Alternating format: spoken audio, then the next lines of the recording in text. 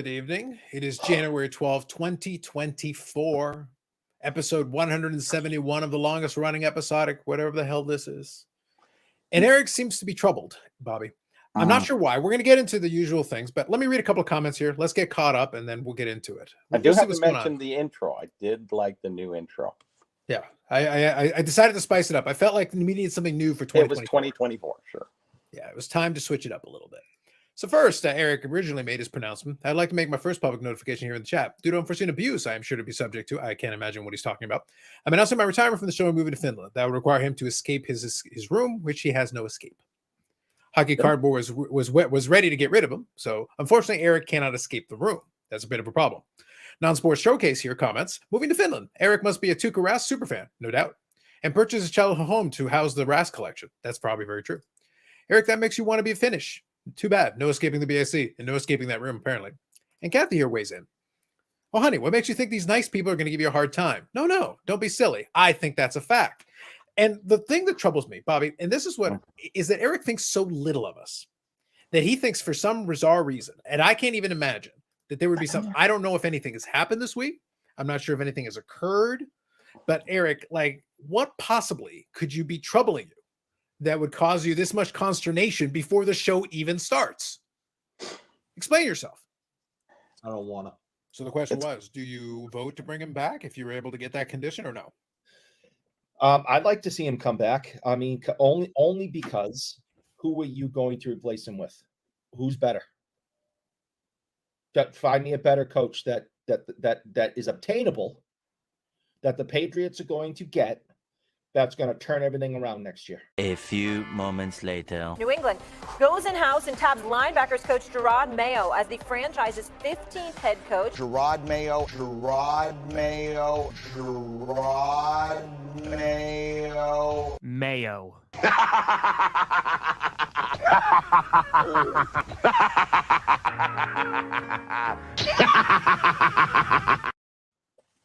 Oh, yeah, that thing. That thing. Your new favorite coach, the head coach of your New England Patriots. And what's Gerard, say it with me, Mayo. That's not a joke. That's not a pun. That's his name. This is almost a case of Munchausen by proxy. Yeah, we're really abusing him, but really not. Bobby, it's just I'm merely reporting the news. Bobby, I am merely reporting the news. I didn't make it up. That wasn't his nickname. That wasn't his college nickname. That is the man's name. I am uttering the man's actual name. You couldn't plan that better. Nope. And I'm not the one who did it. The New England Patriots organization did that. Yeah, hometown. I have no idea why the name certain Patriots coach would be considered Maine. I can't even imagine. Good evening, Orlando. Good evening, everyone. Is Crumble a thing in Finland? Maybe. Spurs Card 21. Good evening. Good evening. Yes, Mayo. Good evening, Jeff. So I thought it would, like I said, I can't imagine what would be bothering Eric. I think in this splendiferous, wonderful week, how things have changed since Monday, the heady days of Monday. Yes. By the way, Eric, my favorite part was the zoom in on Mayo. Yes. Mayo. And it slowed down like Mega Mayo. Mega Mayo. When regular Mayo is not enough. No. Not when it comes to Eric. Thumbs up.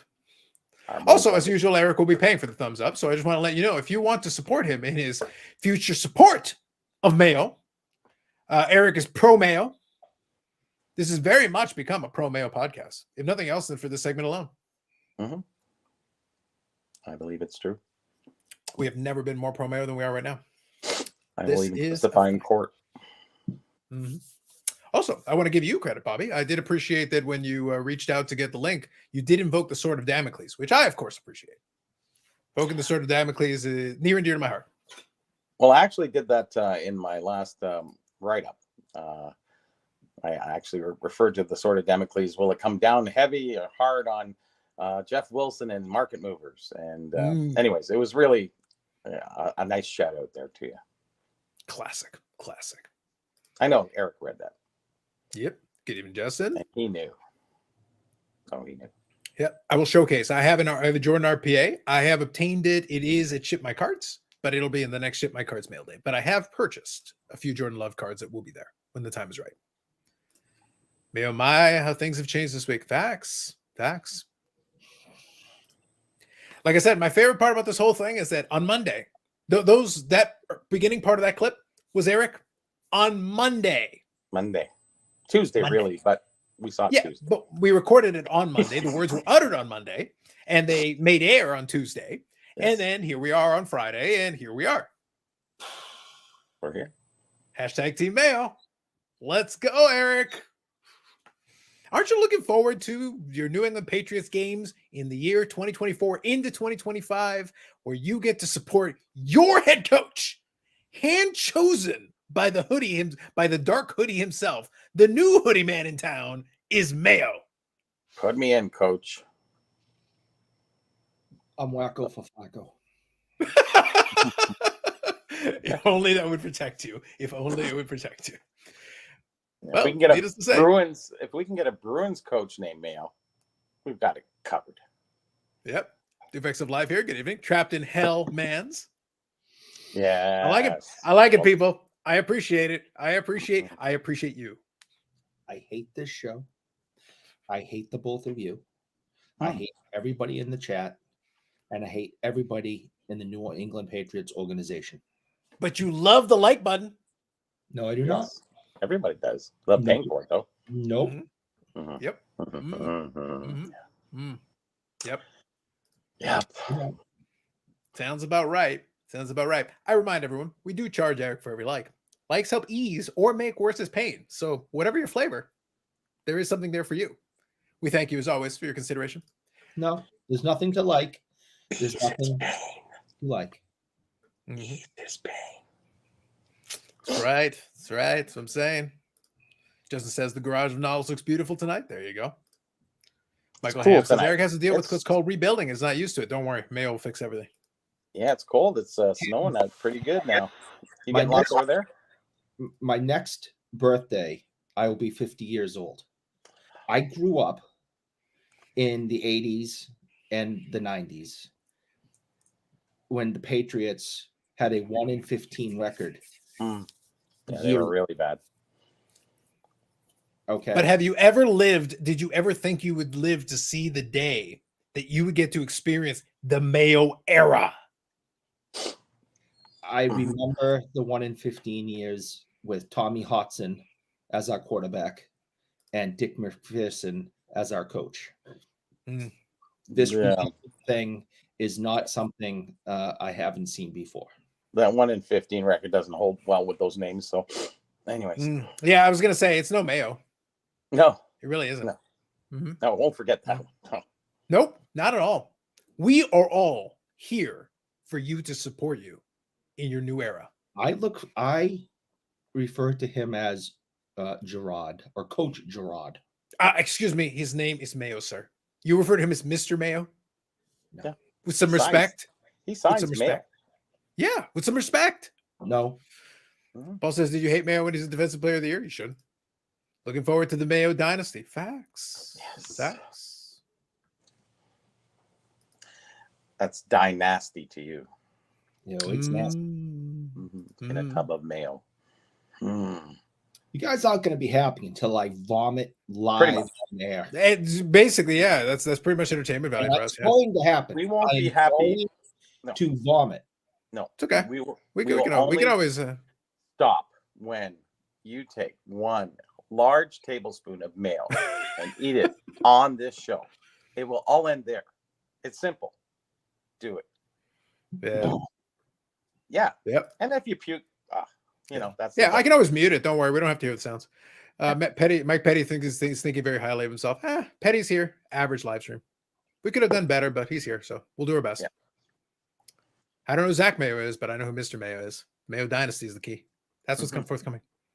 So in the course of Eric slowly dying a slow death as he thinks about his head coach, I did acquire the inner case of Legend. I did actually open a couple of boxes of the 2023 AEW product, and I put it on that other YouTube channel that I had mentioned. So I'll include a link in the description for folks that are interested. And actually, while we're here hanging out chatting today, I'm going to open a couple of these boxes tonight, and then the rest of them will be opened up on that channel. I'll do them like 2 at a time, and I'll break it up into a couple pieces. So I will say, though, there's no spoilers, but if you do check out that other video, I may have pulled a 1-of-1 autograph, which is already paid for. The boxes already there. Pretty good. Worked out very nicely. Yeah, I put like I said, I put it in there, but now it's like, who was it? I kind of give you a hint in the title, but you can check out the card for yourself. It's also on the Instagram. It's there. By the way, for the record, I might have underpriced it because I put it up on eBay. Bobby, it lasted 20 minutes. Oh no! Buy it now, paid. That's not Boom. good. That's not good. It happens. Could have got another box out of it. Probably. It paid for like 2.5, almost 3 boxes worth, and I opened 2 boxes. So I was like, all right, we're good. Good enough. It happens. That's fine. Yeah, 1-of-1. Yo, listen is a sweet card. There you go. It's like, does Bill retire? I think he's going to go somewhere. I think he's. I honestly think, I don't know where. Now I'm curious because there's options, right? There's options on the table. So I'm curious where he goes and what. Like, if it was me, we discussed it on the podcast. If he's going to go there, he can't be the GM. If he wants to have if he wants to be in the room and have some input. Sure, but somebody else has got to be the one making the decisions. Someone else is the one who makes the call, gets the personnel. He coaches the personnel, and that's the only way. Because if that's the case, if he wants to get Don Shula's win record, he can go somewhere. There are some teams out there that have quarterbacks. Like I said, the Chargers thing is interesting because at least, you may not think the most of him, but at least they've got a quarterback. If you've got a team that has already some offense figured out, and at least a couple of defensive players, we know he can we know he can coach defense. We know he's still good at that. So they have one of the best defenses in the league. I think this year's Patriots defense is Super Bowl caliber. They must be so frustrated that their offense was so anemic. It just really wasn't even fair for the defense this year. I'd be sickened if I was a defensive player for the Patriots this year. Mayo sick. You just won't be happy until I blow all over this desk. Yeah. Well, it's going to be troubling. You do realize if you listen to like sports radio, basically there's going to be, it's not like they're literally not going to call him Gerard. You do realize that. His name is Gerard. Is it with a J or a G? It's a J. Thank you. U.S. Sports Chris says, do you think like the Aaron Rodgers, Jimmy Kimmel nonsense from Rodgers could have long-term impact on his car prices? No. He would actually even something basically criminal like Not So a Fella has some impact, but it actually requires you have to defraud a poor state. And even then, like it only puts a little bit of a dent. There's still some value. You can get some and they still have some value, especially if they're nicer cards.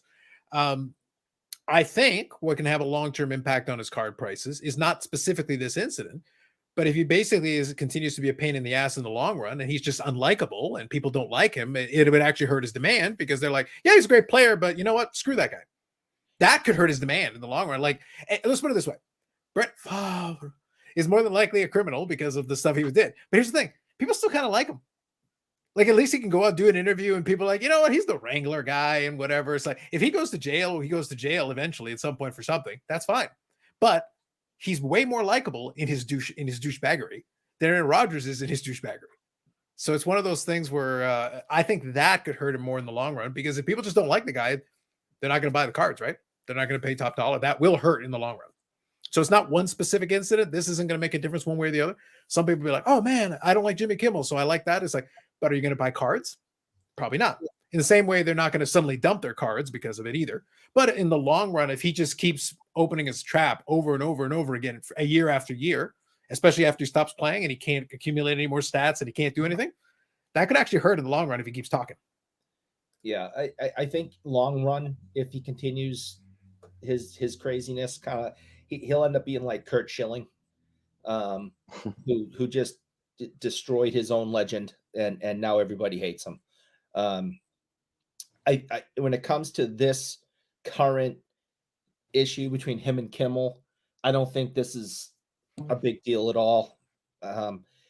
If what he pulled regarding the vaccination during COVID, when he said he was vaccinated, but he really like went and smoked weed or something. God knows. I mean, it was just ridiculous.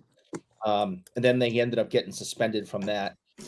That whole especially at that time, the whole vaccination topic was very divided. And if that didn't kill his hobby love, him, bad mouthing a hypocritical Hollywood type isn't going to make a dent. I think Carlos's new channel is really going to be a breaking channel. Well, at least for now, it's definitely going to be. For now, for sure. Mm-hmm. But here's the thing. I'm going to have a little bit of fun with some of these products because I actually have a video before I got a little bit of it. So I gave you guys a little heads up before I got a little bit of insight from a conference that happened this week. I actually was going to make a video talking about the state of things. So I want to wait for the other shoe to drop. I'm going to reach out to some folks, get some confirmations, and see if we're able to kind of add a little bit. I'd love if I could get access to a couple of images and things. That would be really cool if I could. But I want to talk about the overall where things kind of sit, and that'd be kind of a fun thing. And so I'm going to get a chance to do those. It's one of those things where I've got this channel, and I still get to talk about the stuff I want to talk about here. But at the same time, I figure, all right, well, some people just aren't interested in it, so I'll do it over there. And then if they're interested, they can go find it. I'll make it accessible, and we'll go from there. Good evening, Turkey Cards. Yeah, I should have said he's not taking the Trump vax. Probably, possibly. Here's the truth. Like, in all seriousness, for family reasons, it made all the sense in the world for us. We have to be very careful because we have a parent who's immunocompromised. So we have to be extremely careful with that. But here's the truth. I don't give a crap what you do. What you do with your personal time is that. I actually didn't give a crap if Aaron Rodgers took the vaccine or didn't take the vaccine. I genuinely do not care. But him being smarmy about it and being a smartass, just say, no, I didn't take it. Like, literally, that's it. Just say that. And then everybody knows. And it's like, we're done. But he did like, oh, I'm immunized. Like, you're trying to talk around it, you idiot. Just say the thing so everybody knows what the deal is. Some people are going to complain about it. But the truth is, whatever. At least we know what the situation is. And then we'll move on. But Aaron Rodgers can't. He can't help himself. And that is a bigger problem in the long run than individual decisions he makes. It's because he cannot just be straight. He can't, and he won't. And that's his problem. Agreed. So Dufex here just goes to show that NCAA doesn't give student athletes any worthwhile education. There you go. But like I said, I always mention, I steer clear of the political realm. I have my beliefs. Everybody on here does. But it's one of those things. I don't care to discuss politics, especially in this venue. However, when it comes to stuff like that, politics of the hobby are good, though. What's that? The politics of the hobby are really good. Well, politics of the hobby are a different thing. Mm-hmm. Very, very low stakes. Let's put it that way. They're very low stakes. Well, they're high stakes to some people. No, but they're low stakes in real life. In the real world, they're low stakes. But the truth is, though, that the only impact that I see is if you decide to set your foot in it. If you decide to be smarmy about it, like I said, your perception, public perception, beyond individual stances you take is actually a bigger deal to your collectability in the long run than any individual stance you take. That's just the way I would throw it out. I think no matter what side of the fence you're on, nobody likes schmarmy. Yeah. Well, that's your Kurt Schilling comp was a good one. At a certain point, if you're just a dick, then no one's going to like you.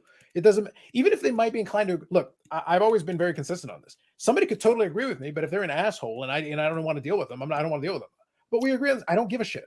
I don't need you on my side. Go away. So it's one of those things. Like, it's not about whether we agree or disagree. It's like, are you a pain in the ass to deal with? If you are, I don't even want you around, whether you agree with me or not. And Aaron Rodgers is a pain in the ass. And that's the thing. Like, that's why if you look at my collection and you look at what I do, I collect Not Swell Fella, but I dubbed him Not Swell Fella because I'm very clear about I can't co-sign on what he's done with his personal life on that. But at least he was an entertainer on the field. At least he's an idiot. We all know he's an idiot. So when he tries to talk, he doesn't try to talk as a pseudo intellect. Like, he's the Wrangler guy. Okay, stick to your lane, Brett. Fraud and wranglers. You're fine. Just stay there. Stay there. That's it. That's all you need to do. Stay out of the rest of it. Yep. So US Sports Card here says, I feel like now Jordan Love is the guy in Green Bay. I think he is now. Yeah, I think so. Packers fans can chase his cards instead of Rodgers, and his weirdness overall might turn casual collectors away. The big question is Jets fans in 24. Yeah, I agree. Like I said, and to your point, I think that's basically where my collection is going to go. I have my Brett. I have a handful of like Prism cards from Rodgers or whatever. At one point, I was going to get like a Rodgers autograph. If there's like a dual Brett and Rodgers autograph, I may look into it if the price is right. But I'm not going to go out of my way to add an Aaron. And I'm going to grab a couple of Jordan Loves. And if he continues to be a good player down the road, that'd be awesome. That'd be fantastic. But we'll see. Like, I'm not counting on Aaron Rodgers will be a Hall of Famer someday, a couple of years after he retires. You know, I don't know what the time period is between retirement and the NFL, NFL Hall of Fame. The 3 years. Sorry, Football Hall of Fame. I forget. I don't know what the waiting period is. On-field play, he deserves to be there. But he's not going to be one of the favorites. He's not going to be one of my favorite Packers. Looking forward to it. Even though I appreciate Super Bowl 45 in that period, it was a lot of fun to watch. He will not be one of the people that I remember fondly. I don't miss him. And I don't miss the pain in the ass that he is. So I'm ready to move on. You know, on to Cincinnati and Mayo. Do these guys even care? Do they really even care? They've made so much money. It doesn't matter. Oh yeah, no, he has no reason to care. But I think but like I said, but the question was about collectability, and likability is part of the equation. If people like you, that's yeah. But he doesn't care about cards once they're sold. No. It's not his concern. Here's your check for signing all those cards. Yeah, it's not his concern whether people are interested in it or not, or what the long-term prospects are. He's not concerned about that. Paul says being too far one way or the other hurts your collectability. Michael Jordan once upon a time kind of said it. Republicans buy shoes too. Jordan has got his own feelings and Jordan has his own politics. Do you know what they are? Definitively, I don't. I have no idea. That was probably a smart business decision. I think that's a fair statement, Eric. I have no idea what Michael Jordan's real politics are. I genuinely have no clue. No earthly idea. And Michael Jordan has done that for a purpose. And Michael Jordan is a billionaire. He's a very smart man. Not a nice man, but a very smart man. Nope, and he's made money hand over fist, and he continues to make money hand over fist. Yep. Like it tells you something. Over any fist, he needs nothing. Yeah. So he'll be money. fine. Gambling money, sorry. He'll need some gambling money. Why do you think he stays out of the political realm? He wants to keep making money. That's it. So he can make money from everybody. Everybody who buys shoes is lining his pockets, so it's fine. Yeah. Did you see the Nat Turner takedown of some idiot on Twitter? I did. I liked a little spicy Nat. I did enjoy that he went. I missed it. So I want to say Wax Pack Hero, I believe. I'll double check here just to confirm if I have it. And if it is the case, I will actually give you guys the link to it if you haven't seen it. Is that Mike? No, not Mike Summer. Sorry, Junk Wax Hero. Junk Wax Hero is the one. Wax Hero. Okay. Yeah, the problem is there's two Pack Heroes, many, and I'm like, it confuses me. Yeah. So he did do a video about this, and he actually grabbed a couple of screen grabs that he was able to capture from the whole exchange. And at one point, he was able to direct it to the card being one of those PMGs from Etsy. And he basically challenged the guy and went back and forth with him, and then pointed out that the card number he claimed had already been graded by PSA. It was very funny. I was amused. Oh, one of those. I was amused.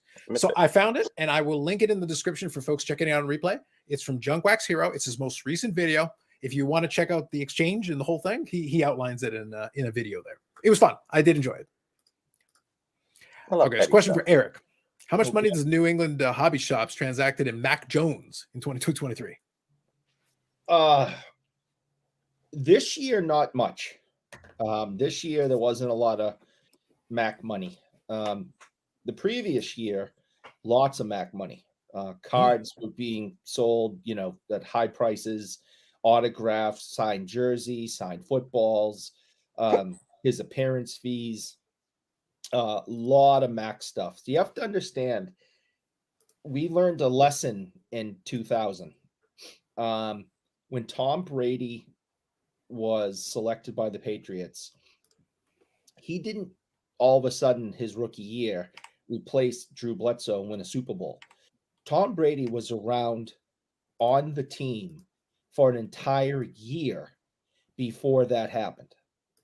No, he was a third string quarterback. Nobody knew who the hell he was. And everybody threw his cards away or didn't collect them. And because who the hell wanted this kid who ran like the slowest 40 time in the history of the combine?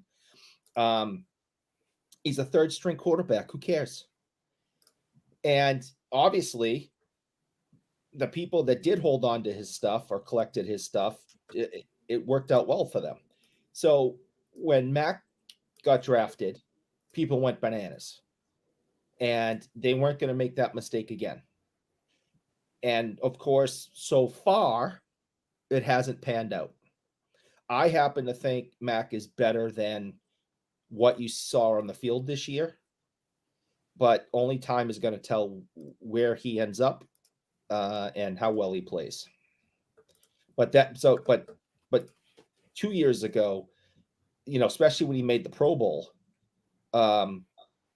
his stuff was going like hotcakes. Big money. Some of the early cards did sell for a lot, so I think that's fair. Orlando says that was an epic takedown by Nat Turner. It was pretty fun. Big Scott, good evening, Big Scott. Paul says it's 6 years for the Football Hall of Fame. Thank you, Paul. I need Eric to pick the Packers. I think his pick needs to stay exactly where it is. How much Mayo money transacted? Do you expect an uptick in Mayo cards in 2024? What's the next Mayo restock? Hellman's or Dukes? Valid questions. Valid questions, Paul. Asking legit questions. So I'm about to start opening these as we kind of chat. So I'm going to start opening these boxes. And these came to us courtesy of our friends at AMG Collectibles. As the person who buys these, it actually opens them. So, they were able to hook me up. So I was able to get an inner case. So that's going to be something I'm going to open it up. And like I said, on that other channel, I opened 2 boxes of 2023 flagship. So I had a lot of fun with that. AMGcollectibles.ca. But also, if you're interested in the content side of things, on the AMG Collectibles YouTube channel, we did do a break of a case of the cup, which a lot of people ended up checking out. It was a very fun video. Yes. And I can report for you that the cards from that break are now all on eBay. So if you check out the AMG Collectibles channel or AMGcollectibles.ca, you can actually go to the eBay store and you will see all the cards that were in that break. They're all available in the eBay store now. And we can find out. So it's going Thursday to Thursday. So by the end of next week, by next Friday, we'll be able to report back and start the process of letting you know how that went. And then we'll do a follow-up video where we'll actually tally everything up, find out what the total was, and you'll know what $7,200 retail ends up giving you on the other side of it. Any guesses? Yeah, you can all take a stab at it. $7,200 is the retail price because it's around 12. It's between 12 and 1,300, but we'll say 1,200 just for the sake of fairness. We'll call it 1,200. 6 tins, so 1,200 times 6, $7,200 for one case of 21-22 the cup. And they did pull a Cole Caulfield. They pulled some other nice cards. We'll have to see. We'll see how that ends up going. But they are on the eBay store. Not going to be $7,200. How much? You'll boldly suggest. So you're saying percentage wise they're not going to do quite as well as my 2 boxes of 2023 where I pulled a 1 of 1 and got my money back. And then some. I think they'll probably get what was it? 6 boxes, 6 tins. It was 6 tins, yeah. Yeah, so they'll get 2 tins back worth. Yeah, so you're somewhere in the 2,400 range. Yeah. All right, fair enough. Yep. We'll have to see. Because I'm thinking 1/3 is basically what you're getting back on that kind of a pull. Yeah, definitely not what you want though. That it didn't used to be the case. Like it used to be, like I said, a bad break was closer to like half. Yeah, but a bad break used to be like closer to half. It used to be like, yeah, you lost, but like and you would embellish it up to 3/4. But I mean, well, I could probably get my money back. Yeah, no, don't even go there. Well, the key back then was if you did hit the big cards, you killed it. You were good. You were set and you made your money back and then some. But now, even if you get, like I said, they pulled a Cole Caulfield. That's one of the guys you want. And even still, and it's a nice card, like for the collector for it, it's a nice card. I just don't know. I have no idea what that's going to look like. We'll have to see. Definitely going to be interesting. Oh, a quick update. So as I'm opening these packs, I'll quickly, like I said, it's open topics. We can talk about whatever. So you guys let me know what you want to chat about. I will let you know that we talked about that whole CSC show. So we're going to be attending that CSC show coming up at the end of the month. And Bobby, I don't know if you caught this. In addition to Doug Gilmore being there as a signer, everyone's favorite, Don Diego, will be making an appearance. 2-day appearance of Don Diego trading. Now I'm going. As soon as I saw that, I started laughing. I was like, Don Diego, really? Okay. They're really leaning into the TCG side, man. They're leaning into TCG. Okay, one more from me. Eric, how is Mayo going to whip the team into winners? Maybe the spread offense? Okay, I'm done. Oh, nice. Well done. Well played. Well played. Well played by you. Okay. Eric, the jokes write themselves, man. They really They do. do. They're never ending. So will now, never let me ask Until- let me ask a valid question then. Eric, has this changed your feelings on Coach Belichick that he has done this to you? Purposely. Yeah, it seems intentional.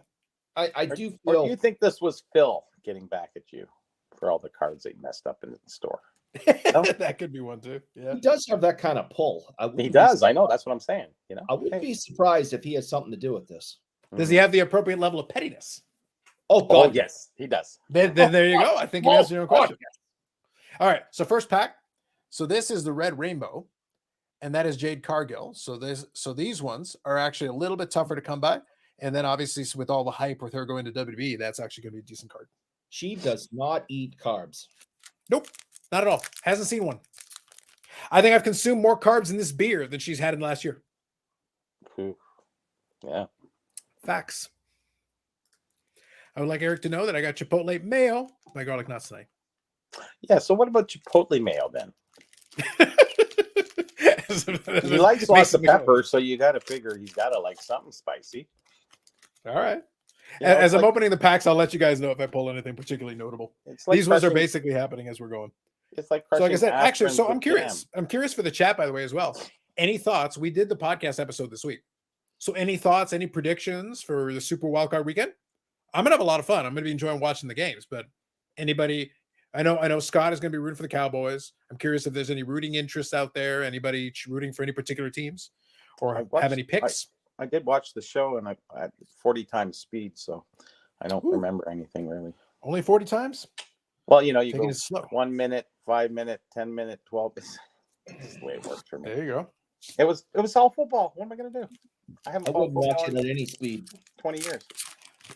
I think the last 40 minutes were not football. Really? Yeah, No, they it's were- it all wasn't. some other crap. Oh, I didn't. It was all talking about the box breaking and the system with the boxes, the relative prices and all that. That was the entire latter portion of it. Was it football boxes? No, it was mostly hockey. We did mention a football box, but it was mostly hockey. Gotcha. Damn. What Now do I'm they gonna was have to called? go back and listen. I'm the one who edits them, so I know what the configuration is. Well, I started out listening and I just went, oh, okay, yeah. All right, okay. None of the foosball for you, huh? I had enough. Yeah, the problem is I already have this one, but there you go. Got a Britt Baker in there. It's always good when I pull one of the PC people. The problem is I'm finding that I already picked up the single and then I'll pull in a pack and say, well, this doesn't do me any good. I already have it now. Doesn't work out. Terrible. With the amount of Terrible. boxes that I hope- you've been opening, you should not be buying singles on the eBays. Well, Eric, the problem is that those ones are one per box, and there's 20 in there. If you're only now I'm going to be opening 20 boxes, but the likelihood with perfect collation, the likelihood is not necessarily you're going to pull that single. Like you mathematically you can't assume that, especially for some of the tougher versions. So it's like you can't just go into. I think everybody Otherwise- assumes that. I can't Carlos, find that's why people lemon- open the boxes because they assume, yeah, I'm lucky. I'm going to get it. Exactly. And I if it's keep not looking- from this credit card charge, it's going to be on the next one. I'm going to get it. Pretty much. Eric knows that. I can't Mhm. find any Reggie Lumlin inserts from that Centennial set, the gold or the color. They have everybody else on eBay. There's no Reggie Lumlins.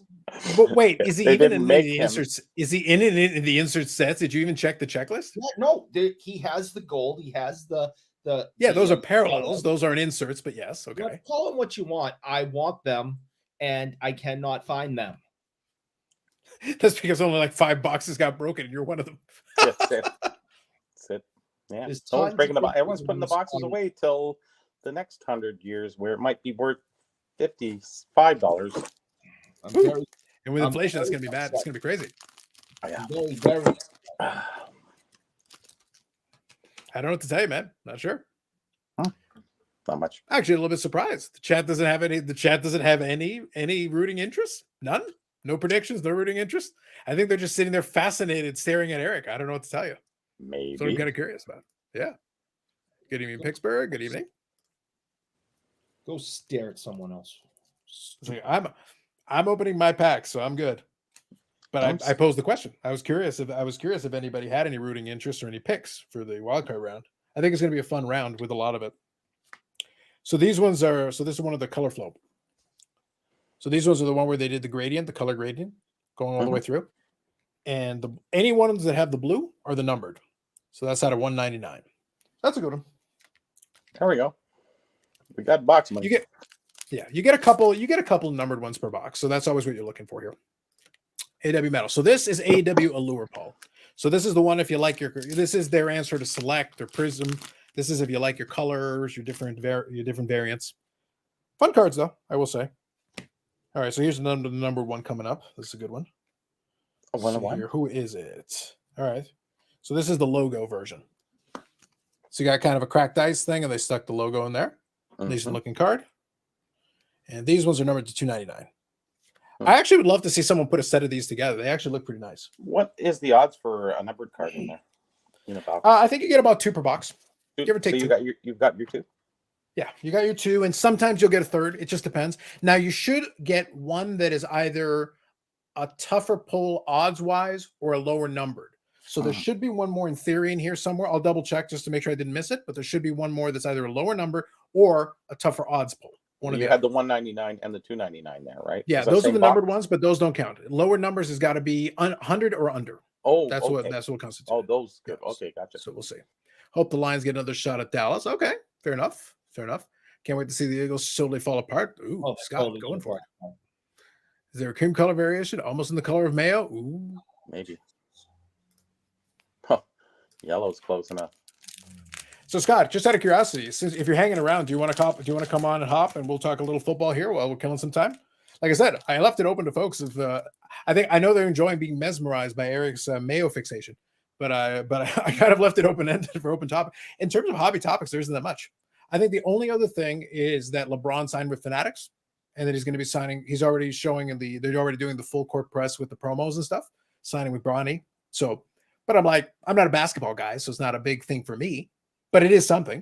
It is. That's only the only news thing that's kind of going on right now. I just wonder, after LeBron signed his contract with Fanatics, did he then flop on the ground? That's probably not. He's not a soccer player. Oh, I was going to say. If LeBron became a soccer player, he would be the biggest flopper in soccer history. Amazing. Nobody flops like that man. So there's Eric's guy, Danhausen. And I found the card that I was talking about. So this one is not a numbered one, but this one's a higher ratio one. Oh. So that is what they call yellow taxi. That is the yellow taxi variation. Oh, the yellow taxi. That's what what's his name was talking about. These are, I think this version is 1 in 180 packs.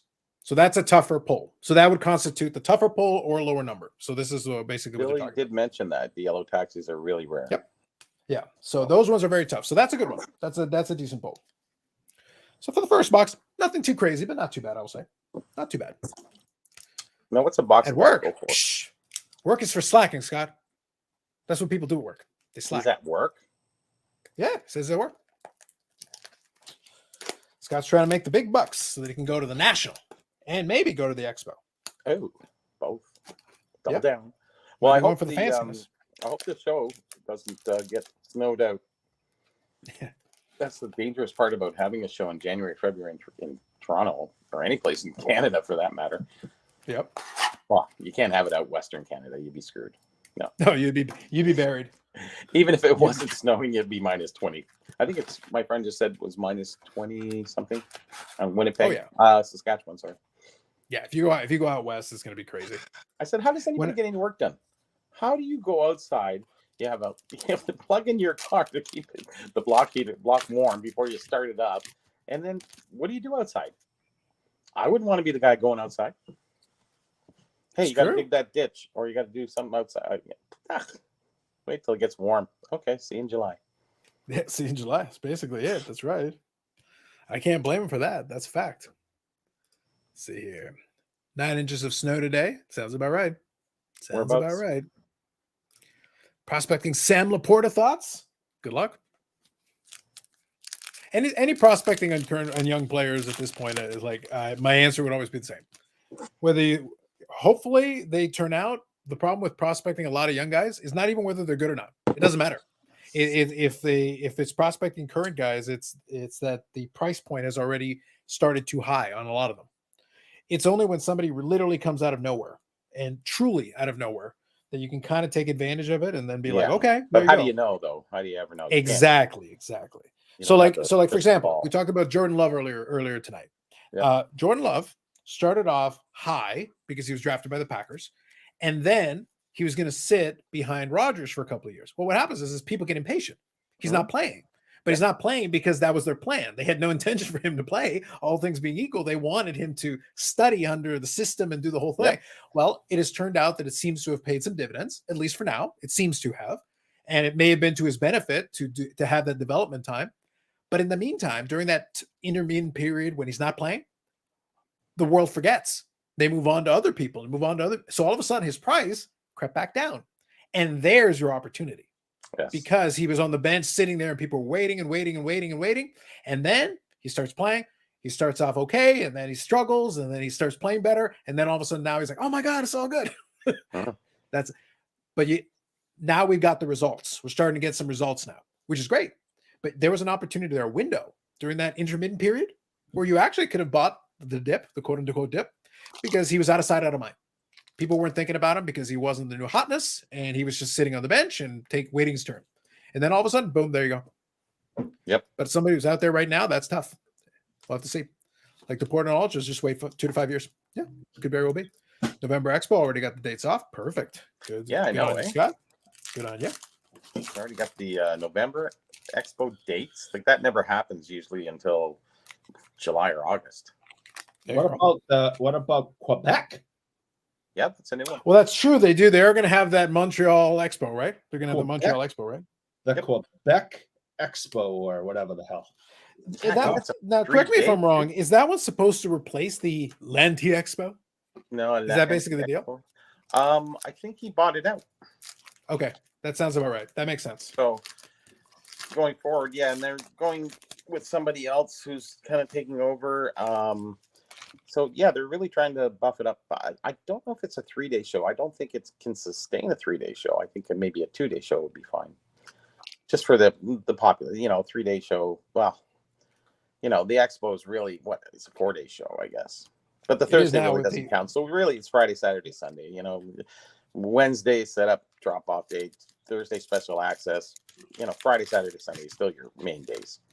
The other days are just preemptive buying, trading, setting up, whatever. Sir, good evening, Paul. Scott says he took a guess and he can shift it around if needed. No, it's fine. If you do it this far in advance, you should have a little flexibility, so that's good. Makes sense. Huh. See, this one, unfortunately, will take on a different context now. Jericho Appreciation Society. Right now, a lot of people are not appreciating Chris Jericho. Wow. They're not appreciating him nearly as much. Why did he leave the organization? He's still around? Oh my gosh. So there is an allegation that there was inappropriateness with Chris Jericho and one of the female wrestlers. And the thing is, not a current one, but one who was there previously. The problem is it's kind of been sitting open as kind of an allegation, and people are kind of running with it. And the thing is, it's possible. Like, I'm not going to say no for sure, but at the same time, it's like all we've got is someone made an allusion to something, and then one of the people who was around during that time period liked the tweet. And I'm like, this is why Twitter is worthless. And I'm like, what does that even mean? Like, could you be more specific, please? It's X, not Twitter. So whatever. We have to think of a word to replace tweet. I'm sticking with tweet until further notice. Somebody's gonna have to come up with something better then. Post. Yeah, Elon Musk has to put out a bounty. So this one.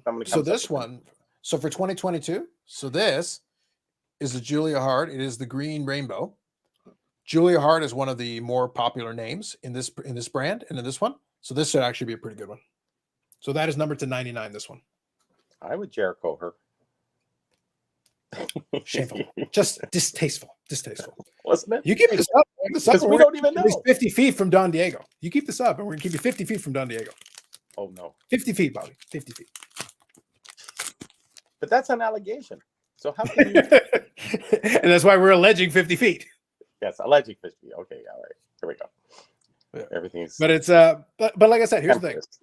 I'm not so attached to anything going on there. Like if it there has been issues in the past with WWE and AEW. My only thought process was when I was hearing it, I was like, okay, fine, let's let it play out. I want to hear a little more information. But then I'm sitting there like, okay, so and this is where the different fan bases all get into this. Oh man, Chris Jericho doing this. It's like, wait, if you think, and like I said, the allegations spread to the idea. It's like, oh, maybe there's others. Well, if that's the case, shouldn't there be some in WWE too? Because he was in WWE much longer. Yeah. So then, but I'm like, okay.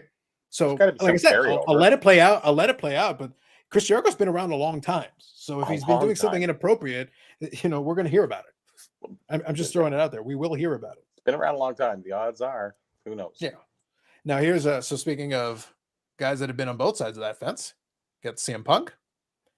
And that one is one of the ones that is numbered. So that is the 299. So we'll see. To be honest, I have not noticed the prices on the CM Punk take much of an increase, even though he's back in WWE.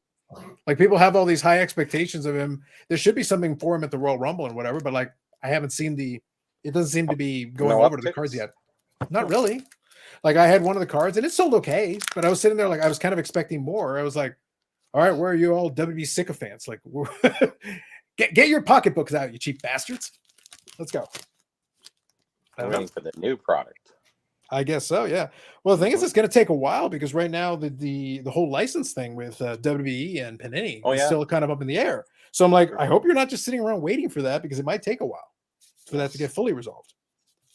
There's been some kind of resolution, but we don't know exactly what that is. So I was like, I hope you guys weren't planning on just waiting for that one thing. We'll have to see what that looks like. Okay, so here is an example of the thing I was talking about as well. This one, though, is way more subtle. I'm not a fan of this one because I think they were a little bit lazy with it.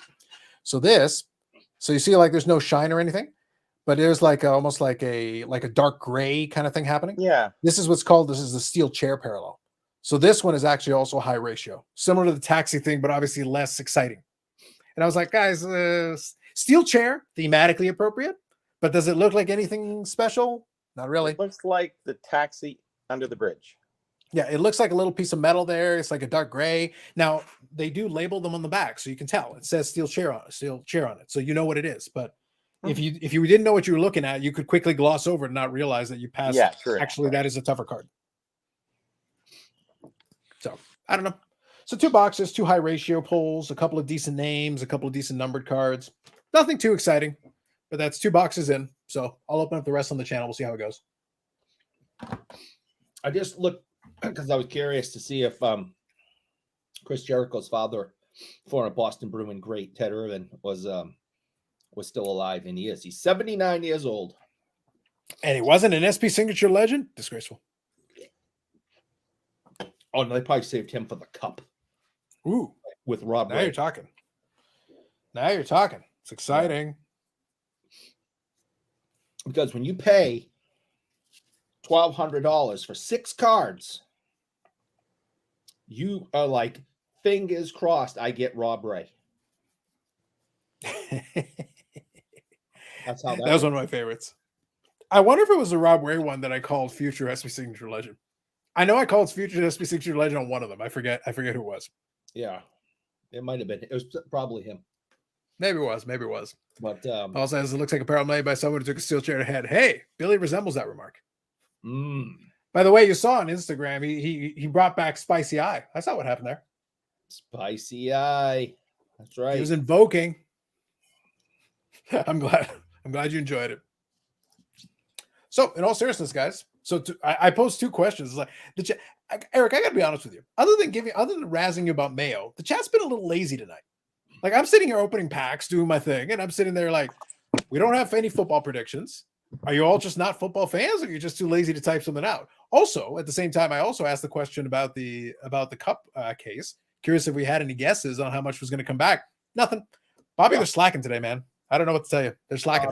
It's been quiet in the hobby since January. Since the beginning. Yep. Very, very quiet. But this was easy, Bobby. We already gave him the prompt. I know. It's like, take a guess. I'm curious. I'd like to get some guesses. Quiet, right? Yeah, like the cup one is just pick a number. basically. Like I that took was my not that number. hard. That was kind of easy. Yeah, that was kind of easy. I have Okay. made it perfectly clear for the last couple of years that anyone who watches this show and participates in the chat, something is horribly broken in their brains. And you're now saying, hey, well, the chat's letting us down. Well, I've already tried to explain to you, these are horrible people with major. If we asked them to give us Mayo puns, they'd be fine. These are All day. horrible They people clearly have their mind on one thing. with serious mental health issues. Well, that happens after the holidays. I don't think you can expect much from these people. There's some in particular these that are people. worse. Yeah. These people. There's some that are worse Again a with little these worse people. off than the others, and we won't name any names. Names. You know, some people, spend all day out in the frozen tundra, working on cranes and Who the heck would do that? just crazy people. Crazy people. It's minus 1,000. All right. You're out there with this polar bears walking by, and you're out there playing, cranes like a little kid in the dirt pile in the summertime, like I used to. I mean, Yeah. people who do that are insane. Yeah. All right. I'm not Shocking naming any names. I'm don't just have to. saying some of the people that watch the show got a screw loose. Interesting. Interesting. Some are all about murderers and horror and gruesomeness, and I would assume probably still serial killers in their own right. Not Gruesomeness. naming What are they What are they watching? What are they watching? Boston Bruins hockey? Gruesomeness. I'm just saying. That's almost not even a word. Almost. So I'm just saying, there's some people out there like that. There's some people that should just shut up and not comment at all. Wow. Dang. Anybody I saw else? JW's comment. I don't know what to make out of it. I'm trying to decide how to interpret it, good or bad. I'll leave it at that. I'll just leave it to interpretation.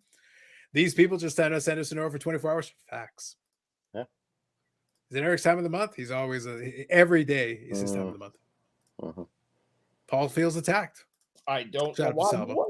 I don't know why Paul would comment. I'm not saying anything about anybody. I feel there's a disproportionate high amount of Pauls that you seem to offend on a regular basis. Yes. I What don't is it know. about the Paul? Okay? Yeah, it seems to be a thing with you, man. Well, what are you Mhm. discriminating against Pauls for? Others think they're these big league, professional fishermen, and dabble in the card market and think that because they live in Florida, they're a big deal. I'm not saying any names. I'm just saying there's some people out there that, We that need are like fisherman cards. I think so. Yeah. I think it would kind of blend in nice with Sharknado and Yep. maybe Rocket. I think Leaf should I start. always That appreciate some Could be Sharknado. the subset. Always. Could be the subset. Yeah. I would at least like it if these fishermen dabbled in the dark arts. That'd be kind of fun. Well, you Yeah, have that would give to combine a few of our followers that do that. You have to do Mr. Serial Killer and Mr. Fisherman, put them together, and then there you go. Amazing. Amazing. Oh, Christ, another country heard from. Oh. Yeah. All right, fair enough. Bob Jackson, good evening.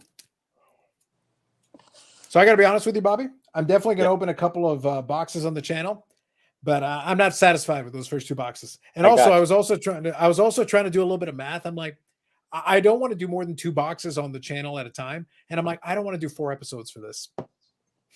I'm kind of like 4 episodes seems excessive for the one product. 2. Yeah, that's what I'm feeling. Split it in half. Yeah, that's what I'm feeling So is going to be the case. Grab the box at the bottom of the case because that's where all The box at the bottom. Well, of the that's case. where they plant it. That's what they said to me. So. Yeah, well, that's where that's where the good hit is. That's the good one. If you want to pull Crazy it now, knows you can crazy. pull it later. Sure. It doesn't matter. Sure. Yeah, that's fair. We got to find out. We got to find out if the fix is in, man. I did instruct. The problem is I didn't get it directly from Upper Deck, despite my best efforts. Despite my best efforts to get the fixed box directly from UD themselves. Jerks. Even Scott, take it easy. How is your back, Eric? Bob showing concern. Thank you. He just wants to know. He's hoping that I'm going to say horrible, and I'm in an excruciating amount of pain because that would bring joy to him. But No, that's me. To be clear, that's me. There's And probably Bliss is me. Bliss is me. Yeah, I'm the Joy Schadenfreude guy. Hey, and Schadenfreude guy Bliss. here. Joy and This guy? Bliss. yeah, there's probably a few of you actually that would probably enjoy hearing that. Just saying. I'm doing a little bit better. I can't stand for that long, because it really starts. Oh, putting people pressure can't on- stand you for long. Well, that too. Listen. I'm listening. My own mother can't stand me. We know that. All right. You think I expect you or anyone else to put up with me? My own mother doesn't like me. Your poor dear mother has to put up with you. It's just been a lifelong, I don't know. It's a very sad situation. The struggle is real, man. The Oh, struggle it is is. real. People are always saying that to her. And I'm just like, oh, boo-hoo. Oh, I mean, how do you do it? You're an angel. Oh my God. And he just sits there and lets them talk trash about me. I know, well, someone has to. That he's my cross to bear, all that stuff. No, I mean, No lies detected. It seems all facts to me so far. He's Oh, my okay. dare to cross because you're a Bruin, remember? People Anyways. come up to us, strangers at the mall, and be like, "Ma'am, I just want to say I feel for you," and walk away. I'm like, "What the hell's that about?" I don't know. Amazing. I need a refill. Yep, go I'll for be it. back. Good evening, CC. Panel prediction on which teams will make the Super Bowl game. So we're trying to go one round at a time. We did do, if you check out earlier in the channel, on Tuesday, we did the podcast, and in the middle segment, right after the first couple of minutes, we went and made our picks for the first round. I have to go look them up because I want to be consistent. I usually just make up my mind in the moment and go with what I decide at that time.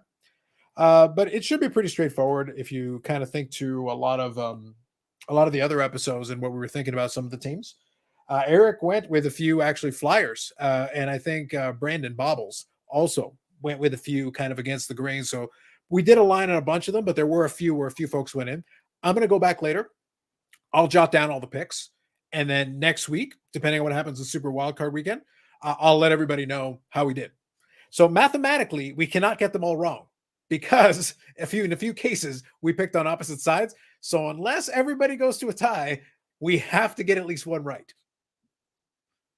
It's already a step in the right direction. Got to get at least one right somewhere. Who's going to get that wrong? Who's going to get the most right and wrong? We're going to find out. I don't know. We picked every combination possible, so at some point, someone's going to be right. I think it'll be good. I think it'll be fun. I'm looking forward. This is probably one of the first rounds that I'm looking forward to the most in a while. So, because to me, it's kind of open-ended. You could sell me on a lot of weird scenarios. You really could. So we'll see exactly how this turns out. But I could see a lot of weird scenarios. Love how YouTube shows you in seconds how long you've timed someone out. 86,000 seconds. Good times, Paul. I love it. Will here. Good evening. Prediction for Dolphins tomorrow. Pain. Facts. Also, sitting Lamar and Purdy last week was a mistake. One of those teams may struggle in the first playoff game. So that is one of the things. So Bobbles is very much on the same bandwagon. If you got the bye, sitting them the week before as well, making them sit for 2 weeks, he's not a big fan of that. It worries him. And I can't disagree because historically it's tough to come back and be ready, like truly ready, if you take that much time off. But I guess we'll have to see if the teams were able to simulate in practice. I'd be more worried about Purdy. Lamar is, he's the front runner for MVP this year. I don't think anything's going to derail that train. But Bobbles' point was that that's what happened last time. Last time that they had the first round bye, he was the MVP that year too, and it kind of threw him off. It wasn't a good playoff game for him. So he's worried about the past repeating itself there. Yeah, anything's possible. That's why you play the games, right? You play the entire game every second, even in a blowout, because you never know what's going to happen. But I don't know. That kid's just playing at such a high level right now that I'm just not worried about him. Yeah, Purdy's still young, but the stuff he has done as a young player. I mean, he was like the third string quarterback, kind of like Brady. And comes in and he went on an undefeated streak for like 2 seasons or something until he finally lost. I mean, he brought his team all the way to the Super Bowl. And if he didn't blow his arm out in the first, quarter or whatever the hell it was early on, it would have been a much more competitive game. But, I mean, all he had, I mean, all he could do was hand the ball off, and even that was horribly painful. So all this you trying to rein in on the Purdy party. No, I think Purdy's, if he stays healthy, I'm very excited to see him in the playoffs, because last year he was amazing. I mean, he's a Super Bowl quarterback. He's a Super Bowl caliber quarterback that cannot be taken. I'm glad you had a caliber because he obviously went out. That's what helped. That's what helped propel the Eagles. Right. San Francisco's kind of the bugaboo there. We're all going to have to see. We'll find out. Is your mom the reason you turned out the way you did? Do we blame mom? Well, boom.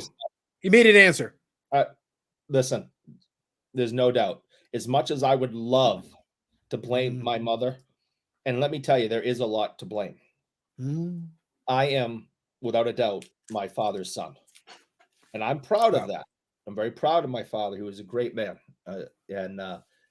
But the way I have always described my own father to other people is he was one strange cat.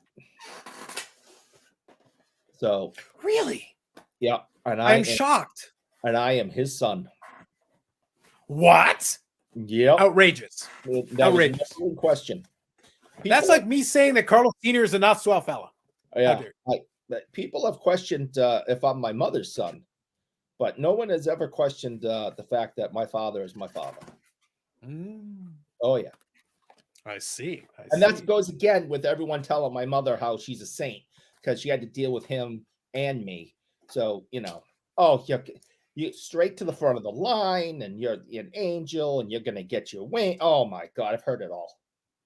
If you guys ever knew how horrible she treats me, you wouldn't treat her so nice. She's mean. So US Sports Card here says, any thoughts on Bedard now that you know the extent of the injury? Any hobby impact for hockey collectors? Let me tell. So here's the thing. The answer is yes, but it's temporary. No, yes, you're gonna see some folks get gun. People get freaked out about nothing.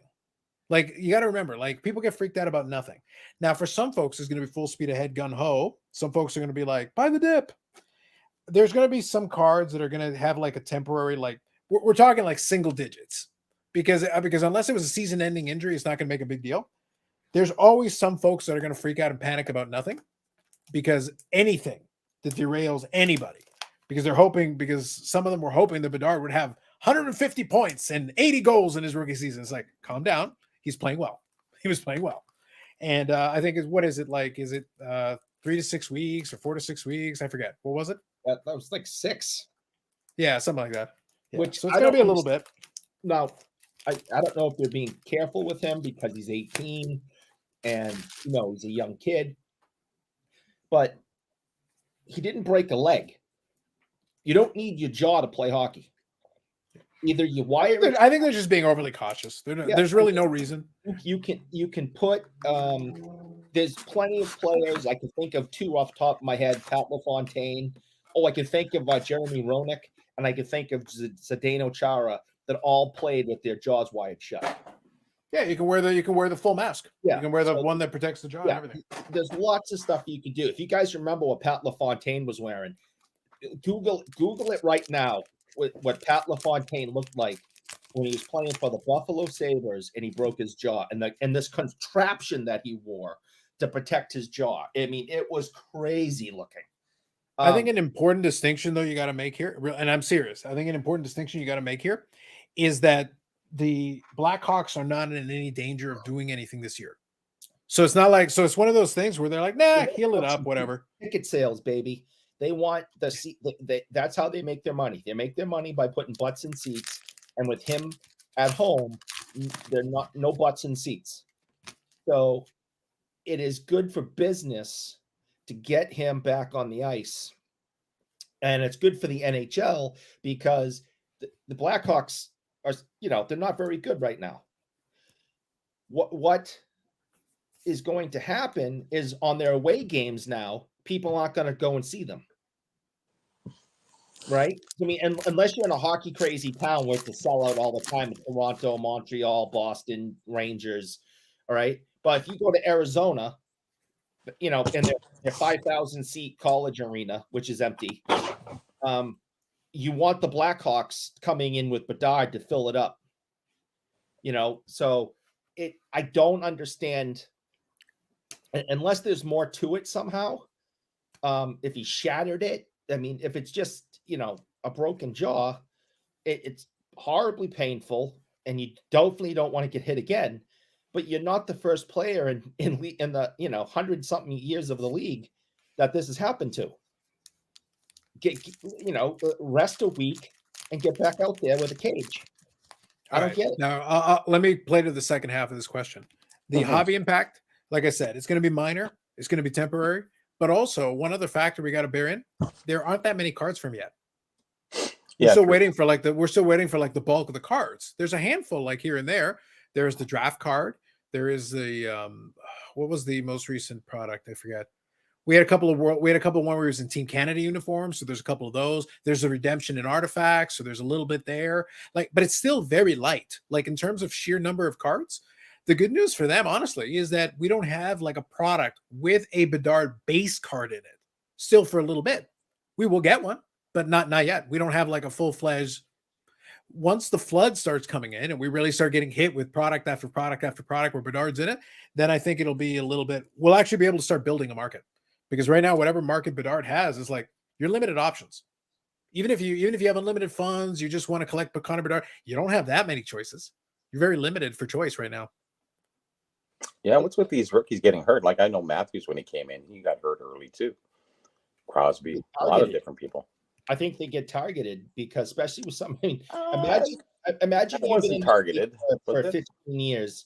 You're a third line forward who gets no press, whatever. You just go to work every day, and all of a sudden, this 18-year-old kid comes and takes over the league. Is she talking about me? Talking about the Mayo. Yes. Oh, I thought she was saying she can only take me in small amounts.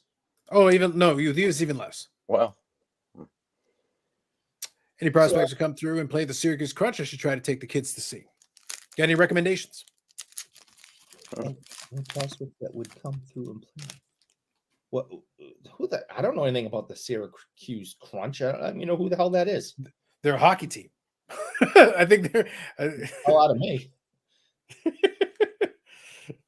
I'm not an expert on minor league hockey.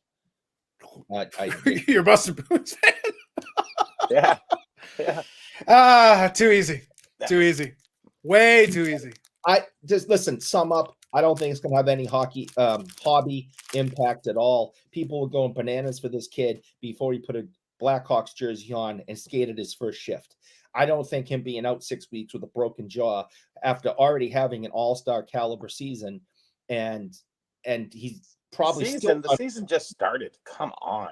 No, halfway through. Don't give him too much. No, I'm not. No, he's not. Bobby, he is an all-star. He has already been named an all-star. He's an all-star. Yeah, well, they're just picking him because Chicago sucks.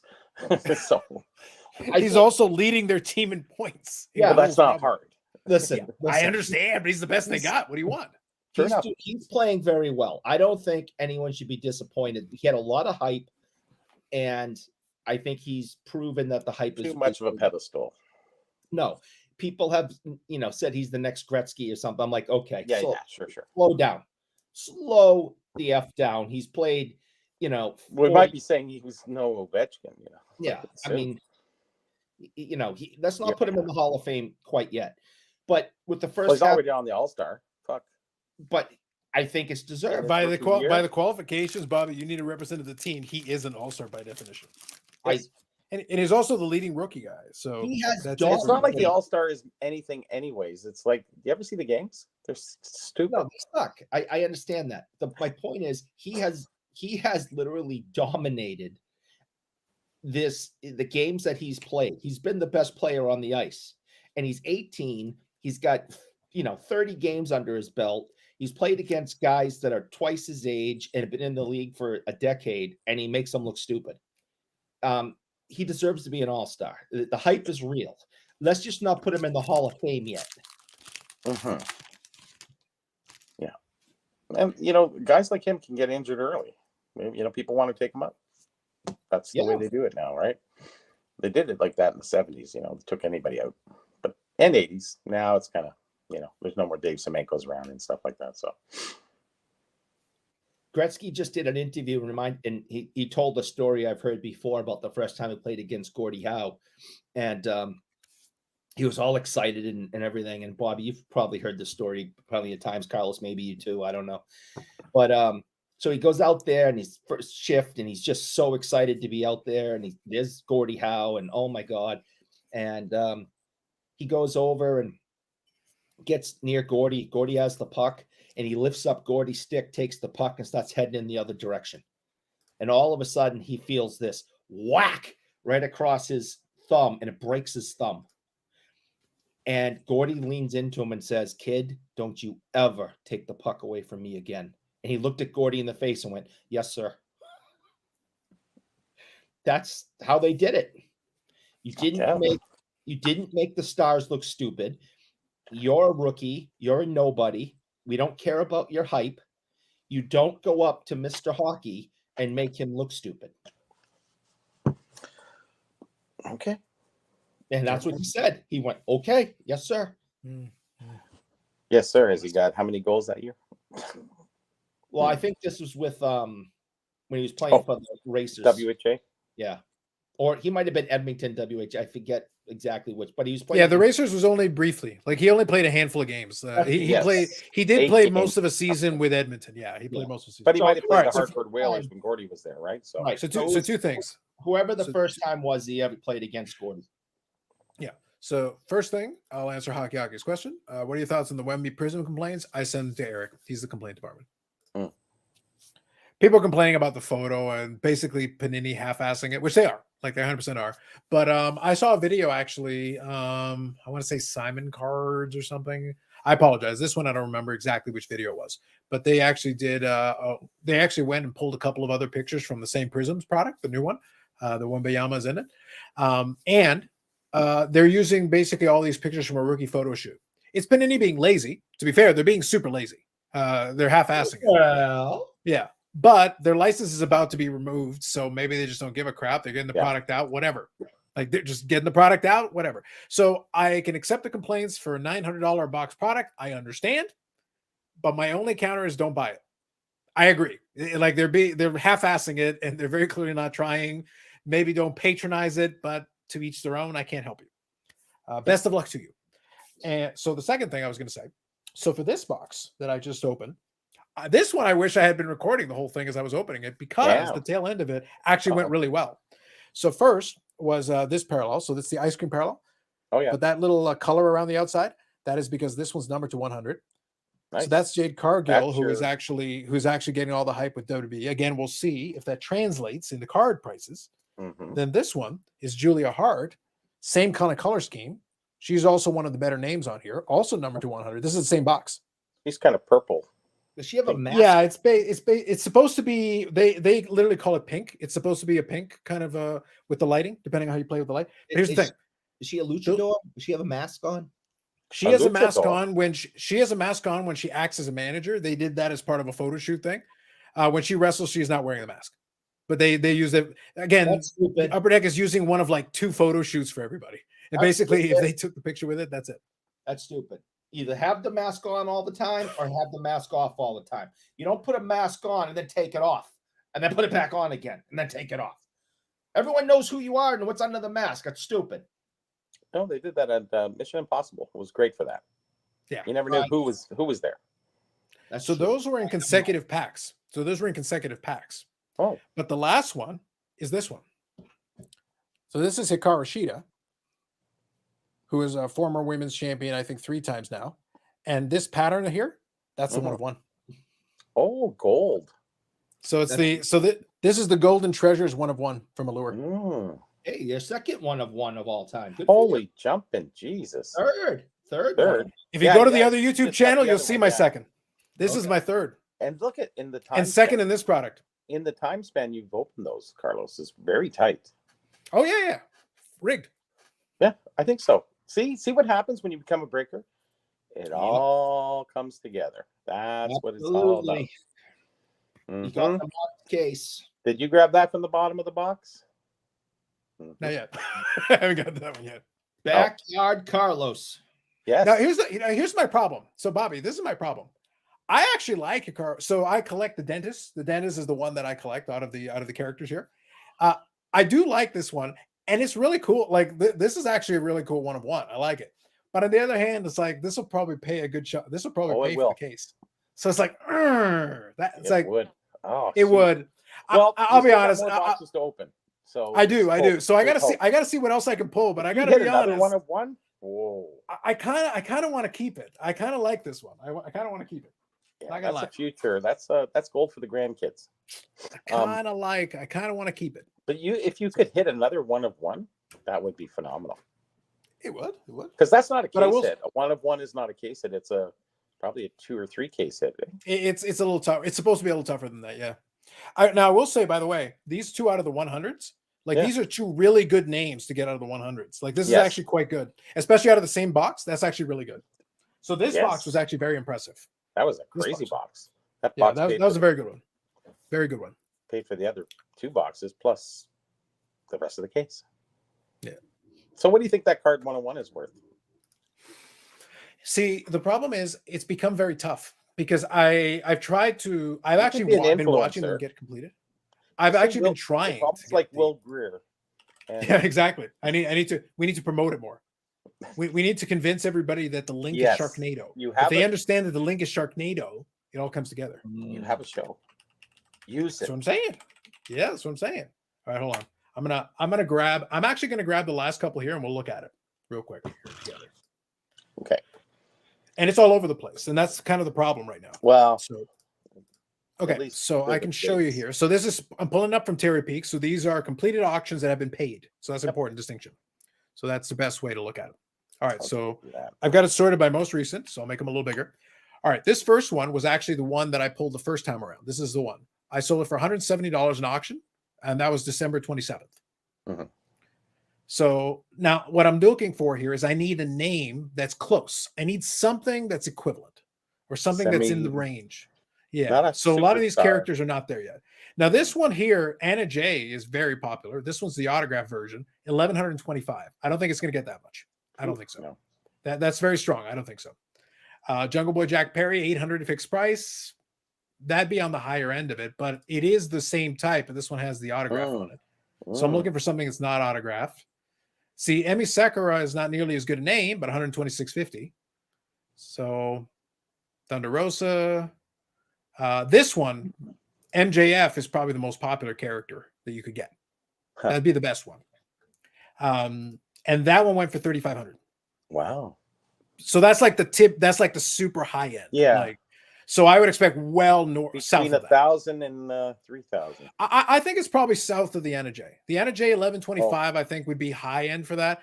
I want to say maybe 500 or 600 would be my guess. That'd be my guess. But that would cover the case. Sure. 500 or 600 US would cover the case 100% for me.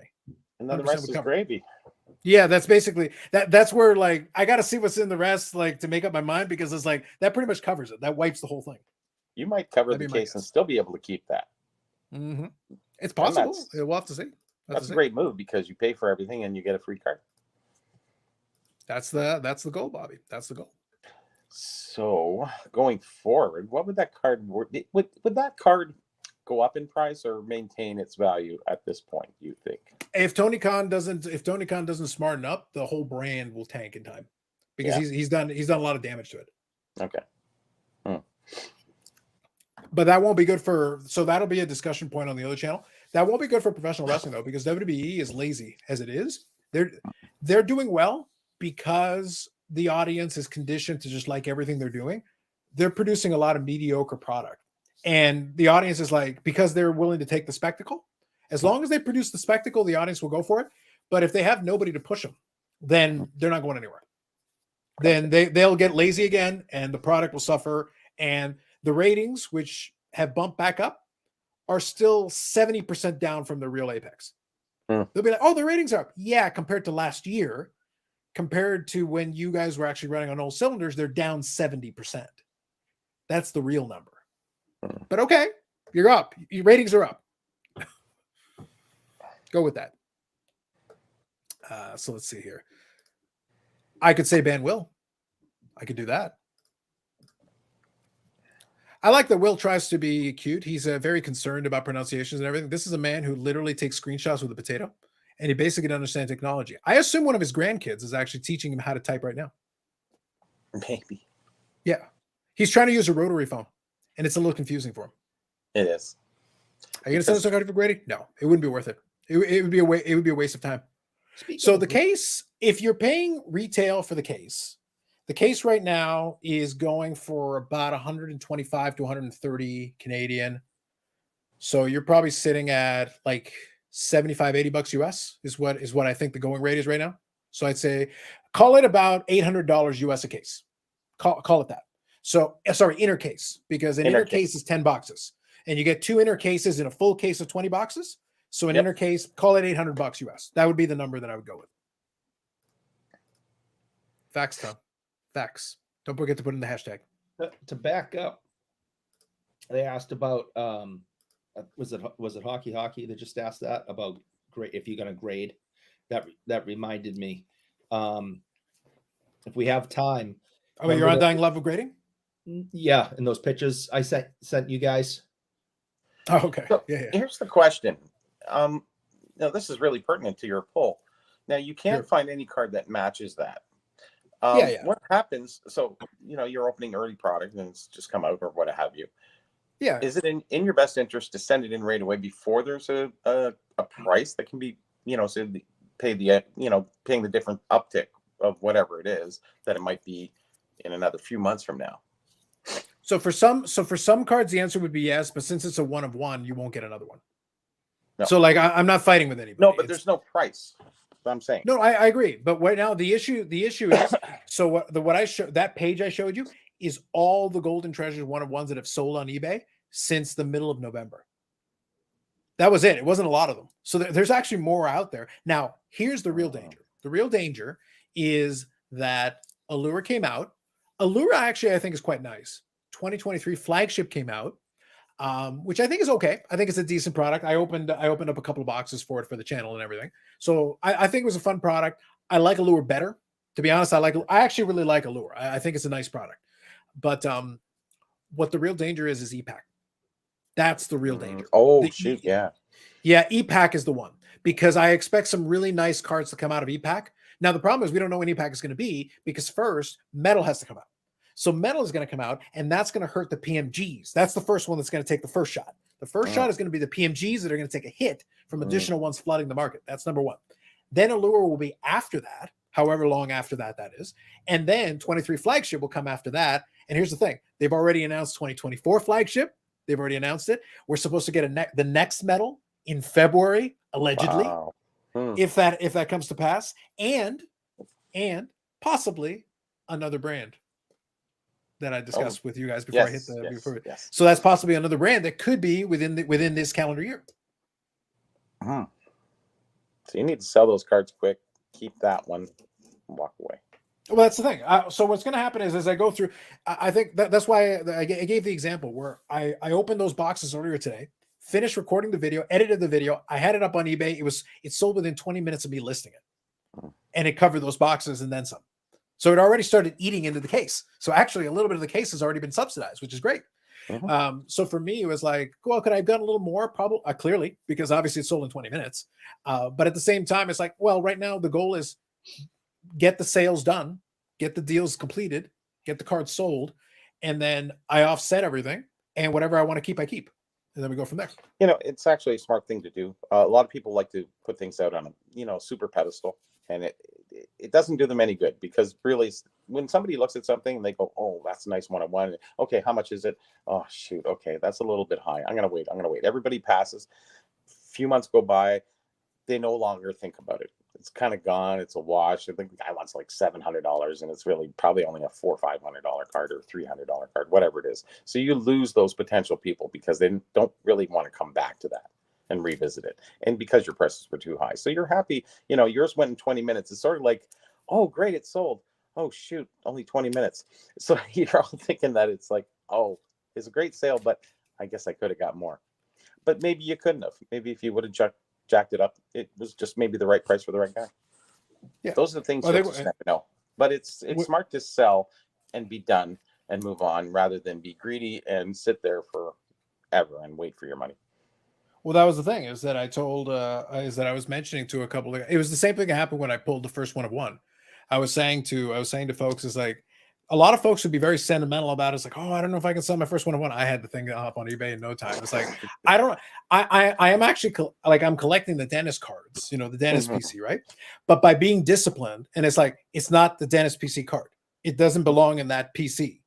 Therefore, it's available. Let's go. On to the next, on to the next. The Sheeta is actually a nice one. I like that character and everything. So I think that's, if I can, if the rest of it allows, then sure, I'll hang on to it. But if it doesn't, then I'll move on with it with the rest and give somebody else the opportunity to make me a deal for it. But the end result is that means I got to build a set, complete set of that, complete set of flagship, the 2023, got the set completed. That's nice. And then I was able to do all that. And it's like, but I'm using these other cards to fund. I'm taking a chance on maybe pulling one of the ones for my PC that's a little tougher to come by without having to go find it in the marketplace, or having something that might be a good chip to trade or to sell towards the proceeds towards one that I want. But if it's not the character that I'm collecting, no sense in keeping it, because it doesn't do me any good. And somebody else may be a bigger fan, may want it more. So yeah, let them have it. They can have a good time. Yeah, let them have it. All right, real quick, I'll get caught up here. Yep, we covered those. Okay, I'll skip past. When a building inspector is supposed to go out today, never showed up. Gotcha. I'll let you guys chat then. I'll leave it be. Do you think they'll ever do a maybe UFC with the WWE wrestlers trying to fight UFC style? They did do a gimmick match like that, actually. When Ken Shamrock was around, they did a Lion's Den match. This was back in the 90s. They did one because his camp was called the Lion's Den, and they did a Lion's Den match special for him. And then when Ronda Rousey was on her way out, they did a kind of a cage match, or not a cage match, sorry, but they did an MMA style match with her and what's her name? Shayna Baszler, who was a friend of hers, who formerly from MMA as well. So they did an MMA style match, even though it's still in the wrestling context, on her way out. So they've done it before. And Matt Riddle, who was previously there, was also fought in the UFC. So they've had Brock Lesnar's fought in the UFC. Bobby Lashley has done mixed martial arts. So they've got wrestlers with MMA backgrounds who have done. So if they really wanted to, they could lean into it anytime. They could be like, all right, you're going to wrestle an MMA style match in the wrestling context. Anytime you want, you can always pull out that card. It is available to you. So it's always something to bear in mind that is always available to them. Wrestlers are phenomenal athletes. But I don't want to break any hearts here, or don't go there, Eric. I know you're going. Christmas for everybody, but listen, there is no Santa Claus, and wrestling is not real. I knew he would go there. You couldn't save that for the Tuesday night show or the whatever night show. Yeah. So wrestling's not real. They're not really fighting. They don't really punch people or take hits. Punches to the face and things. Well, they're not supposed to. Sometimes somebody screws up and they take hits. Yeah. And then you don't see them for a while because they actually got hurt. Where UFC people, that's what they do for a living. So when somebody in UFC gets hurt, they have to take a couple of months off. They're not allowed to jump back in the octagon. There is a medical suspension right after a fight. If you got knocked out or you took a big hit, you're out. You can't go run back in to go fight right away. It's a medical suspension. I understand. I just, but my point is that some people get punched in the face for real for a living, and some people get punched in the face for fake for a living.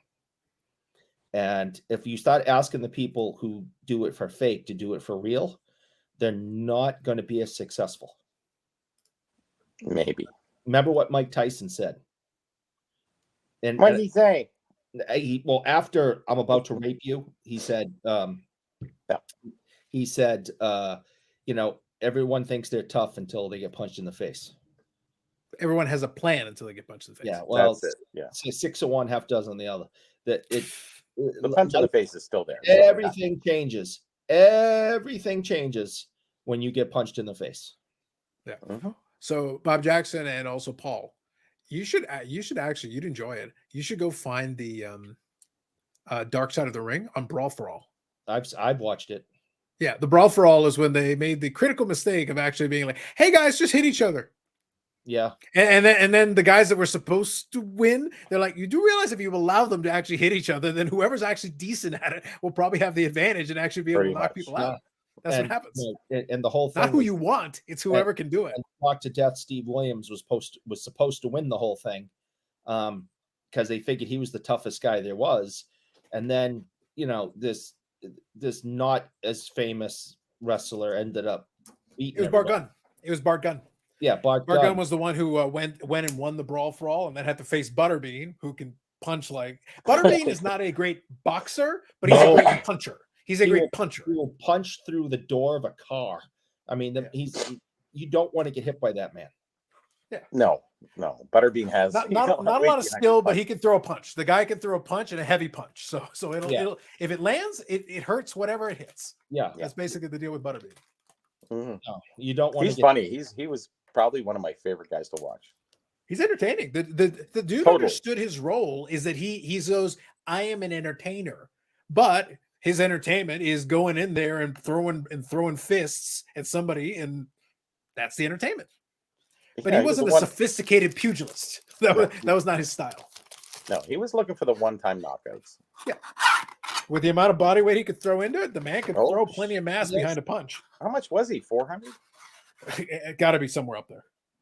And it's Bart Gunn, who's not a professional boxer, going up against a professional boxer that can hit that hard. He didn't stand a chance. And I can't believe he even willingly got in the ring with that guy. It's just is crazy.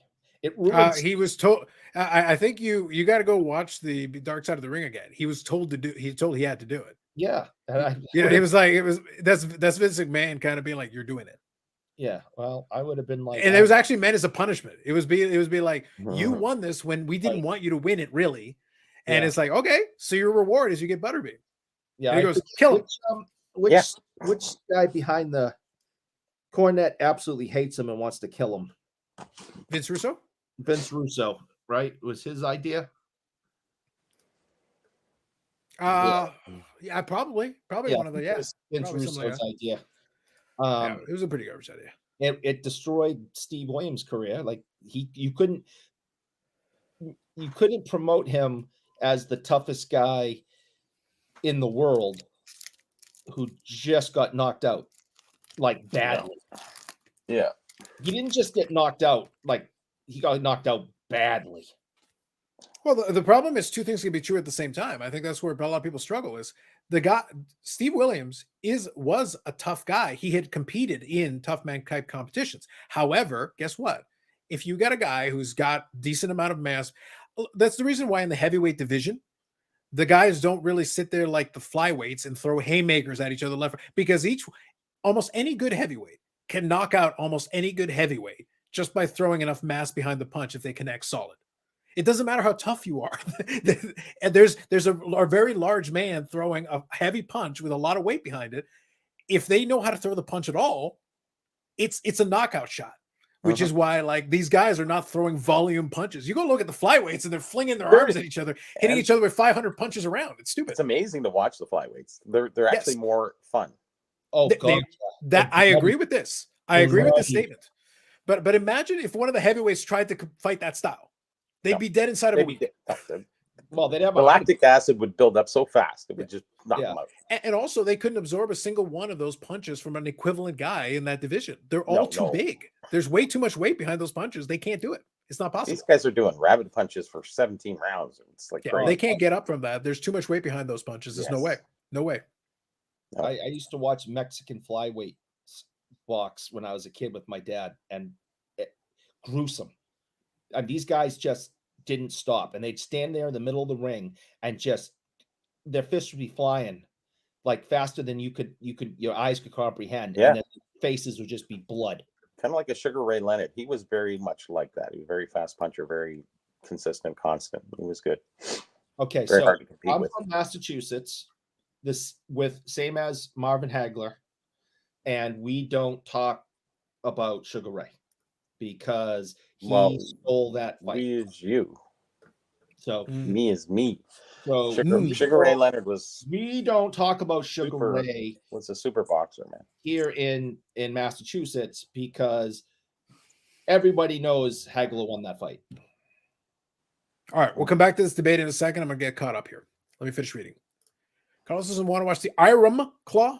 Well, that sounds like a cheap knockoff to me. You keep this up, Hockey 99. I'll get Paul just to block you for being a dumbass. It's a shitty movie. Move on. The Claw. Oh yeah, we're getting back to the Claw again. Well, the thing is, like, I'll be honest, I've actually read and watched documentaries on the actual Von Erichs. Why do I need to see a shitty biopic? Yeah. Like, it's a shitty, like, I can tell you right now, even looking at the trailer, it's going to be a shitty biopic. It's trash. Like, don't waste your time. No, thank you. I'll pass. If I want to watch a movie about wrestling, I'll watch The Wrestler. Mickey Rourke is good. I enjoyed it. We talked about the Claw last time. I mistaken it for the Iron Fist, I think, which was another good movie. It was weird. I'd rather watch the Iron Fist. The Iron Fist would be a better choice. Everybody has a plan until Eric mutilates a cloak. Facts. Worst part is I had no plan for it. Waiting 3 or 4 months for Butterbean to knock out a gun in 30 seconds. Yeah, that's why it was. It was an ill-conceived idea. It was really dumb. It was really stupid. Yep, Vince Russo is a piece of garbage. No lies were stated. Nothing good came from the Brawl. That was the problem. So this was the key to the whole. If you ever do watch the Dark Side of the Ring, the problem with the Brawl for All is that they had an idea in their mind. They wanted to promote Steve Williams. This was the vehicle to promote Steve Williams. The problem is professional wrestling is kayfabe. Kayfabe is the art. It is the story. It's a tale you're telling. So when you get to decide the outcome, you can do whatever you want. But in a Brawl for All, they said, "Oh yeah, guys, just throw real punches." Well, if you're and they gave the guys financial incentives to throw real punches and to win. There was actually incentive to win. So when you tell the guys, so the guys are like, Bart Gunn is like, "Yeah, all right, I'll train for this shit." As it turns out, it was bad for his career because after that, not only did they send Butterbean to basically punish him, he was basically done at the company after that. So your reward is you won, but you got your ass kicked because they sent Butterbean after you, and you're gone. And they basically got rid of you. So in reality, nobody won. So the people that they wanted to be good in this didn't win. And then the guy who did win got nothing out of it except a short-term payday. And then, boom, you're out of here. I don't think you need the other channel, Carlos. I think wrestling's working well here. Yeah, exactly. Exactly. But I think the bottom line, though, is what should have happened is at that point, why don't you pivot, take advantage of the fact the guy did better than you thought, and just work that into a story? That would have been the move. Like, all right, the guy won. You know what? Then play him up as a tough guy and then take advantage of it and be like, all right, just play it into the story. Hey, we didn't expect it, but what the hell? It happened, so we're going to roll with it. Yep. Happens and happens. And then have Hulk Hogan leg drop him and end it all. Oh. No, I think you have him knock out Hulk Hogan. One shot. Weight class is a thing for a reason, yes.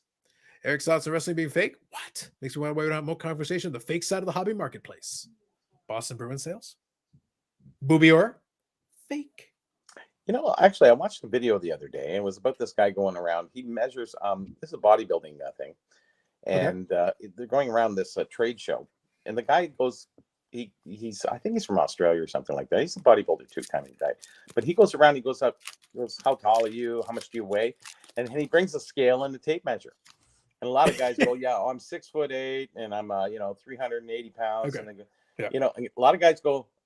Oh, okay. And so he goes into his bag and he pulls out the scale, and the guy's going, "Oh, no, I don't do that stuff. I'm busy here." It's just like, You're not 6'8", brother. You're not. You're only like 6'6", and they say they're 380 and they're probably like 335 or something like that. So a lot of guys are bullshitting their way through just for the fame and glory of it, because they all have their own booths and stuff. It's like this whole promotion, self-promoting thing of bodybuilding. It's really kind of interesting. But this guy going around gets a lot of flack. But a lot of people like him too. It was really interesting to watch. Some random shit that I was watching, but it was really got me interested. Gotcha. Bard greater than CM Punk? Facts. I'm scared of being blocked. I enjoyed the shadow, but life would go on. Okay.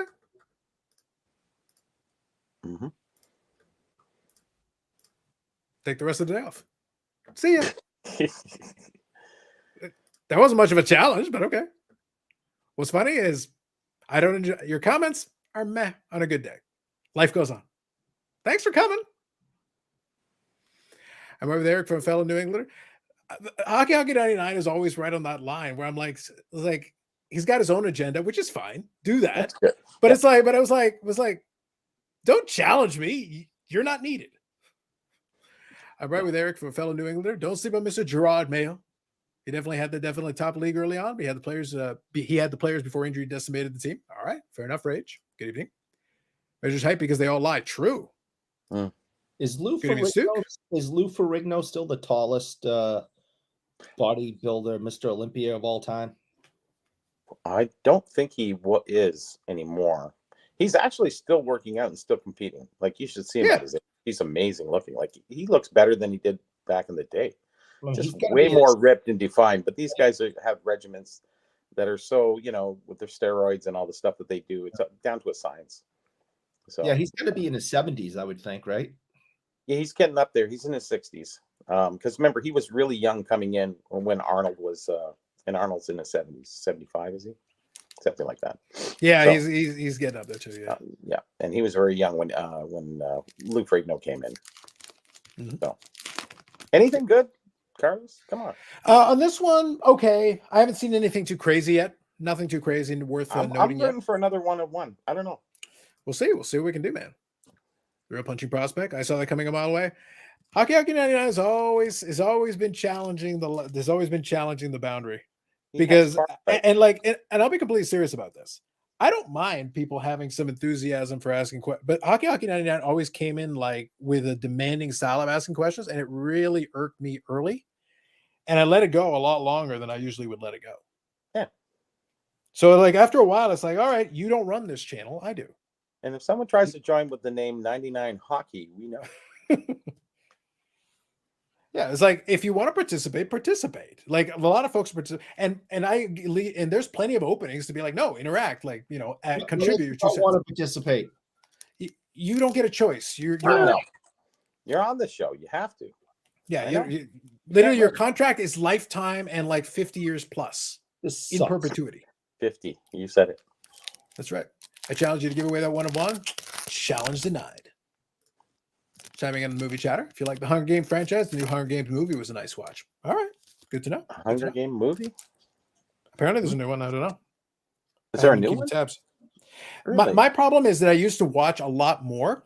I used to watch a lot more movies when I was doing the movie movies stuff. On now, though. It's like crap. Honestly. Here's the thing. The only movies that I've watched recently was like I watched Fast X Part 1, I guess. Part 1, I suppose. And I watched the John Wick movies. Like I'll watch the odd movie here and there. Like if it shows up on Amazon Prime at that point, then I'm in. Yeah. So I'll watch it. It's like I can just put it on the other screen and just listen to it while I'm doing some stuff. I get free shipping from Amazon. Well, that's the thing. I've already got it, so I can literally turn it on and just start watching, and it's right there in front of me. Like made my life easy, right? It made my life very easy. Yeah, John Wick was good when it started. I didn't like the last couple. I've just gone too far with and it blows the storyline for me. We all give in to this story. We do. But when it goes beyond that sense of reality, like, the fantasy reality that we believe in, and I think that's the other problem with the superhero genre too, is they went way too far beyond. Who was that? The Wasp or something? He could do everything that every other superhero could do. They're like, okay, so what are you going to watch now? Who's going to beat him? Nobody. All right. Right. So we're going to get a super duper someone else. I just started watching The Boys on. Oh yeah. It is messed up on a lot. You're on season 1, right? No, I because I haven't gone to work in over a month. Oh, you've been watched it. You've gone to work and so you've watched the Stormfront angle, have you? Yeah. Mm-hmm. It's been 2 decades since you worked. Give me that. So for the record, like I really haven't watched any of the episodes. They were filming it outside my office, though. They were shooting the episodes outside my office. I saw that because at first it was before I even knew The Boys was a thing. They were shooting it in the building across the street from the building I worked at, so you could see all that going on. And I was walking by during my lunch, and you saw this dude, like it looked like a knockoff Superman walking with one of the ladies there, and I'm just sitting there like, what the hell is this? And then afterwards, I found, oh, it's that. Okay. Now I get it. What's the premise of The Boys? You want to give him the short version? All right, so think of like all the superheroes, like traditional, great superheroes. What if their image to the public is good, but behind the scenes they are like the worst people possible? And then there's a vigilante group that are perceived to be the bad guys, but really they're out to defeat. This is like modern day politics. The good guys. I thought we're not supposed to do that know here. because the vigilantes actually know how bad the good guys are behind closed doors, and they're trying to defeat them because they're horrible people. Gotcha. Okay, I might check that out. It's actually pretty decent from what I've heard. Horrible. What's horrible? The good guys behind closed doors. They are horrible. I would be too if I was a superhero. I'd get away with everything. Yeah, imagine like Superman. And there's, by the way, there's levels to it. That's why I asked Eric about. That's why I asked Eric about Stormfront. If he had gotten the whole angle. So what I would say, Bobby, is if you have the chance to watch it, I think you might enjoy it. I think it's interesting the way they took an angle on it. I just haven't gone around to sit there and watch it, but I know enough about what's going on with it that I think you'd be interested. I like a good angle. I like a good angle, and it sounds like a good angle. The problem is these angles are weak when they try to redo something or try to go off of something else. It just never really works, and it's very hard to do.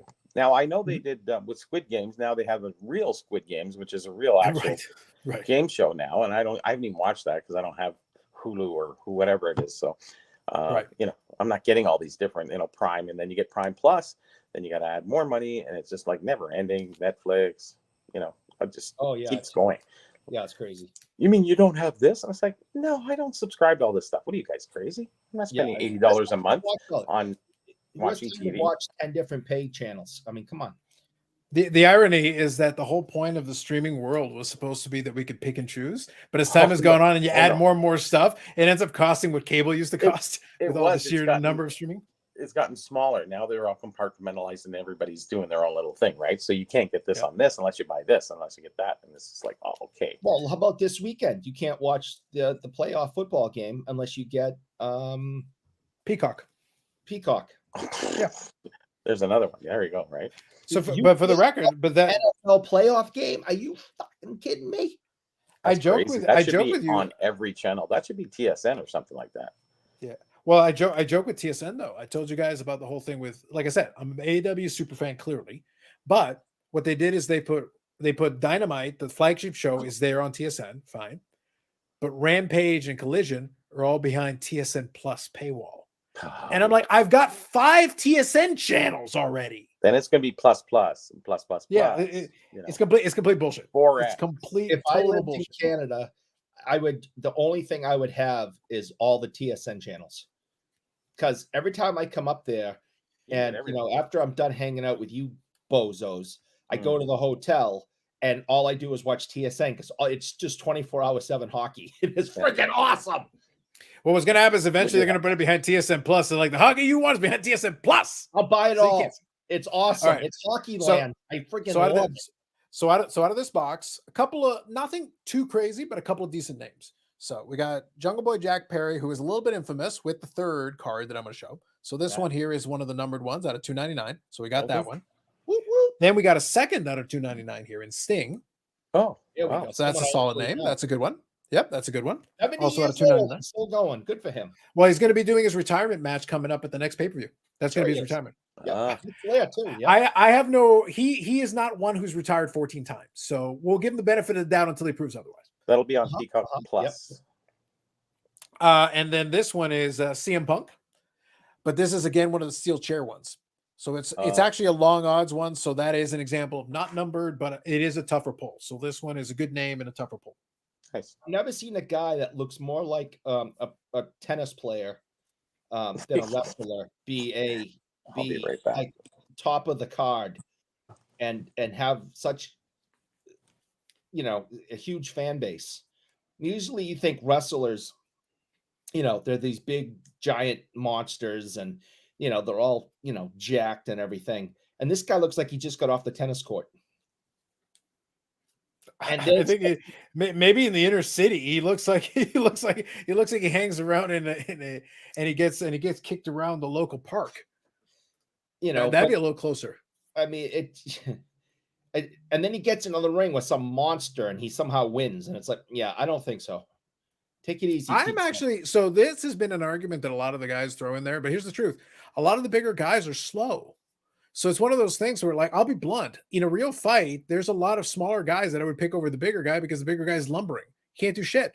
So it's like, he can't make contact. The other guy would kill him. Well, first of all, if you know how to fight, you're going to win. Because The problem is a lot of those bigger guys don't really know how to fight. They don't know how to use their size to their advantage. If they know how to use their size, then yes. Then the weight classes matter. But if they go in there and they don't know what the hell they're doing, they're just relying on size and they're just hoping that's enough. It's like, no, the other guy will pick you apart. Paul here says, I challenge Carlos to auction off the 97 gold refractor for the user of the chat only so I can get my card back. Absolutely. I'm starting it at $800 US. Why Feel free to bid. I like Paul. I want to give him a chance. We're going to start light. 800 US starting bid. At least know those first round draft pick won't get traded out and give it away for Cracker Jacks. Remember the name Jalen Daniels, because if they pick them, I believe like they will. Hashtag good game. All right. Paying for the likes, Eric. Get over it. Damn right, Tom. Whatever. So I'm going to get caught up here in the comments here. Eric's participation expanded when you hit the like button. True. Comment on the subject at hand. For crying out loud, it's called Because I'm Carlos. Carlos has topics he goes over during the show. True. And they all suck. Love them all. Oh, we were going to have the Boston Bruins hour, but now we're canceling it. Any of you watch the docuseries on Salming?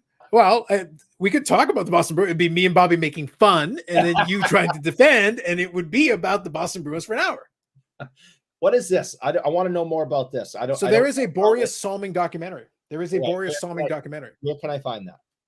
Because I would like I've seen the commercials for it. I don't know what channel it's on. Let me find out. Canada only. TSN 7. They're gonna at this point they would put it on streaming. They would 100% put it on streaming at this point. So let me go documentary. Where to watch here? When I watched him play, in the second half of his career, in the 80s, and Yannick and I were there on Boris Salming night at last year. Well, I mean 2022. November 2022 on Boris Salming night. What the hell? It's not the Air Canada Center. What the hell? Where the hell is it now? Scotiabank Place. Scotiabank Place. And then a week later, he was gone. Yep. So Apple TV. So Apple TV has it. It seems. Okay. So it's a CBC production, but you should be able to get it on Apple TV. It seems like. So it looks like you can get it through there.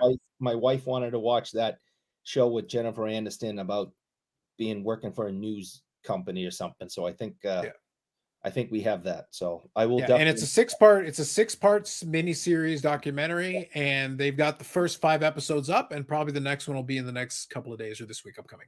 Well, so you've got 5 of the 6 episodes available to watch. I very much look forward to looking at that, and thank you, CC, for bringing that up, because I'm going to go make sure I see it. Yeah, I'm definitely going to check it out because I am curious. It looks decent from the trailer I saw. I'm very curious. I'll be curious to see what happens.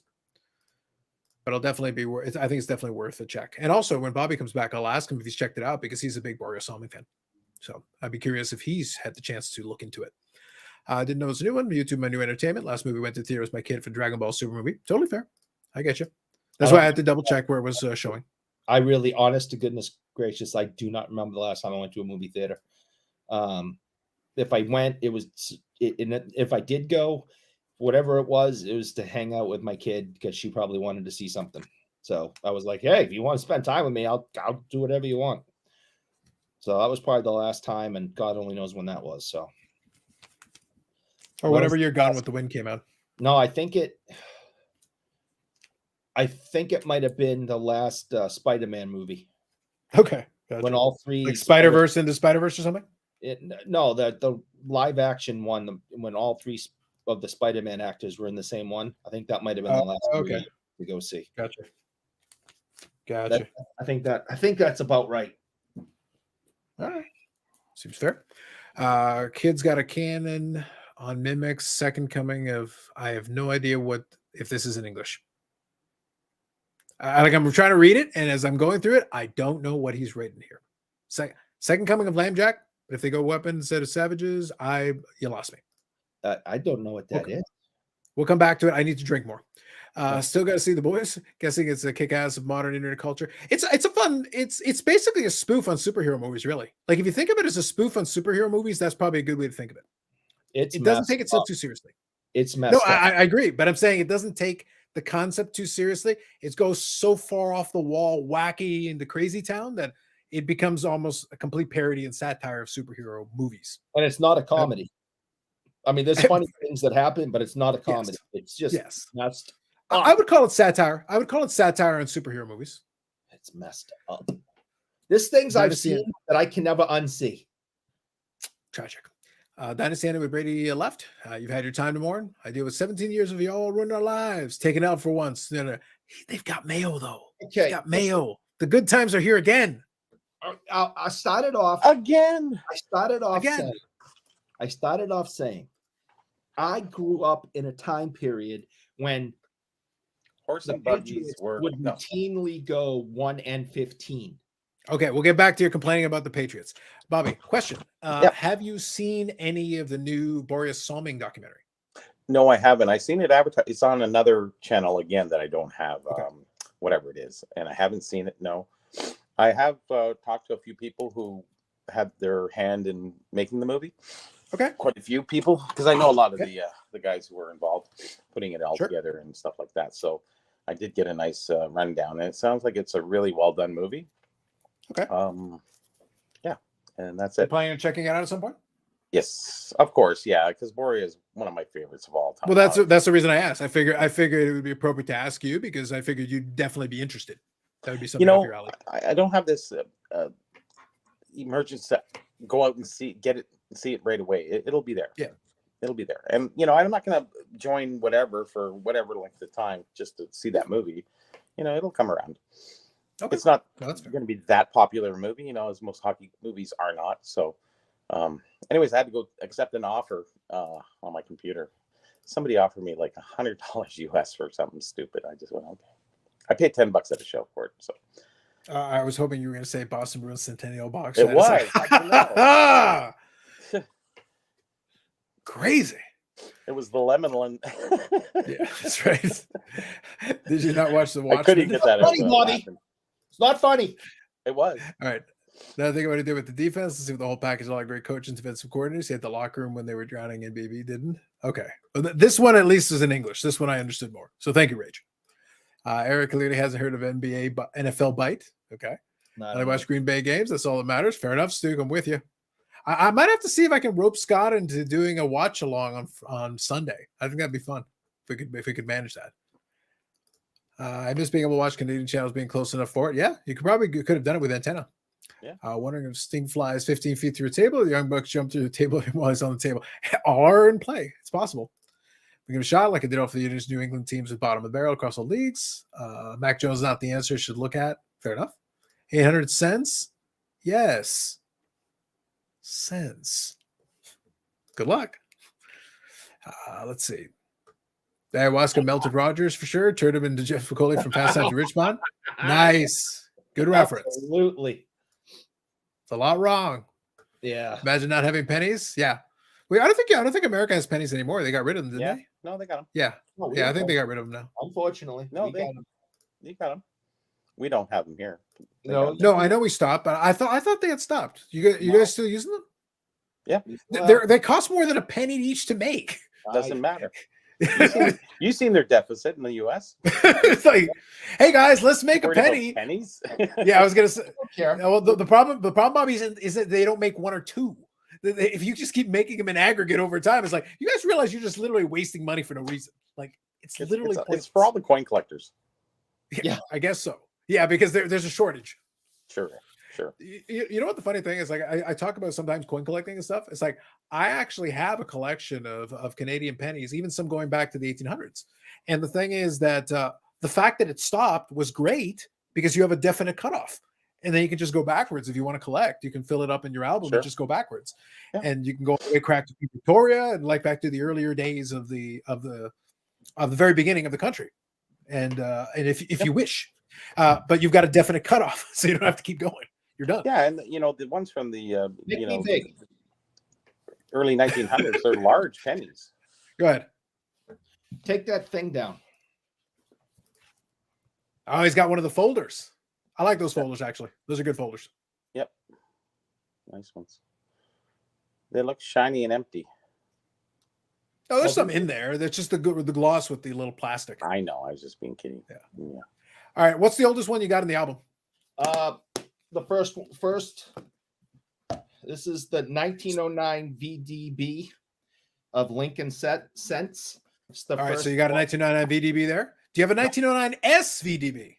No, I do not. Isn't That's that the expensive one. advertised on the back of comics? That's the expensive one. The 1909 SVDB with the that was the VDB was the engraver. That's when he had his initials on it, and I believe it's in the back in the middle, and that's where in the early iterations. Eventually, they switched it and put it in the bust in very very tiny font. So I have the VDB and I have 1909, but I do not have the one that's worth tons and tons of money. No. It's expensive, even in lower condition. Those are expensive. But yeah, I mean, I got all I got the ones that are steel from when the 40s. I love stories like this. These ones Or they are invented steel copper because they needed the copper for bullets. So in 43, I got 43, 43D, and 43S. Yeah, that was the 1 year. Yep, they're all steel because they needed them for World War II. So I love history, and that's what got me started on collecting pennies. It's a lot cheaper than trying to collect in quarters or other more expensive currency. What's funny is that I always like to point people to, again, not for everybody, obviously. Some people generally have no interest in it, but the truth is, if you want to talk about scholarship, numismatics has tons of scholarship, tons of real scholarship. And if you're interested in studying some of the issues, you can really learn some of the nuances of some of it. But honestly, it's a more relaxing hobby. It's a lot more chill. You're not worried.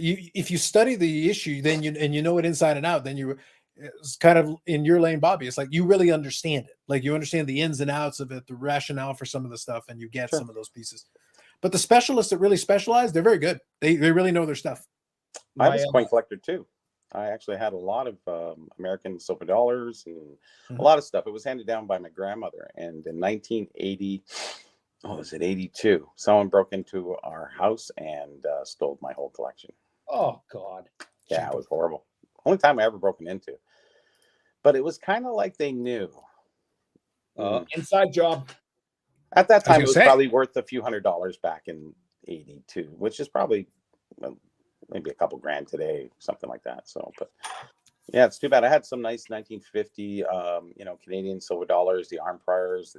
I had some really good stuff, but can't collect everything. 82 is when they went from copper to zinc. See, that's what happened. Copper to zinc, and everybody robbed me. Yeah. So the whole 82, I got the whole 82 set. Nice. And Eric expanding his collecting horizons. We like it. The Keurig Scrunch is the American Hockey League. Yeah, I was pretty sure that's what it was. Thank you, US Sports Cards. Not extra.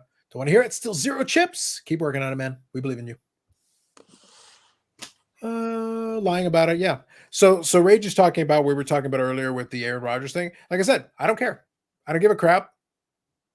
Take vaccine. Don't take vaccine. I don't give a shit. That's your business. I'm also not going to ask you because I genuinely don't care. However, if it is your business and your employer is asking you, just tell them the truth.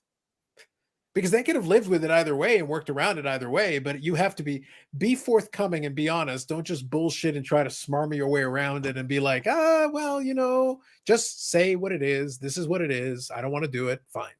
That's it. And we can live with it. So be it.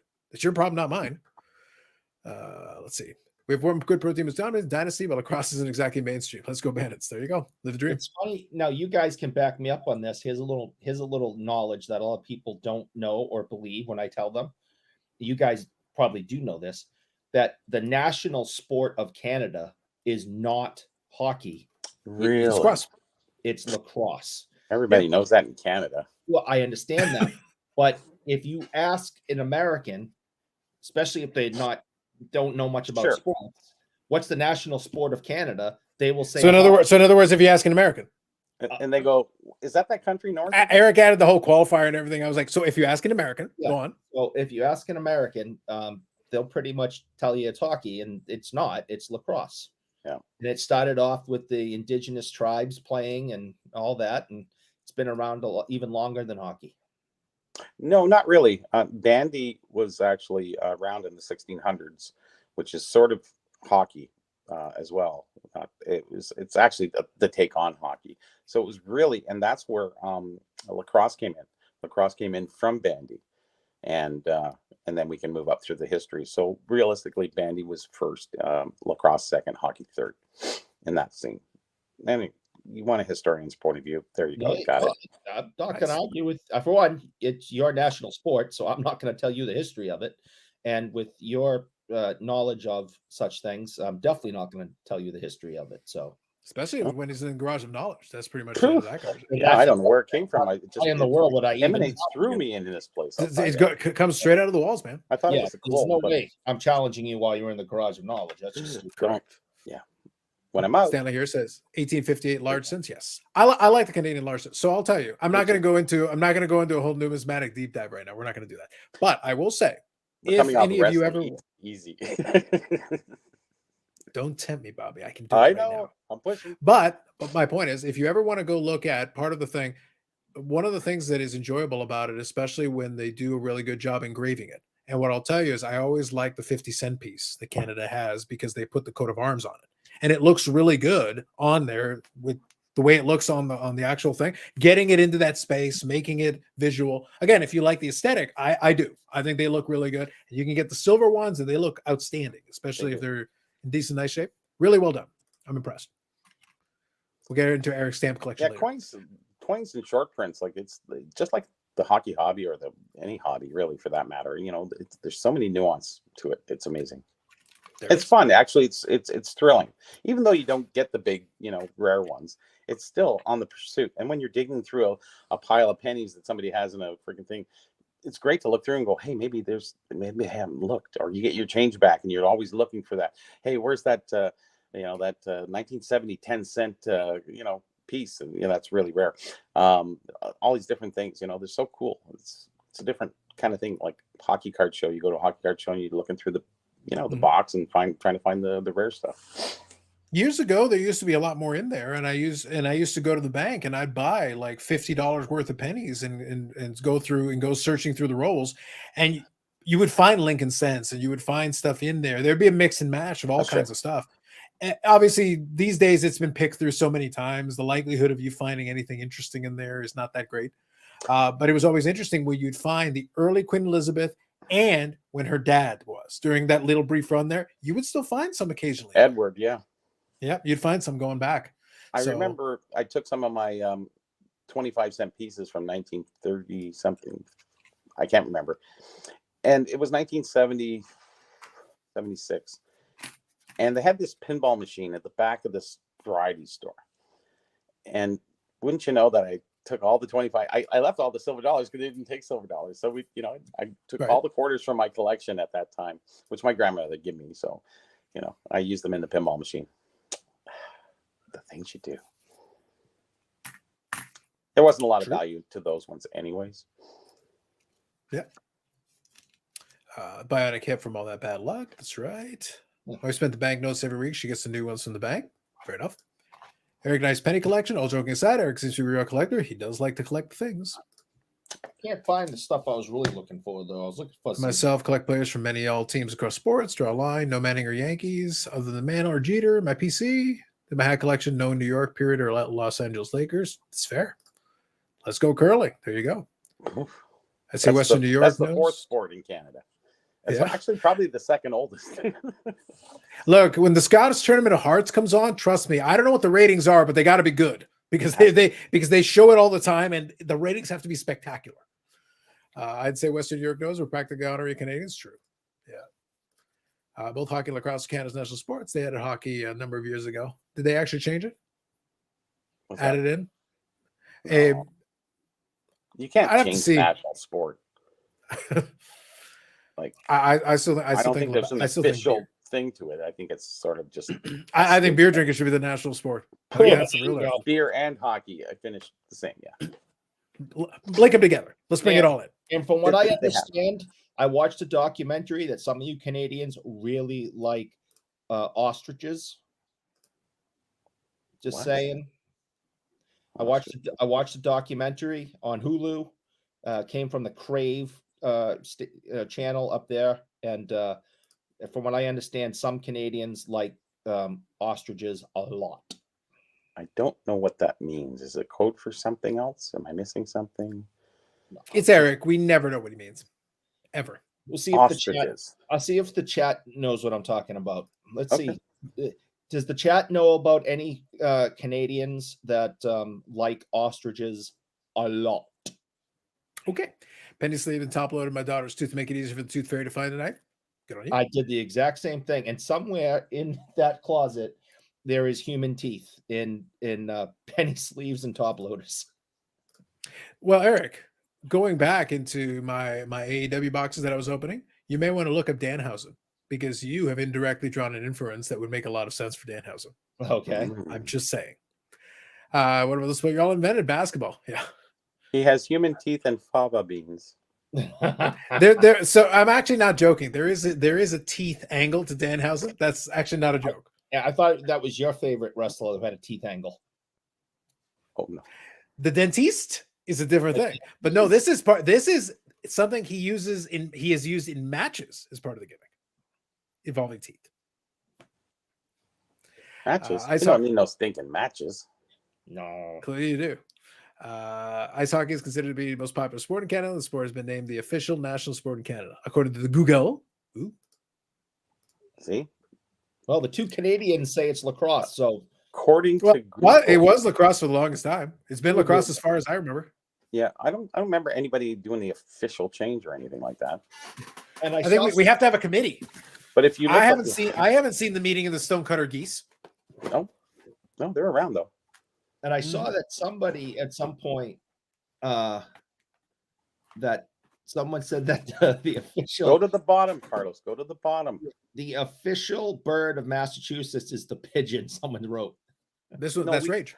It's called squab, and it's actually very delicious. It's actually the chickadee, but you would think it's the same thing, really. Pigeons would make more sense, but it's actually the chickadee. What's our favorite? What's our bird up here?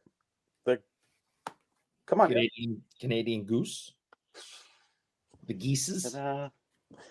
Some would call them the attack geese. It just depends on how much trouble you're. Yeah, if you go too close to them when they got their little. they'll be the attack geese. Just oh yeah. All right, we're doing box number 5 and 6. Let's go. Okay, let's do it. Okay, relax. It's important. And nobody in the comments gets the Canadian ostrich connection. The only thing I got was Neil Patrick Harris question mark from Tom and Gray Jay is the official bird of Canada according to Google. Oh, okay. That's all I've gotten so far. That nobody in the chat is picking up on the Canadian TV show that talks about ostriches. Eric, tonight we struggled to get playoff picks and a number. Did you give a hint at the end the way you said that word? Ostriches? No, when you finished the sentence. A lot. Though, is that a hint? Like ostriches a lot. So that's the hint. Yeah. I thought it was. Okay. Gotcha. Tom's got it. Yeah. Yeah. There's a running joke in Letterkenny about someone loving an ostrich too much. I see. Mm-hmm. I had never seen Letterkenny, but I have literally never watched a single second of one episode. Some are good. The farting one was good. I honestly have no doubt the show's good, but like I look, but it's part of the reason I gave Hockey 99 such a tough time because he was bitching and moaning about the movie thing, whether in jest or not, it was getting annoying. And I was like, I barely watch anything anymore. When I watch something, it's notable because I watch YouTube mostly. So when I'm watching Reacher, it's like, oh, I'm actually watching something that's actually occurring in real time, or a movie that happened in the last 2 years. I'm not watching much anymore. I was just watching the years go by as I was working on the app. I didn't get to watch anything really. Squid Game I did get into, and I think the second one's coming out very soon. So I'm looking forward to that. I think at some point lost my patience with sitting down and passively watching a lot of things. You know, YouTube, I like, think is we all so have, because of the online stuff that we have so much access to now. I think it deters us from sitting down and forcibly watching something, unless it's really good, like The Boys or something. Well, the other thing is also, honestly, I would like to make it myself. Like if I like there's content, like I'd be working on my own stuff. Yeah. And So I'd rather like, do I that. like working on the app. I like working on the stuff. You know, I enjoy that more than sitting down and listening. I listen to stuff in the background, but some stuff you have to watch and you can't listen. Like I can listen to a movie that I've probably seen 10 times and I just know every scene. So as long as you're listening, it's fine. And I can do that through, even doing a write-up, I could do it. Yep. And probably the next thing I'm probably going to do is I want to get back into making some time to read a little bit more because I used to read a lot and I got out of the habit of it and I want to get back into it. Plus I got to read the Mike Kramer, memoir. I got to download it on the Kindle. I got to read the Mike Kramer memoir. You can get the audio version. I think I would do better with that. I used to fall asleep every time I read. It probably would be. I'm going to give it a shot. I've got it on the Kindle, so I can at least try to zip through it. Letterkenny is the reason that every time you say "to be fair," I say "to be fair." I assume there was something to it. I didn't know what the reference was. Like I said, I haven't watched it. Yeah. To be fair. Neil Patrick Harris is Canadian, right? And wrote an ostrich in the second Harold Kumar. Okay, I never saw the second. I never saw the second Harold and Kumar. I only saw the first one. Did I see the second one? The White Castle one was pretty good. But if you look back in hindsight, because if you go back to that time and you watched it, was funny. Today, looking back, it's not so funny. Well, it's almost stupid, but maybe I'm that much older. I was just about to say that was 20 years ago. We were a lot younger and we were 20 years ago. I'm still 35, right? So yeah, 39. Yeah. So I'm 40 actually at that time. 20 years ago, Eric was at least 147. So, like early days. But he's turning 50 this year. So 150. Actually, I'm turning 60 this year. Ah, nice. July the 4th. July the 4th. Well, that's true. You're in July, and then I'm later in July. And then Bobbles is July too. Bobbles is July too. Yeah. Yep. So it'll be the smorgasbord of July birthdays coming up. Mine will be in March. Oh, there you go. Hit 50 before I hit 60. Damn it. Damn. So you're older than me, then 10 years less. Yeah. So CC here is asking, which is better, Reacher Series 1 or Season 1 or Season 2? This is actually tough because I actually thought Season 1 was really well done to establish the character. Mm-hmm. I kind of like that they were establishing the character. I do prefer Series 2's action a little bit more. I love some of the actors they've got in it.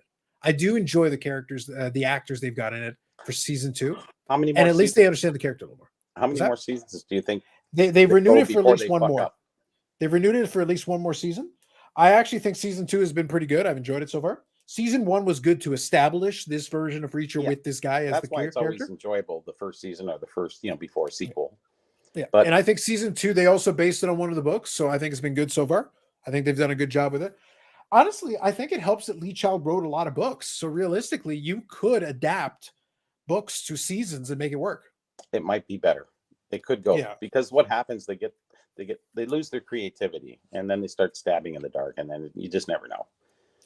I think it also helps that their seasons, because they're doing it on Amazon, their seasons are like 9 or 10 episodes. Perfect. So they're not they're not trying to stretch it to like 20 episodes to make money. And if they keep it to that, if they keep it to 9 or 10 episodes, then you can use the material from one book, and there's enough happening to keep the mystery or whatever the case is happening for you. Yeah.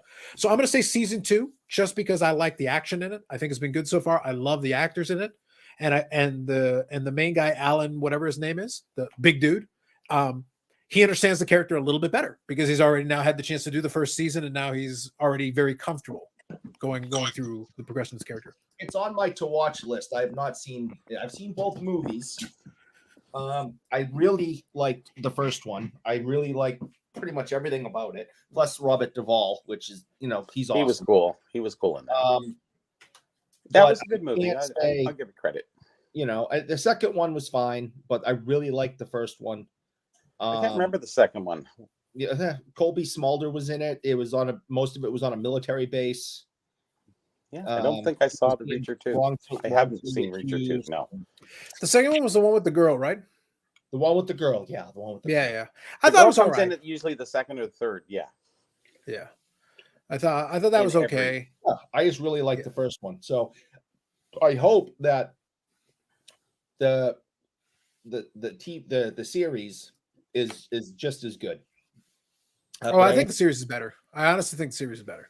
I still can't buy Tom Cruise in that character. Like I said, I've read the books, and as soon as I read the books, I'm like, that's not Tom Cruise. I'm sorry. Yeah, I understand when you read the books, it's always different, right? Yeah, but I think he did good for that movie. And I think he did the best he could. I think he did the best he could, given that he's Tom Cruise. The problem was always going to be this, like, part of the character is that Reacher is this big, intimidating dude that's a military policeman, and Tom Cruise looks like he should be washing Reacher's car. But he can run fast. Great. Fantastic. Reacher could literally overpower his opponents. That was part of the thing, is because he was so big. He had the perfect smirk, like when he was going up against somebody and telling them, hey, listen, you can only, because he has that bad smirk. I don't like him in certain movies because he has that little thing to his face that it's always him, but it worked for that movie. So he actually wouldn't, hey, well, if you're going to do that, I'm going to take you out, and then you're going to be next. And so he did that really well for some reason. It worked for him. But in other movies, it hasn't. Like Mission Impossible, it doesn't work for him. He's not the right guy for that. Maybe more for Reacher, I would say. I really enjoyed him in the last 3 or 4. I didn't like the first 3 or 4 Mission Impossibles, but I think the production, the cast, and his stupid storylines, you mean? The one that they went into the it's Mission Impossible. You expected to have a realistic storyline? Yeah, I don't know. Well, the first one wasn't bad. See, it was new. It was new. The second one wasn't, and then they got into too many faces after that. Yeah, whatever. No, but then they got a lot of stars in there too, right? Yeah, kind of helps it. But I really enjoyed the last, I don't know, 3 or 4 of them, whatever. So the last 3 or 4, really. See, I think the problem is, I could be mistaken. Somebody can correct me. I haven't seen the newest one yet. I'm pretty sure the first of the Mission Impossible ones was 96. Yes. Yeah. And just let's look at what year it is, and then backtrack to 1996. It's been a while. Oh yeah, but it was good then. It's almost 1996. It was very fancy. It was very good. Yeah, for that time period. And it seems like we passed that point of, I don't know, believability. Everything's too easy now. I don't know.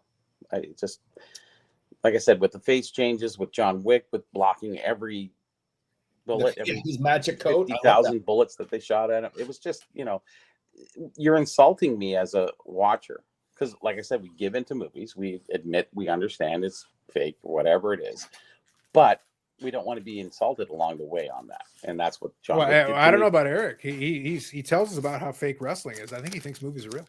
We give into wrestling too, and when they don't, put the plot together properly, it sometimes sucks.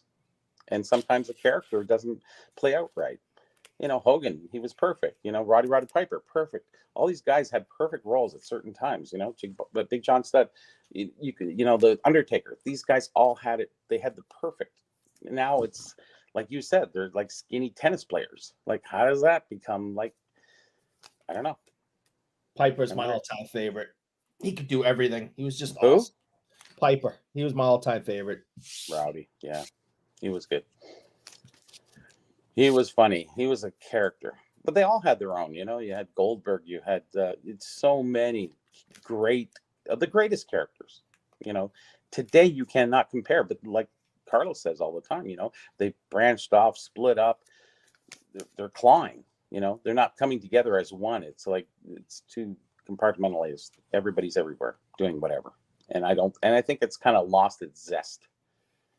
Because you show me some of the wrestlers now, and I look at them and go, I still like the bigger wrestlers. It's kind of funny, the tall Undertaker and Big John Studd, and all these other kind of unique characters that they had. Now I hated him. Now they're kind of all templated, almost the same. It's like you can almost read it. I think, man, I don't watch much of it anyway, so I can't really, chime in on it. So I'll stay away from it.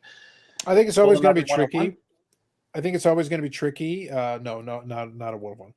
I think it's always going to be tricky when they try to do a lot of those characters, though, because realistically, a lot of the same ones you're referencing, they're also very lumbering. Like if you put them out there in today's thing, they would get booed because they would bore people because they'd be so lumbering and slow.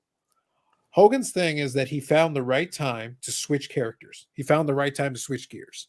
When he did and he became the villain, it worked really well for him because it was the right time. Really well for him before that. It did up until Look at the about merchandise 90. out It did there up for until about Hulk Hogan. 91. By 91, let's put it this way: by the 92 Rumble, he had already been on an 8-year run doing what he was doing. That's good. Vince McMahon, a 10-year career is great in wrestling. yeah, but the problem is that Vince kept trying to extend it. In 92, they tried to do the thing where they used an old shtick that in 1988 would have worked perfectly, but by 1992 wasn't working. They did the thing where Sid Justice, Sid, another big gigantic dude, and he became Psycho Sid and had a run with championships after that. But in this point, it was supposed to be that Hogan was the aggrieved party. The problem was it made no sense. They were in the Royal Rumble. It's every man for himself. Hogan and both Sid Justice were both good guys. And what happened? Sid Justice eliminated Hulk Hogan within the rules of the competition. And Hogan's on the outside going, how dare you eliminate me in the way you're supposed to do so to win this match? And then Sid Justice, being an idiot, is arguing with him. And then he gets thrown over. The problem was, I think what Vince was going for is they wanted the fans to side with Hogan, somehow this great injustice. The problem is the fans literally were booing Hogan. They were like, get out.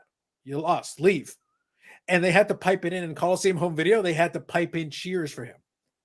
And they literally had to make it up. And the crowd was like booing the guy. He's like, he's supposed to be the good guy. And they're booing the hell out of him. And it's like, well, it appears that Hogan's run is about over. You guys got to change something because it's not working anymore. Yeah. Brother. Yeah. See, I'll tell you, get Carlos started, man. It's like wrestling channel again. This one, Bobby, this is what I know. This is what I know. I spent decades on it. So for this one, these ones are the out of 50s. They're nice looking cards. 50? 50? Yeah, this was out of 50. Yep. How's that? Who's that guy? This is Powerhouse Hobbs. He's a guy who would have fit in your example, though, in the 80s. Actually, with his size and his physique, he actually would fit in your era because because this guy can bench press like 550 pounds. Like he's a big dude. Like he's very strong.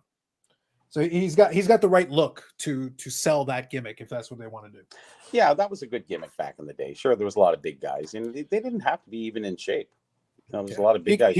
Coco Beware. He could be the strong man. He's just so built. He's just so big that he's basically like a walking refrigerator, but he can move. The thing is, he's still got some athleticism, so he can move. He's still young. There was only one guy that I remember who was that big. The problem with a lot of those guys is they were a little too plotting. In today's show, it would be really bad. The only guy that I think was that size, but actually could move a little bit was the Big Boss Man. The Big Boss Man was a guy who actually could move around a little bit for a guy that size. He actually could move around the ring and actually make some moves that is like, wait, how's that guy? He do what was called an Inzaguri. He do like a standing jump kick. And it'd be like, the guy's like 300 legit. How was the guy even getting up to get it? But he still had the agility to be able to do it, which was impressive with his size. What about Kamala? Kamala didn't leave his feet. Not at all. He hit his belly. He had that going for him. Yeah, he ate a lot of chicken. Yep, he had that going for him. All right, real quick, I'll read a couple of comments here and make sure I get caught up. I know Rage I think is a little bit behind on the live stream, so I'll leave it to him. I have 5 kids, so heading to the theater by myself for 2 hours, popcorn and drink is a pleasure. Fair enough. Yes, the Fragno was perfect for the Hulk. I agree. Yep, It was I agree great. with that. Watching Keanu gun training video, give a little more respect. So he's practiced. Yeah, Keanu Reeves has at least taken time to study and learn how to make it look good. So he does take time to do that portion of it. But he still can't act. He still can't talk. No, he can never act. That was never part of it. No. But it works in his stoic roles that he has. Yeah, no talking. Yes. No talking for him. But I Very watched little. one shooting. Unless video. it's most excellent. If he wants to But say it's most excellent. People used to say that about Arnold, though. But Arnold made the best comments. I break your neck like the chickens. Just the classic lines. You cannot, I'll be back. It's like the best, but the worst. I don't want to hear. I want to hear like a line real quick. I don't want to give me a soliloquy. Just say your line. Go shoot somebody. Get to the chopper. Go shoot someone. Awesome. But He will always be remembered for the guy who couldn't speak was the biggest box office hit in the world. And probably even today, I would say. Who else is big as him? It's Stallone, I guess. Stallone. Yeah, okay. How many Rockies are you going to do? You're punch drunk in 6 at 3, least. you're 6 at clear least. headed in 4, I think 5 the best Tommy movie, gun. It's like, come on. the Okay. best movie he ever did, in my opinion, is Copland, and he should have got an Oscar. In what? Copland, and Stallone. Oh, Copland. I saw that. Yeah. And Stallone should have got an Oscar. His acting was amazing. Yeah. He should have got I like the Rockies. I best thought he was good acting. in this first couple. Really good. He should have got best actor. I actually think Rocky Balboa, where they ignored number 5, they literally skipped number 5. They Yeah, pretended they number did. 5 didn't happen, Oh, which is that's correct. You retcon it, just pretend number 5 never happened, ignore it, never mind. And you're good. Yeah. Sucked. Everything about that movie That sucked. was just to make some money. Yeah. And in some ways, but I actually think that in Rocky Balboa, quote unquote 6th, I think they went back to some of the stuff that worked in the original idea with the character, Yes, they did. and They did. it made sense. They kept it simple, straightforward, and then have him have the boxing match, and he doesn't win, which is fine, but it makes sense in the context of the character at that point. Yep. Papa Shango, yep. Papa Shango's classic. Vader with the moonsault. Yeah, Vader was another one who could move around pretty good for his size, for a guy that big. The fact that he could do a moonsault was impressive. Wasn't Papa Shango the pimp guy? Yep. He was the same guy, right? He was also Kama Mustafa, the ultimate fighting machine or whatever it was. Yeah, he was the same guy, all 3. The same guy. Oh. Yeah. He had a lot of gimmicks. Tom's being dirty. Tom, don't be dirty, Tom. He's being dirty. I think I hope you mean the Stallone's Brooklyn best Brawler, was otherwise we're Rambo. confused. The Boston Brawler might be hanging out with Eric right now. The best for Stallone was Rambo. They drew first blood. Yeah. I mean, His best line ever. Honestly. listen, he's done a good job in a lot of things, but in Copland, his acting was just phenomenal. He was in a movie like way back in the early 80s. I think it was a soccer movie. I don't know if you ever seen him in it. Oh, yeah. Was it Glory? I don't know I don't remember the name, but it was something like that. I'm pretty sure. I think I know the one you're talking about. It But was the name with escapes me. Michael Caine, Pele, Michael Caine. yeah, there was I'm trying to remember the name of it, but yeah, it wasn't very good, but Victory, that's right. Thank you, Victory. Carla. So Thank Victory, you, Carla. And good that- evening, Carla. Thank you for Very coming. nice. That's what it was. Former soccer players, and I think Max von Sydow was in it. He played one of the German officers. Canadian. So yeah, I do remember that movie very well. Yeah, that was a good movie. There's a few good ones I liked him in early. He was in the Lords of Flatbush. He was in a few other. That was a really good one for him too. He didn't get much press, but he was still No, pretty good. with that, he was in there with Henry Winkler, and Oh, there was I can't even there's remember. another now. famous person in that movie. There's too. a few. There's actually a few. Yeah. Yeah, that was Yeah, I and remember Winkler. that. Like, who'd ever thought that he would be, the Fonz like that? See, that was the turning point of everything for you. Is that the Fonz? The guy's 5 foot nothing, weighs 100 nothing. It's like, and he's the toughest guy in the only in Hollywood. It's like CM Punk. Basically, yes. There we go. Yeah. We have the reincarnate. Yeah. It's happening today. Everything's cyclical. Comes around, goes around. I smell a 101. We'll work on it. We'll see. Rambo and Conan had me wanting the best, wanting to be the best killer as a kid, but only in the save the POW or princess kind of way. I see what you're saying. Conan the Barbarian changed my life. Okay. It did. It was the first kind of almost superhero-ish movie that they ever really came out with. Maybe I Like did. here Tom. you got Maybe I Rip did. Arnold, and he's in his prime, and he's like massive, bigger than anybody ever. I don't care who you put out there. He was just like, wow. And you saw him, it was just like, whoa. Now What's was going it? So how many times did you quote? So how many times did you ask somebody what is best in life, and quote the movie? What is best in the life? second one Uh, that women, Will was in? Was Will Chamberlain in the first one or the second one? That was in the second one, probably. No, that was in the first one. It was the first one. I don't remember. James Earl. I Jones, remember seeing the scene. I genuinely couldn't tell you which one. James Earl Jones was in one of them, and then Will Chamberlain was in the other one. Yeah. For the record, on this pack, I got 2 CM Punks, so in honor of Eric. Woo, woo. The lamination of the women. Yeah, just for you, Eric. Just for you. Something about killing your enemies, lamination of women, and something else. There was 3 things. Before you, it's See Them Driven Before You, and the Lamentation of the Women is in there as well. Conan.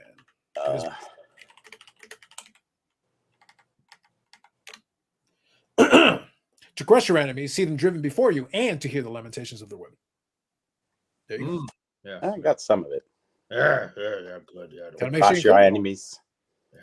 The lamentation of the women. Predator definitely a top bad acting movie. What's her name? Was Listen, we've already established the greatest actor in this entire genre was clearly Steven Grace Seagal. Jones. No, Steven Seagal, because I love he was him. able to play a Russian, and he was able to play a Mexican, and he was able to play a Colombian, and he changed nothing. He literally changed nothing. He got it Barely changed the accent, like nothing. You know what I liked about his movies? And he was an Italian, of course. Oh, yeah. But I really liked about his movies. His was different judo or whatever he used. It was very up close and up front and very fast. And that was I think it was different. Idico, something like that. Yeah. It was good for the camera, yeah. And then you had Jean-Claude Van Damme, and then you The had thing is, it is an actual martial art. Like there is an actual martial art to it. And the thing is, for a little while, he was actually a decent practitioner of it. But over time, he just became lazier and lazier and fatter and did less and less. Yeah. And it's like you do realize that the martial art you have requires very little movement to begin with.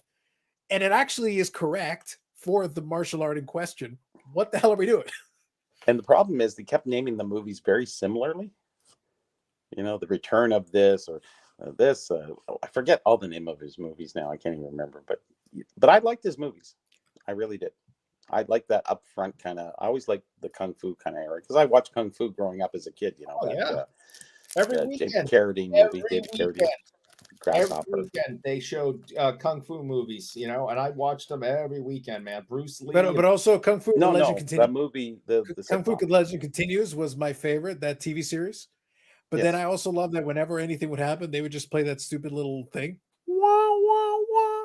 They would do like the flashback or whatever. And it'd be like, really, guys, you just bought the footage, right? This is what you're doing. You just need to show the footage from the old show, huh?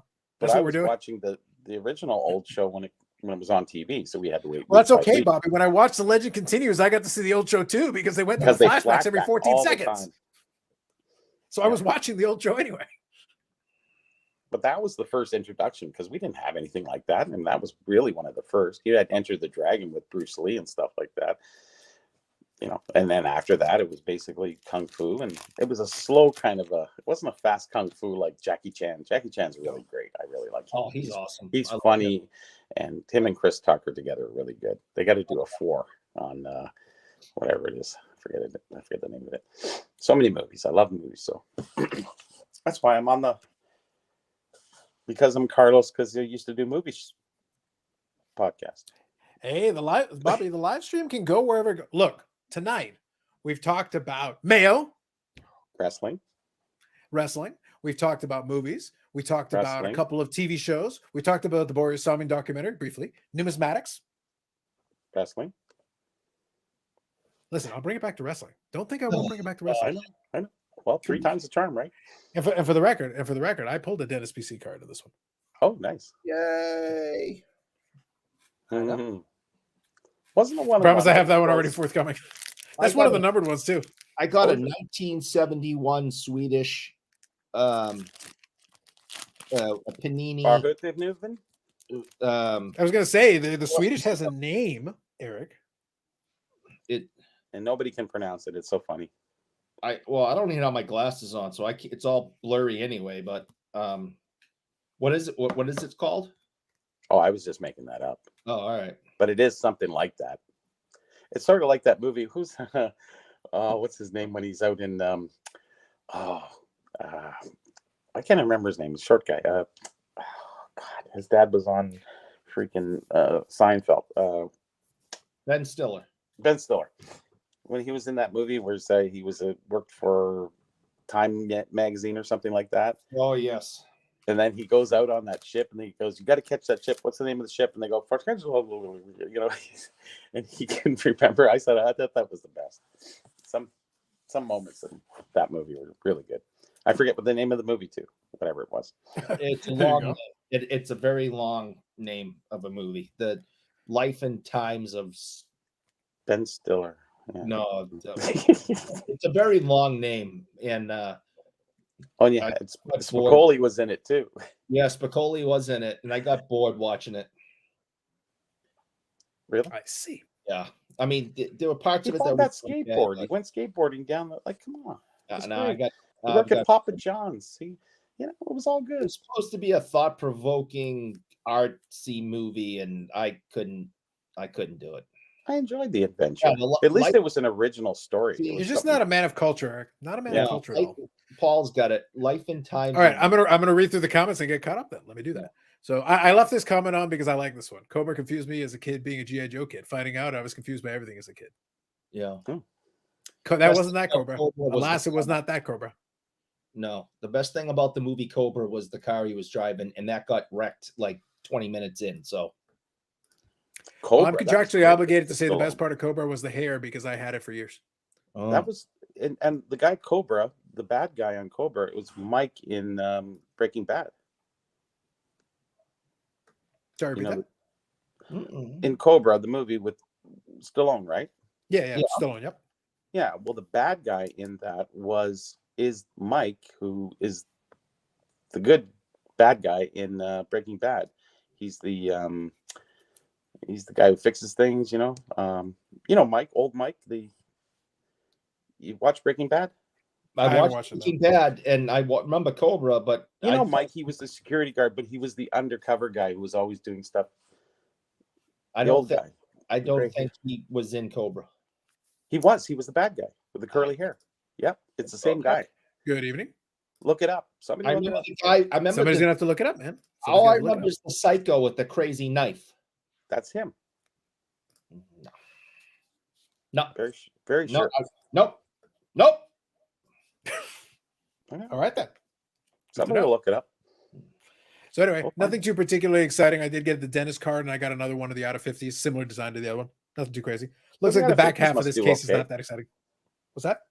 The out of 50s must be okay, price wise. Oh, so Bobby, I'll be honest with you. Because I did so well in the first couple of boxes, I honestly think it's probably going to carry the load, because a lot of these, it's not going to be a bunch of home runs. I think it's going to be a lot of $10, $15, $20 cards. And then you just add it up, the aggregate, and by the time you're done, you're like, okay, we made our money back. Yep. It's going to be one of those. I think I might actually be able to keep it 1-1.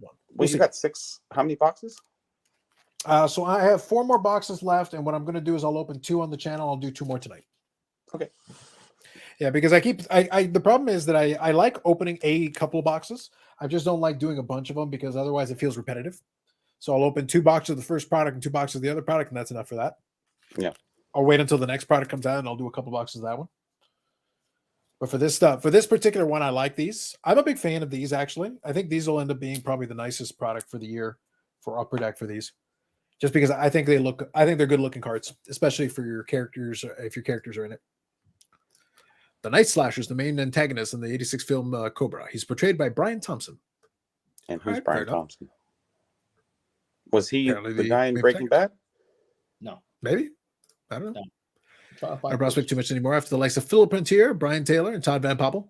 Good old Todd Van Poppel.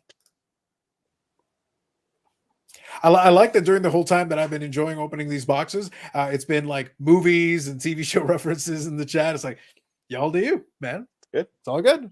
We all watch movies. Or we watched movies. We're going back. Hey, listen, if I go to the catalog of the 50 or so that I reviewed on the channel, we can talk about those. Other than that, I can't help you.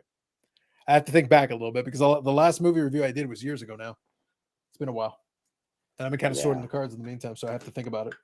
I used to go to movies all the time. I thought they were, now in the last, I don't know, 5 years at least, nothing's really been good. Did you see Barbie got the award?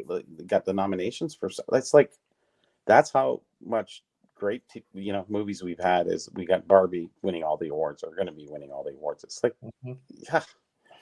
yeah, you can win an Academy Award, and they just didn't have a lot of great movies that year, and you're the winner, right? I think that happens a lot now. I think a lot now. I'm as a history person, I'm interested in checking out Oppenheimer. Like, I'd like to see it. Yeah. But it's one of those things, like, I'm not in this rush. Like, oh my God, I got to see it right this second. But I am interested. I would like to see it.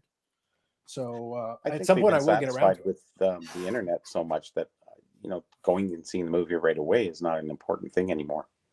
Nah, not really. But when we used to look forward to movies, now we have so much content. A movie, we'll slide it in somewhere. It's not a thing that we need to satisfy. It's not that itch to scratch anymore. It's sort of just, we'll get to it. And well, it's kind of in the vein of what I said earlier tonight about getting to reading. I think I've shown this before. So I'm actually working through, I'm about a third of the way through this book. It's called Electric Shock: From the Gramophone to the iPhone, 125 Years of Pop Music. So it actually goes through a history of popular music.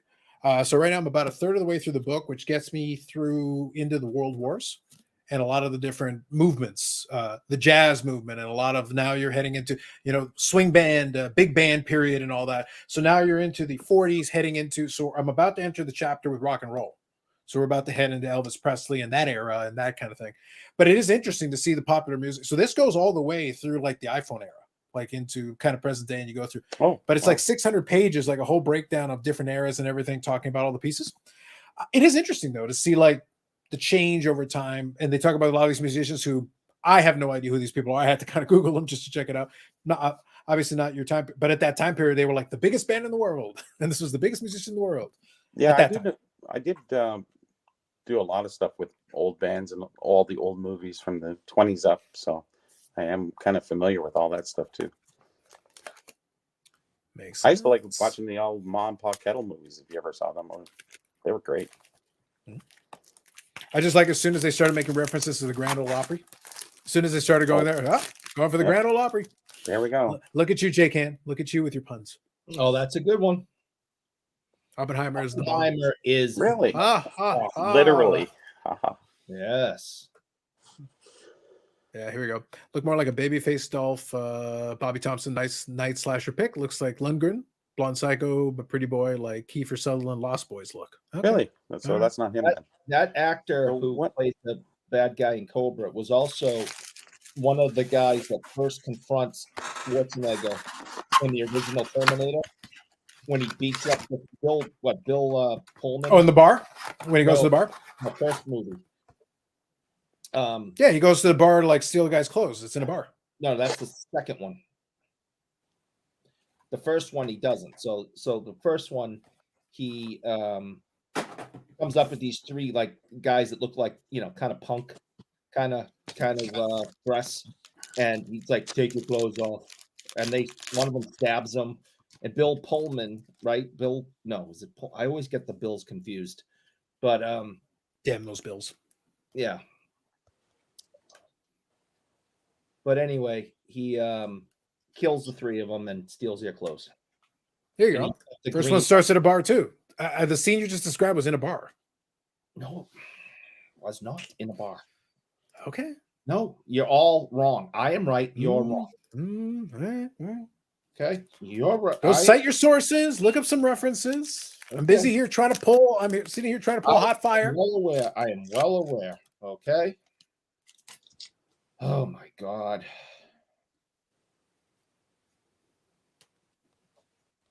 My next trick after that will be figuring out what to do with all the singles.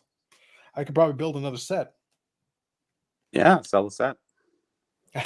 Yeah, I'll have to see. The problem with selling a set is that obviously it weighs more, so now you got to put it in a box. It's kind of annoying. Mm-hmm. I suppose I could. I'll ask around. I'll ask some of the buddies if they want one, if they haven't already built one. They would like one.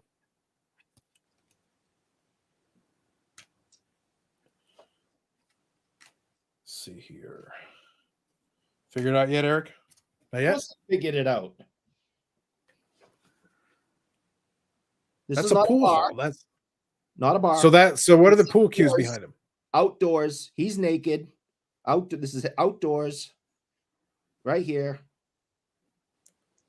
There's the guy that's the killer, and there's the Bill who was in Aliens. Now I have a question. So this is an outdoor pool table? No, there's no pool table. They are outdoors. What is in the back? What is in the background behind them? Oh my good lord. And also check what Uncle Vinny wants. They're out. I don't care about what Uncle Vinny wants right now. They are outdoors. I don't know where. Okay, they're in San Francisco somewhere, I think. Well, but I'm seeing all these things behind them that look like pool cues. So I'm asking, what are those things? No, that's a fence. That's a gate. That's a gate? Yes. To keep what out? I don't know. See, look they're sightseeing. They're outdoors. You know, it's one of those telescopes. Put a quarter in. You can look at like Alcatraz. Right? And now here he comes. Look, he's outdoors. See, are we all watching this, folks? Right? Well, I think we can stop watching it. I'm not getting a copyright strike for you, Eric. I'm just telling you. I'm right. The rest of you are wrong. That makes me awesome, and the rest of you suck.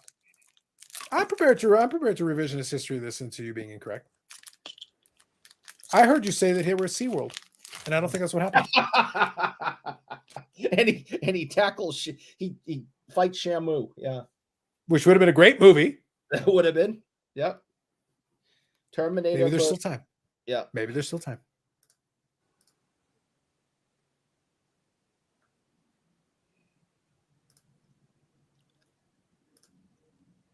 For the Chickasaw Rancher was good too. All right. Oh, maybe it was that one. You're right there, Bobby?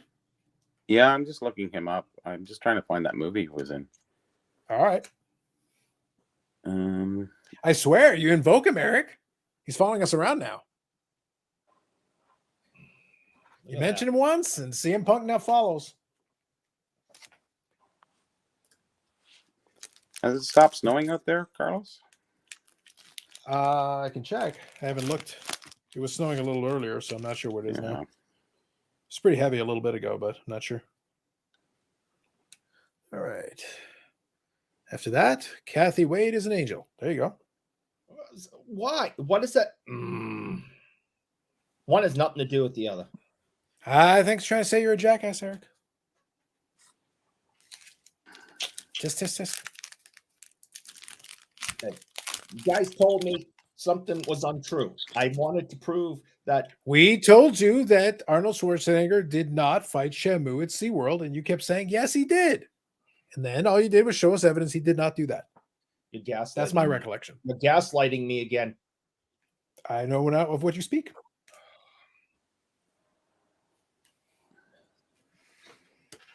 Revisionist history for the win, Eric. He who writes history makes the rules. Yeah, he came up against 3 Punk guys, and 2 of them were turned into famous actors, and he killed them all and took their clothes. Wow. He was not in the bar. Wow. They're all a bunch of stupids. I see. Yeah. Bunch of stupids. That's what you are. Yeah, I can't find him. Unless Rage agrees with you. He's taking pity on you. Yeah, I'm mistaken that maybe for Beverly Hills Cop, the bad guy. He was. Yeah. Also starring. But there was another movie too. I can't find it because IBD is retarded. Horrible to search. Just awful. I must say. Hey, how did I get up here? Oh, Eric was babbling some nonsense about Terminator 2, Shamu, and SeaWorld. It was weird. Nope. Strange. Nope. It didn't say any of that. I know not of what you speak, Paul. Nope. I may have to completely retcon the entire section from the live stream. It may disappear. No, you'd hate to show anything at the end of the year that I was right when I said something. You'd hate to show that. I cannot show something that didn't happen. No. So slowing down in the Toronto area. We're getting some up north in Minnesota. You don't deal in nonfiction. Correct. We're always coming a movie halfway and not having digital. Yep. I think Rage enjoys just being random. It's all over the place. Like I look at these comments and I'm like, I think there's words in English. Sometimes they're in some kind of a sequence. You figured them out yet, Eric? Have you cracked code? No. We know Rage agrees with you, so I don't know if that's a good thing or a bad thing. Cocaine's a hell of a drug. I don't know what to say, man. That it is. Not that I've ever tried it. Eric might need it after all this. It couldn't hurt. Oh my Yep. God. Takes the pain away. I need a hammer to the head is what I need. That could be Rage. Very easily. Go over to Yannick's Kathy, place. He'll help you out. stop. No. He'll help you out with that one. Like that's right, exactly. It'll be like it's like Kathy. It's your coming son. in. We can see behind. And it's like, doink, doink. Yep. All right, so this box contained a couple of numbered cards, but this one's a 100, so that's not bad. And it did have an autograph. I'm surprised there hadn't been that many autographs up until this point. Is that your It's not a bad autograph? That's the first autograph in this, in the intercase. Is CM And Punk? the other one, I actually ended up with 3 autographs, so I'm a little surprised it's been not too many. But Yes, mind got you, a a 1 of 1 and the other stuff, so I can't complain. Like I'm not going to complain. Not worth it. No one will listen. I was a little surprised that not too many autographs in those many boxes. And I've got one more box before I leave the last 2 for the channel. So we got one more. We'll take one more shot at it. Is cocaine still in Coca-Cola? And Eric's it is. No. I They don't took drink it out. Coca-Cola, but if it's still had cocaine in it, I may switch. Did they take it out in the 50s or 60s? I think it was probably earlier than that. I would hope it's earlier than that. I know like it was like ye olden days. They definitely had it in there. But yeah, I would say it wouldn't surprise me if they took it away like in the 20s or something like that. No, I think it was still around in the 20s. I think it was Well, not until the 30s, There's only 40s, a way maybe. to find out. Cocaine, Coca-Cola. I gotta check outside 1 second. Go I for might it. have to shovel. Shit.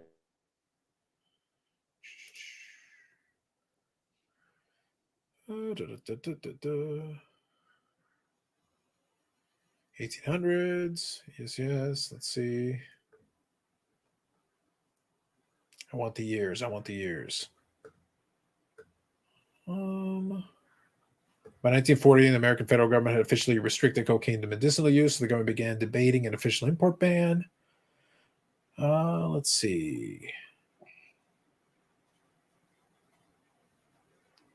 Trying to see if I can get a year here. Special loophole, blah, blah, blah.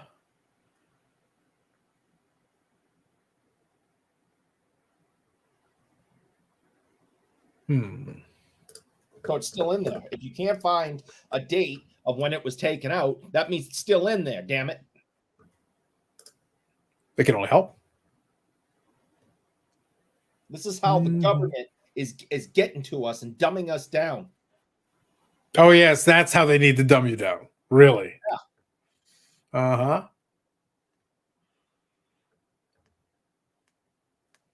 Yeah, it's a government conspiracy. Mm-hmm. It'll have to wait till the morning, the shoveling. Oh, well, it's too late now anyways. Yeah, they used to sell the cocaine to pharmacies and what have you. I think that was in the 30s, 40s, 30s. It was probably before the war. We can't find a date of when they took cocaine out of Coca-Cola. Therefore, it still must be in there. Well, they took it out and sold it to pharmacies. Now, find that timeline. Yeah, well, what I was looking at is I saw there were a couple of different bills and legislation that were related to it, trying to restrict import and stuff like that in the 20s. That's what I saw in there. But I was trying to find information. So it seems like the 30s it might have probably came out. Well, if they took it out, then I guess that was the time they restricted it to the public. So probably 20s or 30s, you might be right. Well, if you couldn't drink, well, cocaine wasn't so bad back then, so they thought. If prohibition, you couldn't even have a drink. I'm assuming they wouldn't allow cocaine in your soda. I enjoy that. Literally, by punching that in, I get like 100 different links, and half of them are like, there was no cocaine in Coca-Cola, and they're like, there was some cocaine in Coca-Cola, a very little amount. It was legal. I'm like, make up your damn minds. I thought that'd Good be Lord. a quick Wikipedia like thing. I thought it would be too. Like I'm literally scanning it and I'm like, okay. I It gets just wanted a convoluted date. because everybody's I taking just wanted a everybody else's date. shit. Yeah. Eric just crack a store of Coca-Cola from when Coca-Cola was the ingredient. There you go. Sometimes I wonder if rage isn't on cocaine, like the good Maybe. stuff, not the trace amounts. Cocaine's a hell of a drug. Kids don't experience boredom if they have tech with immediate gratification. That is true. Let's see here.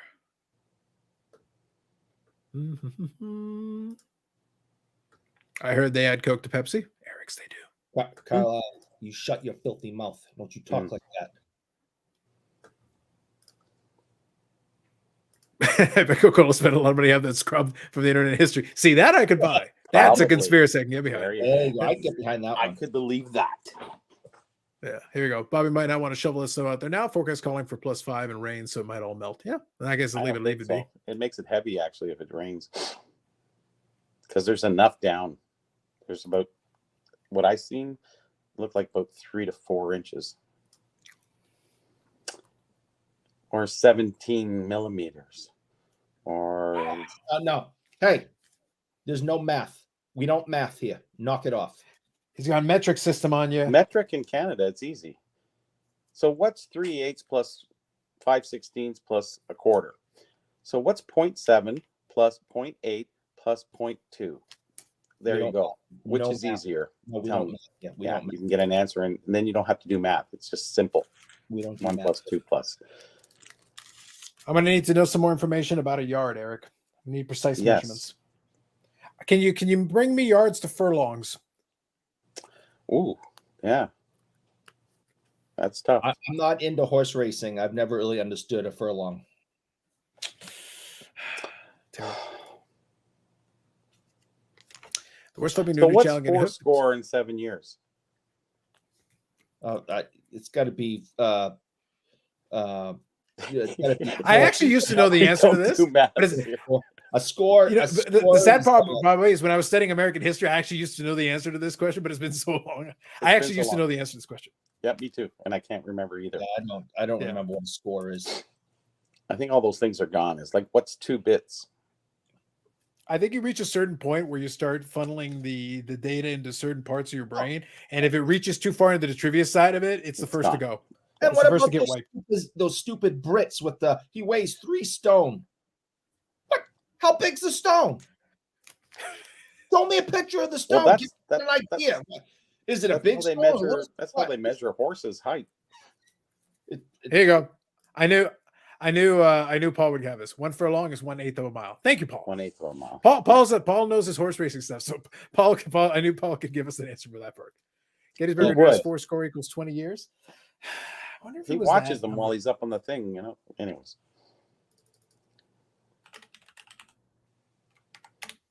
4 score in 7 years. So all right, since score means 20. So score means 20. Yep. So 4 score was 80 and then 7 years. So 87 years.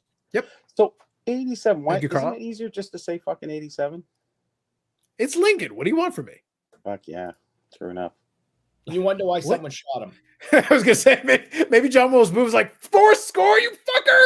I'll take this. And it turns out it had nothing to do with Paul. It had nothing to do with anything except he was really mad about the 4 score. You gotta be pretentious. And they shot him in a theater watching John Wick. Like he didn't have the code of destiny to block all the shots. Destiny. The code of destiny. Wow. I thought you'd like that one. That went into quite the place. I'm not gonna lie. Well, it amuses me while I contemplate the amount of sorting I'm gonna have to do for all this. Oh shit. yes, jeez. You got a handful. Well, it's gonna be sort until you finish opening those other 2. Oh, of course. But the sorting is going to be one thing, and then it's also going to be listing it because a lot of stuff is going to get listed. That's monotonous.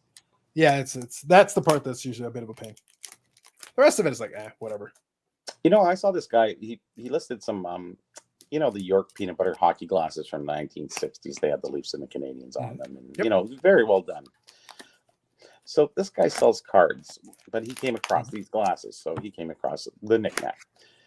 So his card scans are beautiful and everything. His shot on the glasses is like, dude, what happened?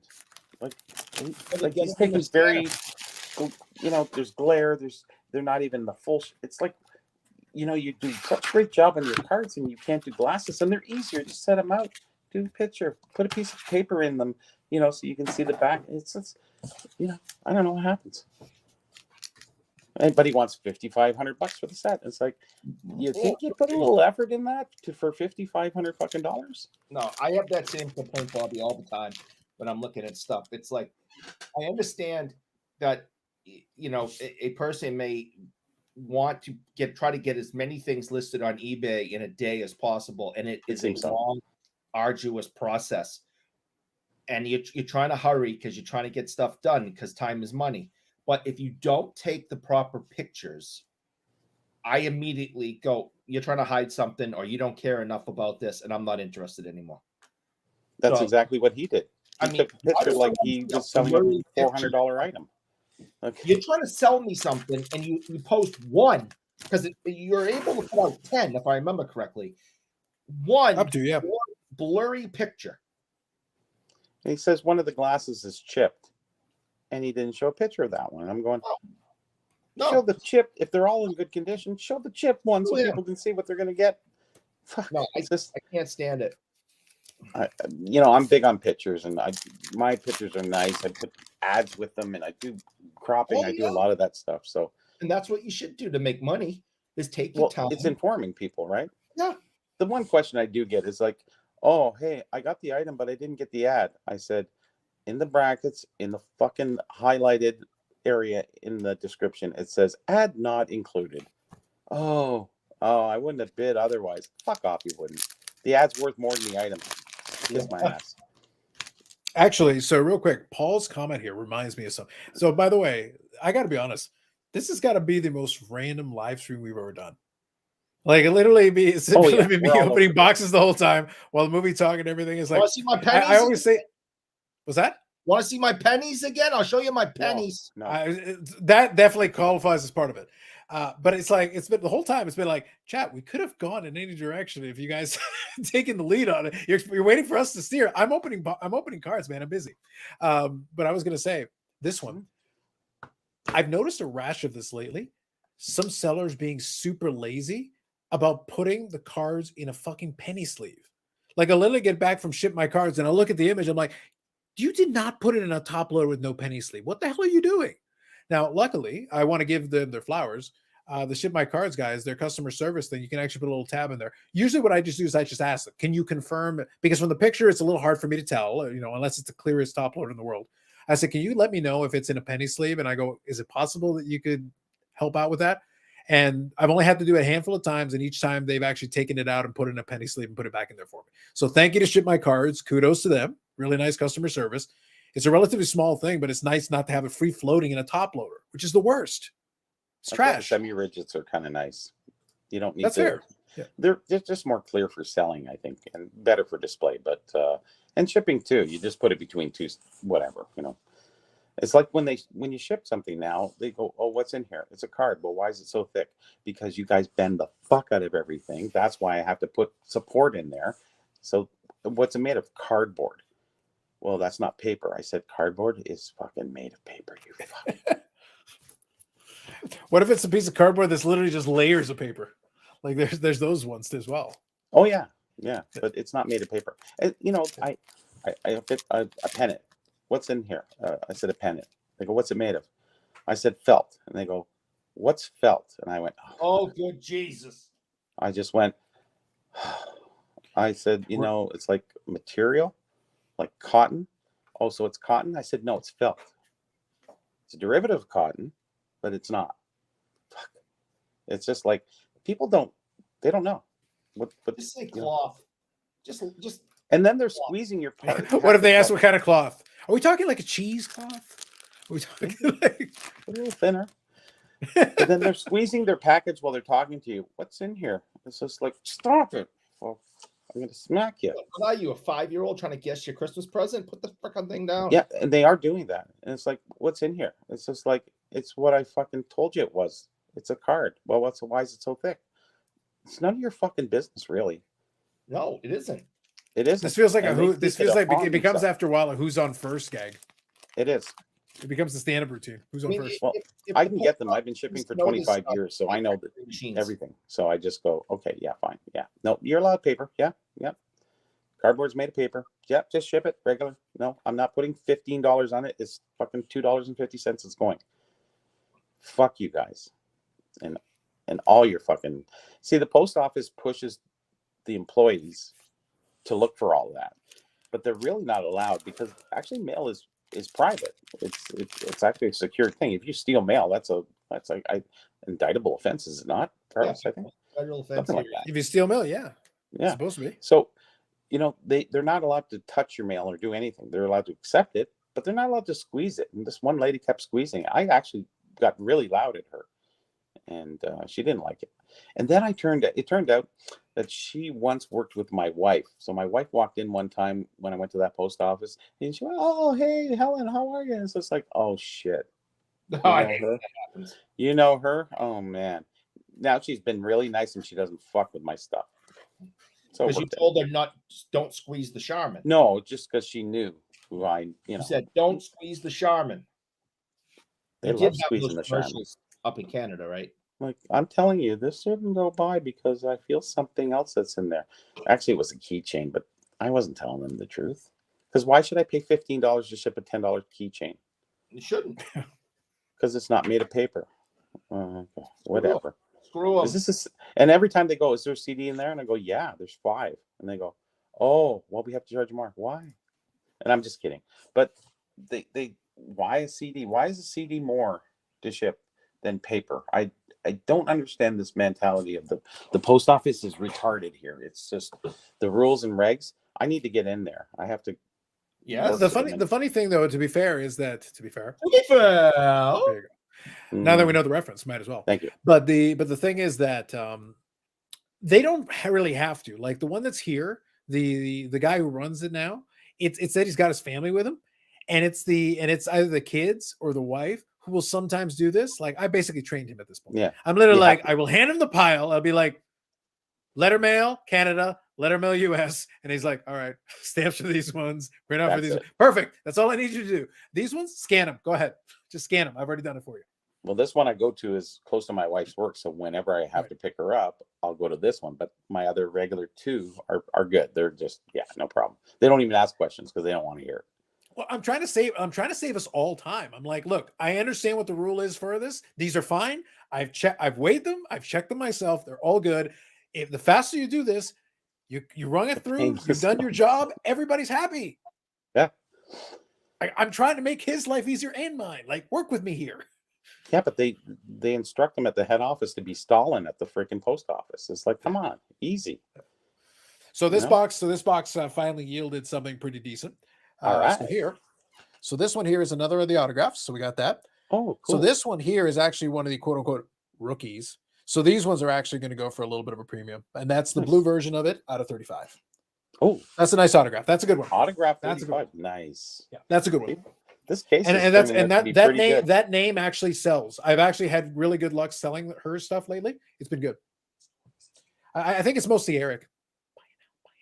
Buy it now. I see what's going on. Hello? I know. Huh? Did you tell your wife that the lady squeezed your package? I think it's the fair thing to say. That is, yeah.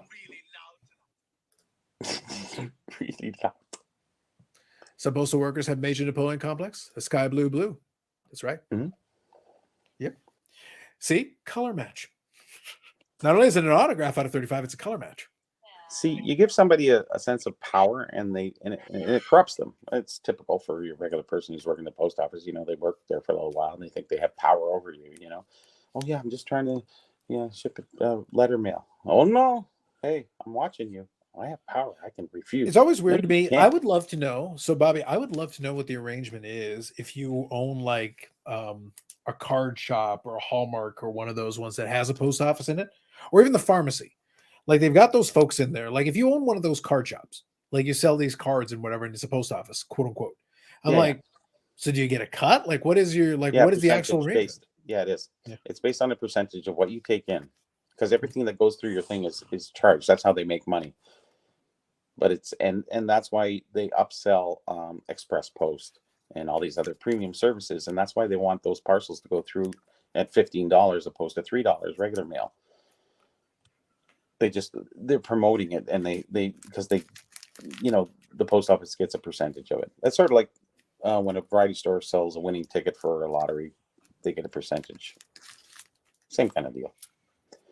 But it's a hard run. You have to be a busy post office to really do well because the hours suck and the work sucks. But it's hard for privates to do it anymore. That's why they're all in the Shoppers Drug Marts now, because the employees of the drug mart are actually the employees there.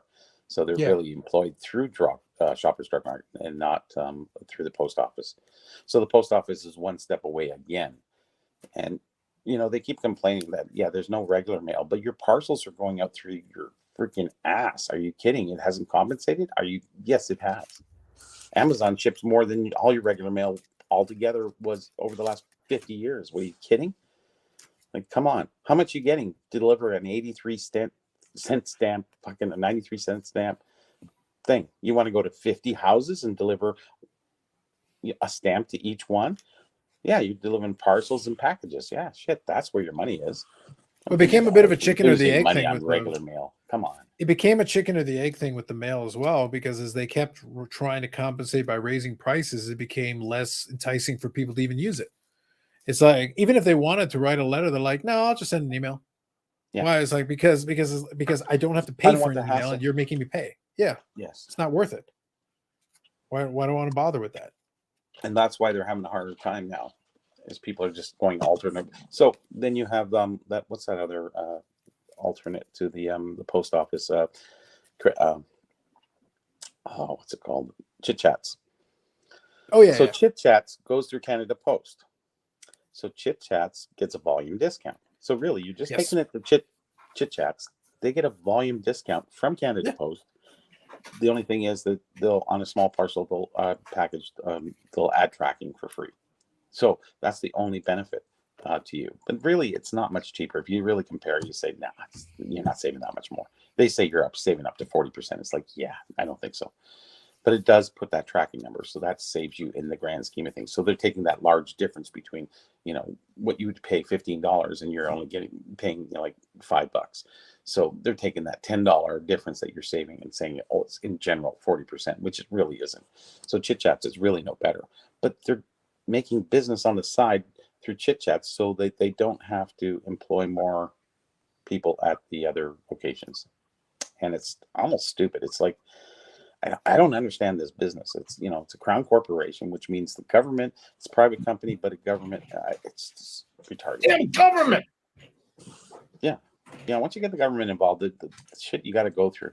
And they could make, they don't have media mail. So if you buy a magazine, you're going to pay like $10, $12 shipping. It's like, it's just a magazine. It's $8. Like, why do I have to? Remember what Reagan said? Like, the scariest words in the English language are, we are from the government and we're here to help. Help. Yeah. They're helping all right. Yeah. But the post office can be very profitable if they would lower the rates, and put smaller, they now have those boxes you can buy where, there's set price and what have you, which is fine, and that has helped a little bit, but it's still $16.99 plus tax. So you're at $20 anyway. So it really isn't saving you much. So regardless of what you're shipping out to BC, it's only like $20, but it's $22 in your own box. It's like, you're not on the prepaid boxes. So they really haven't done it any justice. The only thing that helps is weight. If the weight is a lot more in those boxes, you're not allowed up to 5 kg or something like that. So they haven't determined it right. And then you have this, like, I don't know what it is, like gas tax, economy. What is it? The environment. It's a fuel surcharge. It's a fuel surcharge. Fuel surcharge, yeah. And then there's now the other one too. Now it's, which, by the way, is random. The fuel surcharge reminds me of when at the border, and it was my favorite thing. I think I've talked about this before. My favorite thing in the world, which was also a bullshit thing they made up, was the infamous liquor markup tax. It was one of my favorite things in the world. I've had that going across the border, coming back from Buffalo and stuff. When they, if you make the mistake of buying the wrong thing, pretty good. But here's the thing: liquor markup tax implies that there's a set rate. Oh no! They literally make it up. It's like whatever they feel like that day. If Eric goes there, 150%. They're like, this guy looks like a douchebag. 150% for this guy. Oh, this guy seems nice. 8%. It's like it depends. The day of the week, the direction of the wind, the position of the moon during the cycle. Isn't not carbon now? It's carbon tax. I think it's still fuel surcharge. I've seen it on the receipt. Still shows fuel surcharge. Carbon something on it too, because it tells you the breakdown, even how much carbon. I know. I'm saying the receipt, the last receipt I got, literally, I bought one yesterday, and it was fuel surcharge. I didn't get a carbon one. It was funny because I did see on it that it online. I did an online quote, and it says your carbon thing is 3 or something, and I went, okay, so then your fuel surcharge is this much. So it's adjusted by that now. So now your carbon's included in, like, I have to worry about that. The carbon of the delivery. Like, I think what it If the so it's a bit of a government catch-22. to tax you, they will tax you. Yes. Here's the thing, Eric. That part doesn't even bother me. What I'm maybe, and I would kind of position it this way. I'm at the point now where I know that's going to happen, but I'm almost like, I would almost rather you just give me the total. I'm actually more annoyed seeing liquor markup tax. Me too. Or fuel surcharge or whatever. Like, you know what? Just give me the total. That's it. $30. Okay, fine. Great. Like, don't even tell me how we got there. I know it's something stupid, but just give me the number. I just need to know the total. That's all. Well, we have no alternative, though. We have no competition. We're FedEx, UPS, Yes. all the gov services too, but they're not affordable to ship small items, unfortunately. That's correct. Yes. I think everyone would agree that no matter what the tax is, or if it's just for the mail or it's for the government, whatever, we don't mind so much being taxed. What we hate is the waste that we find out about afterwards.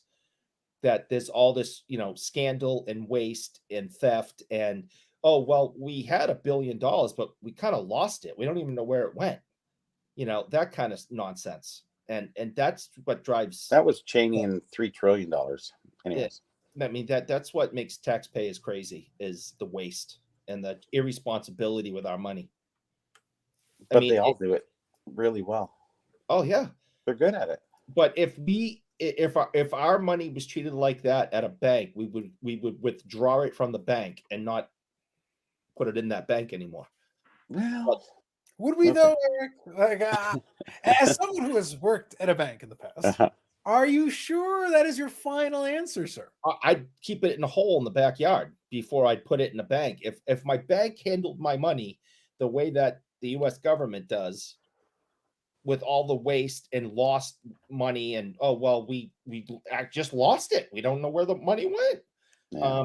If that's what my bank told me, I'd be like, okay, I am no longer a member of this bank. I will go dig a hole in my backyard.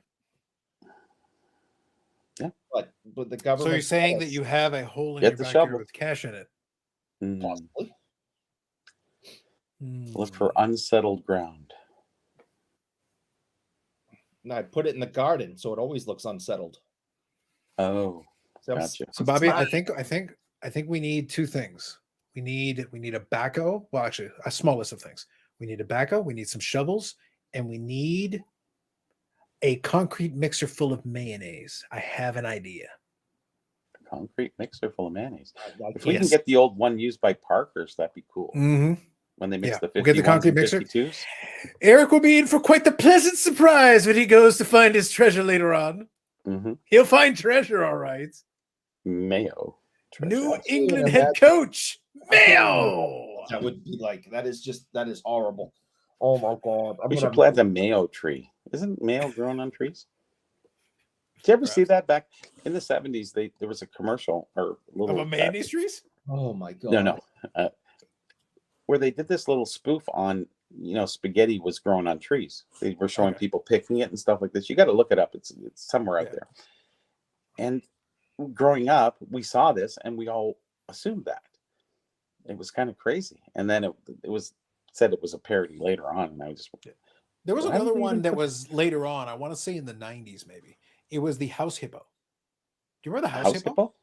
Yeah, it was a commercial that was basically talking about not taking everything you see on television as fact. It was like a public service announcement, but they did this fun little thing, and it was like a house hippo, and they had this little hippo that was inside people's houses, and they talked about like it was a documentary, but they were talking about a little house hippo, and they were literally like, there is no such thing as a house hippo.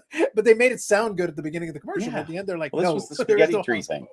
It was the But spaghetti. it's a and they were similar cooking. concept. It was a similar concept, but it was done later on. I want to say in the 90s, early 2000s. It was years ago now. But I don't remember that. It's kind of interesting because I'm usually pretty good at stuff like that. Well, you know, my last article, I was talking about AI and basically the influence it'll have on the AR hobby, even our society in general. And that information, you know, if it's hearsay, in my article, I kind of hung, what was it, SGC out to dry. And I said, you know, I contacted them and they didn't change the set, you know. So you have SGC who has the wrong set graded, the wrong year on it, and you have PSA with the wrong year on it. You have all these other companies with the wrong year on it. If AI gets out there, they confirm that being that set, because my one article that dispels all of that will not be taken into account going forward. So you can extrapolate that into so many different areas and so many different other issues that, you know, hearsay will be the new fact going forward. So we have so to I found watch it. so I'll send you. So I'll actually include a link in the description for you guys if you want to see exactly what I was talking about. I'll send it to you, Bobby. Did you It was find the spaghetti 1999. one?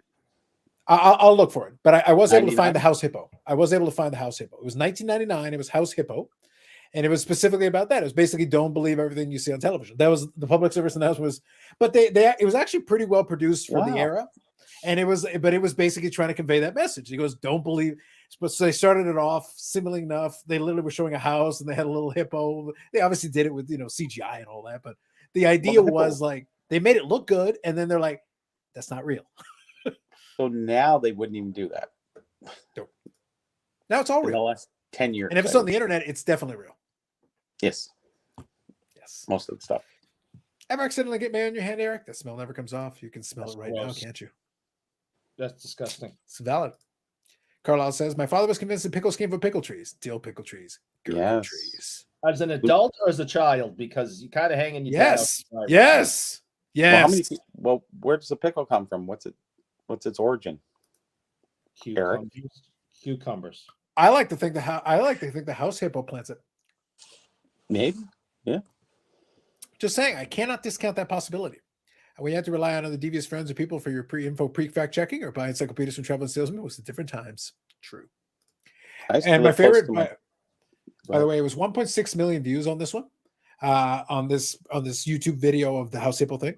But the very first comment on here is a favorite of mine here.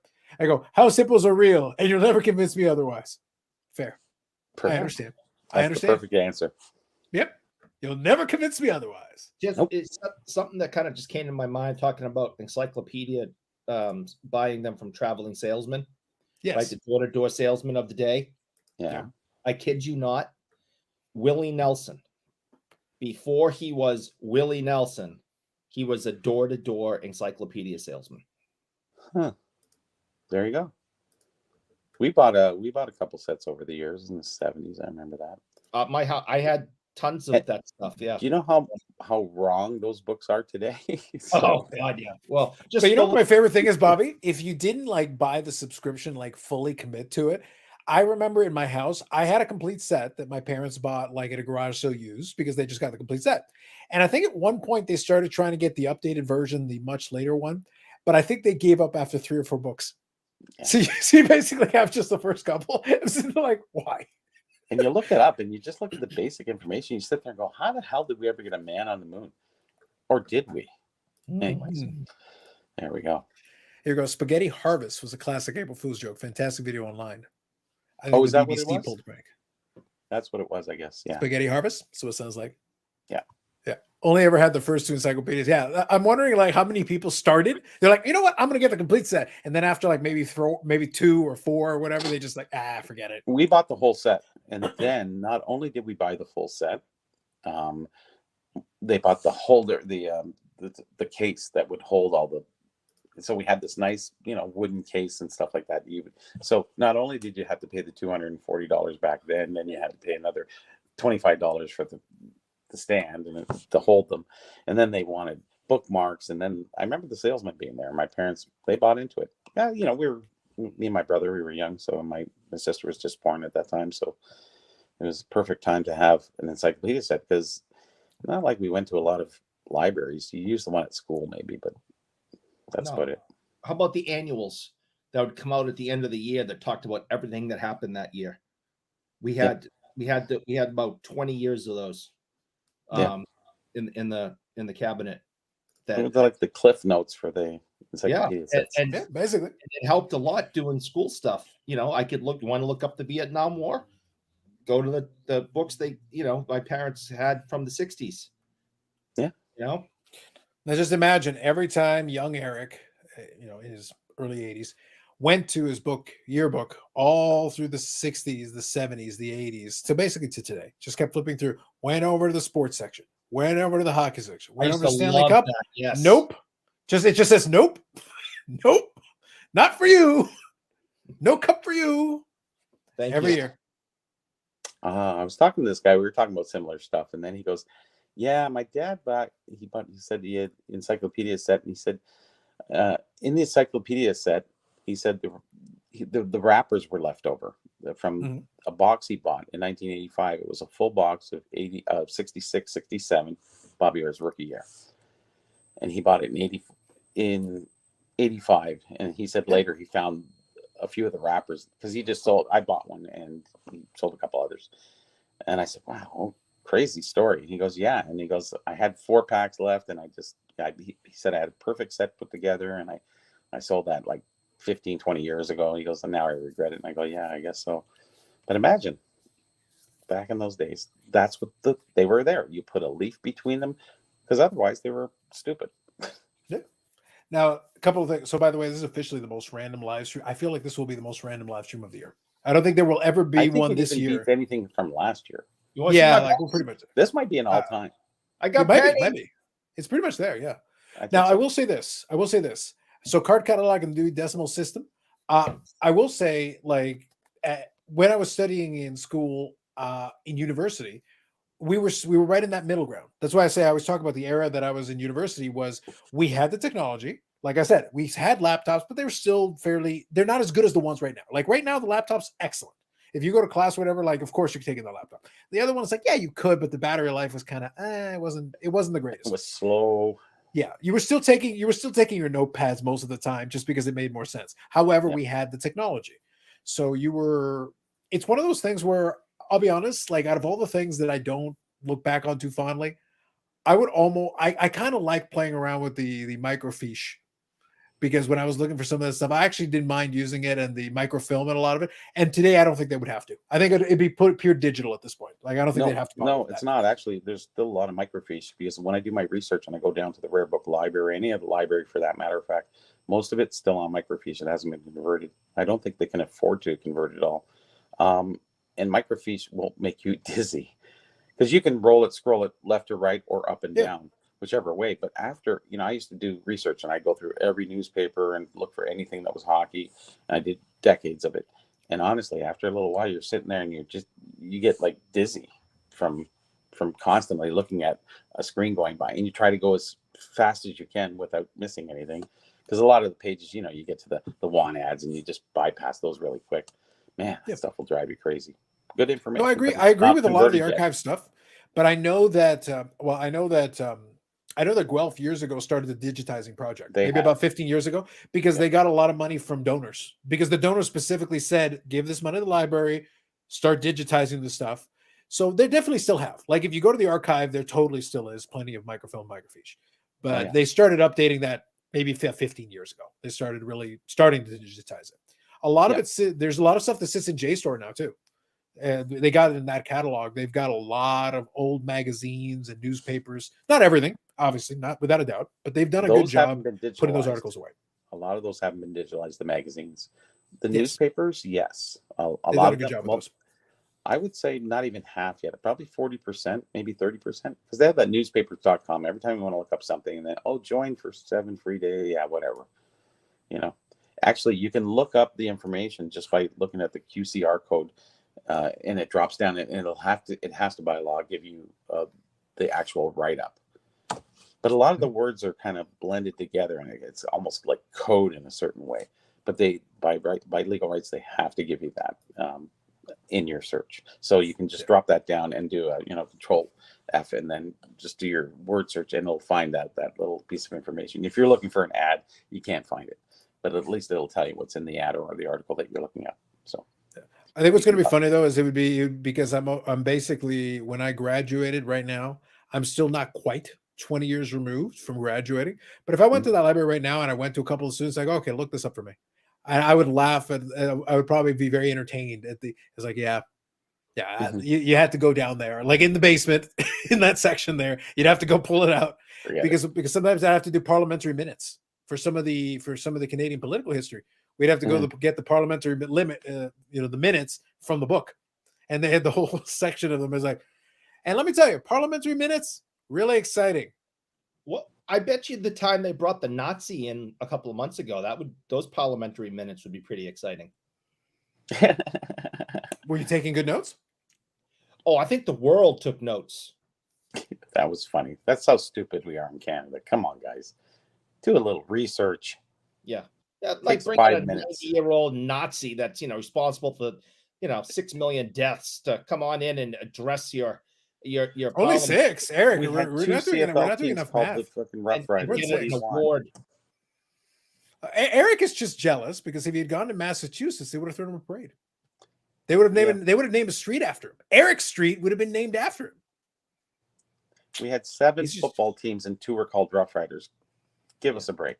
Yeah, I know. Like Eric is just Eric is just seething with jealousy. He wanted a shot and he didn't have a chance. Not a smart people up there. I know. Mm-hmm. And I like this coming from the man who couldn't find Chopped. Tell us more. Your Canadian GPS? Nope. I'm standing down the street from the place. I hit Chop. I hit go. It took me 3 hours down. So anyway, U.S. Sports Card said, Carlos, the Chicago Bulls did a big Hall of Fame Ring of Honor ceremony tonight, and the Bulls fans booed the Jerry Krause induction, but his elderly wife was there to accept it, and they made her cry. Lay sad. Eric would have made her cry. He would have punched her in the face, because that's the kind of man he is.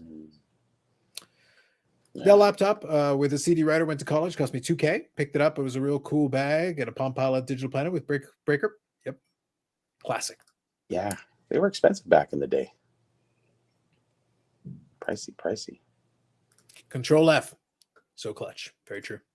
Like I said, it's a situation where I enjoy being in exactly the age bracket where I can still appreciate when I had to do that. But of course, I like the fact that I can look up a lot of certain things today, and it is easier. Like certain things, like I don't necessarily want to go back to doing it all the archaic way. But I can still think back a little nostalgically to the hours that I had to spend doing it. It was kind of interesting. I don't necessarily want to go back. I really want to do it that way again. But it was something. It was of its time. It now might be a good time to look at your pennies. You want to look at my pennies? I got pennies. He's got pennies.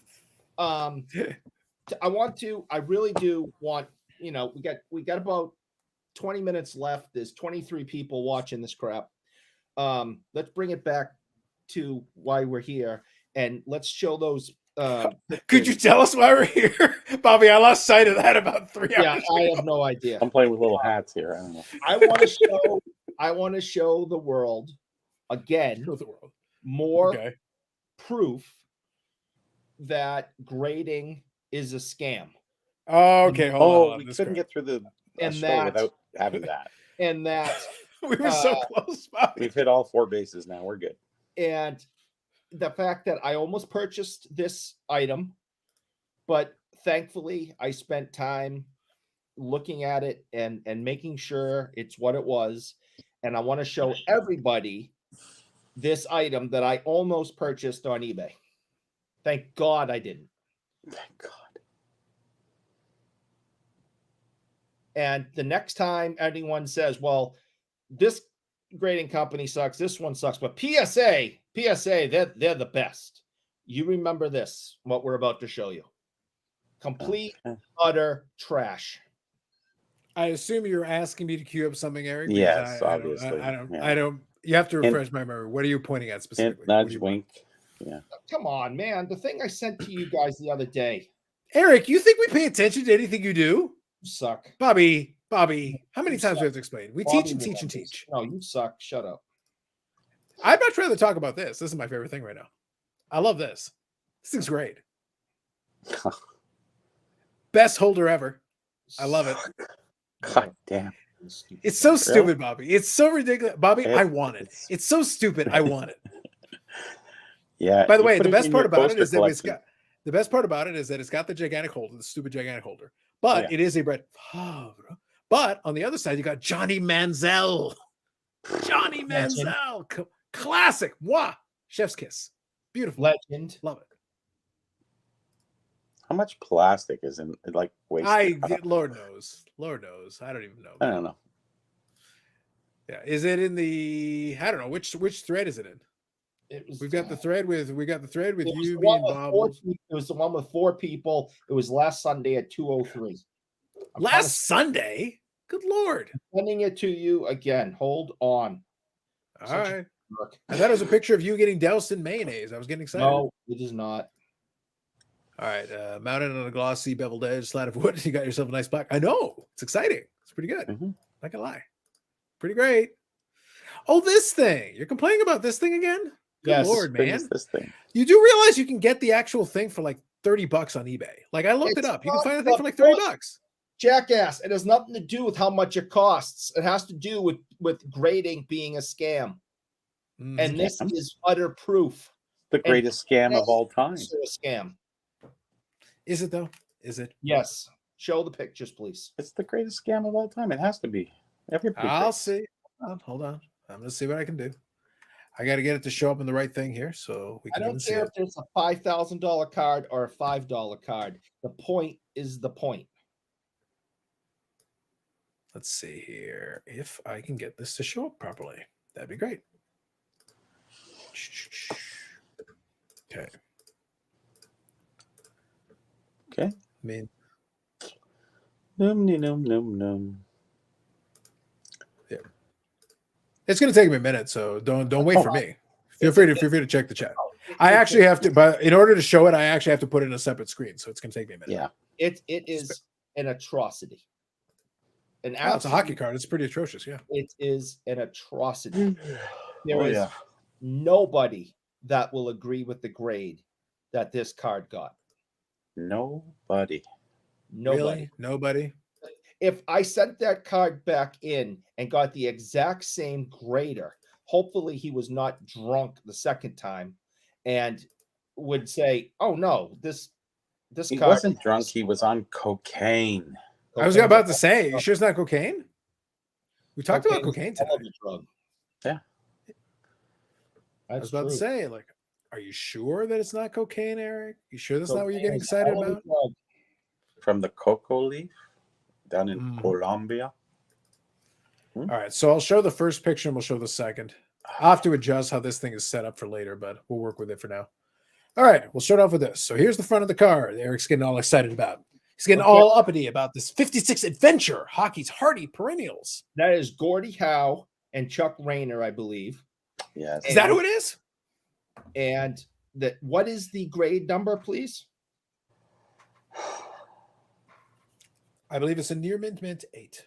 Near mint 8 from the P, the S, and the A. Now, would you mind showing the other side of the card, please? I don't know. Can I show the other side of the card? Maybe. Maybe I can.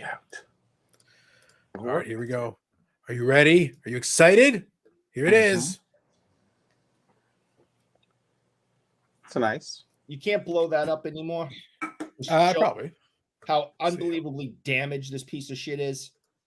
Okay, I felt it was damaged. I felt the front was damaged. Okay, I felt the front was damaged. To all you 23 people who are still watching this crap, this is what PSA considers an 8. But it's creased on the back. Okay? Yeah. That is what you're paying for. The centering doesn't matter on the back. The creases don't matter on the back. Hard-earned money into PSA because PSA is the best. That is a PSA 8. Yeah, it happens. Yeah, it happens. It happened here. PSA 8. That is what you're paying for. Yeah. Oh well. Yep. People as make anyone mistakes, Eric. who's still watching this crap, People that make mistakes. and if you paid, okay, well, actually, if you paid for it and got it, you'd be all excited probably because you're like, I just got a bonus, but you'd never be able to sell it to anyone with a brain. Anybody buying that doesn't have a brain. So for the record, you can get a 6.5 for $35. It's not about the money. You just It kind of is. It kind of is, Eric. No, for like $100, I don't care. Yeah. It's the number one grader, right? The one that gets all the credit. And they gave Do they get all the credit? I'm pretty sure they get all the blame. And that is what they consider an 8. Actually, with the centering on the front, an 8 was a challenge, but a lot of those cards were found from vending. And there's one short printed card. I think it's the Nazi, has the Nazi symbol on it. What's his name? Boxer. Max Schmeling. Max Schmeling. Yep. Yep.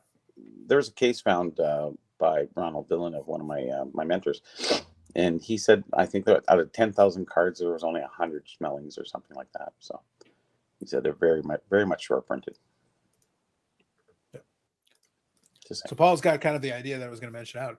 Eric, do something about it. Resubmit it, pointing out the flaw, and get it graded a 3. Now, but so Bobby, part of the reason I was making fun of it is that so the thing is, for all of Eric's complaining and belly aching, PSA does have a guarantee in there. What you could do is you could purchase the card, and you could send it in and be like, fix it and pay me the difference, and then they would give you your $40, and there you go. But it's not the point. How the hell did that get through the great PSA's graders? How the hell did Mill Schmidt not be included in the Boston Centennial set? These are questions for the ages. Listen, you can keep turning this back to Eric's an idiot. That's fine. That's what we did for the last, 3 hours and 49 minutes. But Eric, we can literally find 50,000 cards that are overgraded. What's your point? Fine. If you can find 50,000 others that are just like this, why do people continue to send graders their money? I'll tell you how it happens offline. It is complete No bullshit.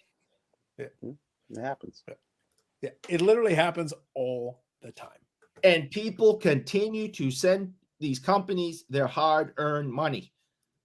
That's one example out of what, 1 million this month, whatever. It's about 1 million a month, yeah. Yeah, which is Crazy. It's something I don't think I'd be bragging about at this point. Yeah, it is just horrible. And like I said, to be honest, you could exploit it. Like as a buyer, you could then get the card cheap, and then they would literally have to pay you back for it, and you basically get it for free. Yeah. To be honest, it's a feature. And then you can take it out of the holder and then just put it in the top loader, and you're happy. And they have to pay you for the privilege. Well, then you send it to somebody else. PSA is being like Santa Claus. Maybe that's what the guy that bought it's going to do. I have no idea. Good for them. I want nothing to do with it. The funny part is that they did put a picture of the back, where a lot of times people won't put a picture of the back on a graded card. They'll just show the front because they're afraid to see the off-centered on the back and going, hey, is this really an 8? Is it really 7? Whatever. So kudos to that. Just complete. And damn that zoom. I'm telling you. To their credit, to your point, the seller did go above and beyond to disclose. Because once it's already been graded and certified, they really don't have to go any further if they don't want to. But so once they sell it, and the guy just looks at the front and he just goes, I'd like to return this. Well, you saw it. It was pictured. Well, the thing is, as soon as it's graded, as basically eBay would actually be like, well, you bought an 8, you got an 8. You were promised nothing else. You got exactly what you bought. That's exactly what it said. That's exactly what you received. Yes. That's the one time. Funny enough, that's the one time where the grading actually kind of saves you, because you'd be like, all I said is that this is a PSA 8. That is what you received. Yes. Good day, sir. Good day, sir. And again, who are they to give an opinion beyond that?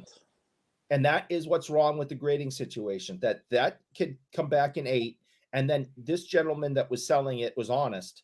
but someone who was dishonest could take you for a lot of money if it was a card that more people wanted. What if it was a $1,000 card? You're insured through eBay. Don't worry. You're insured. The fact that you guys aren't bothered by this disturbs You're me. insured by PayPal. We've literally been in the hobby forever.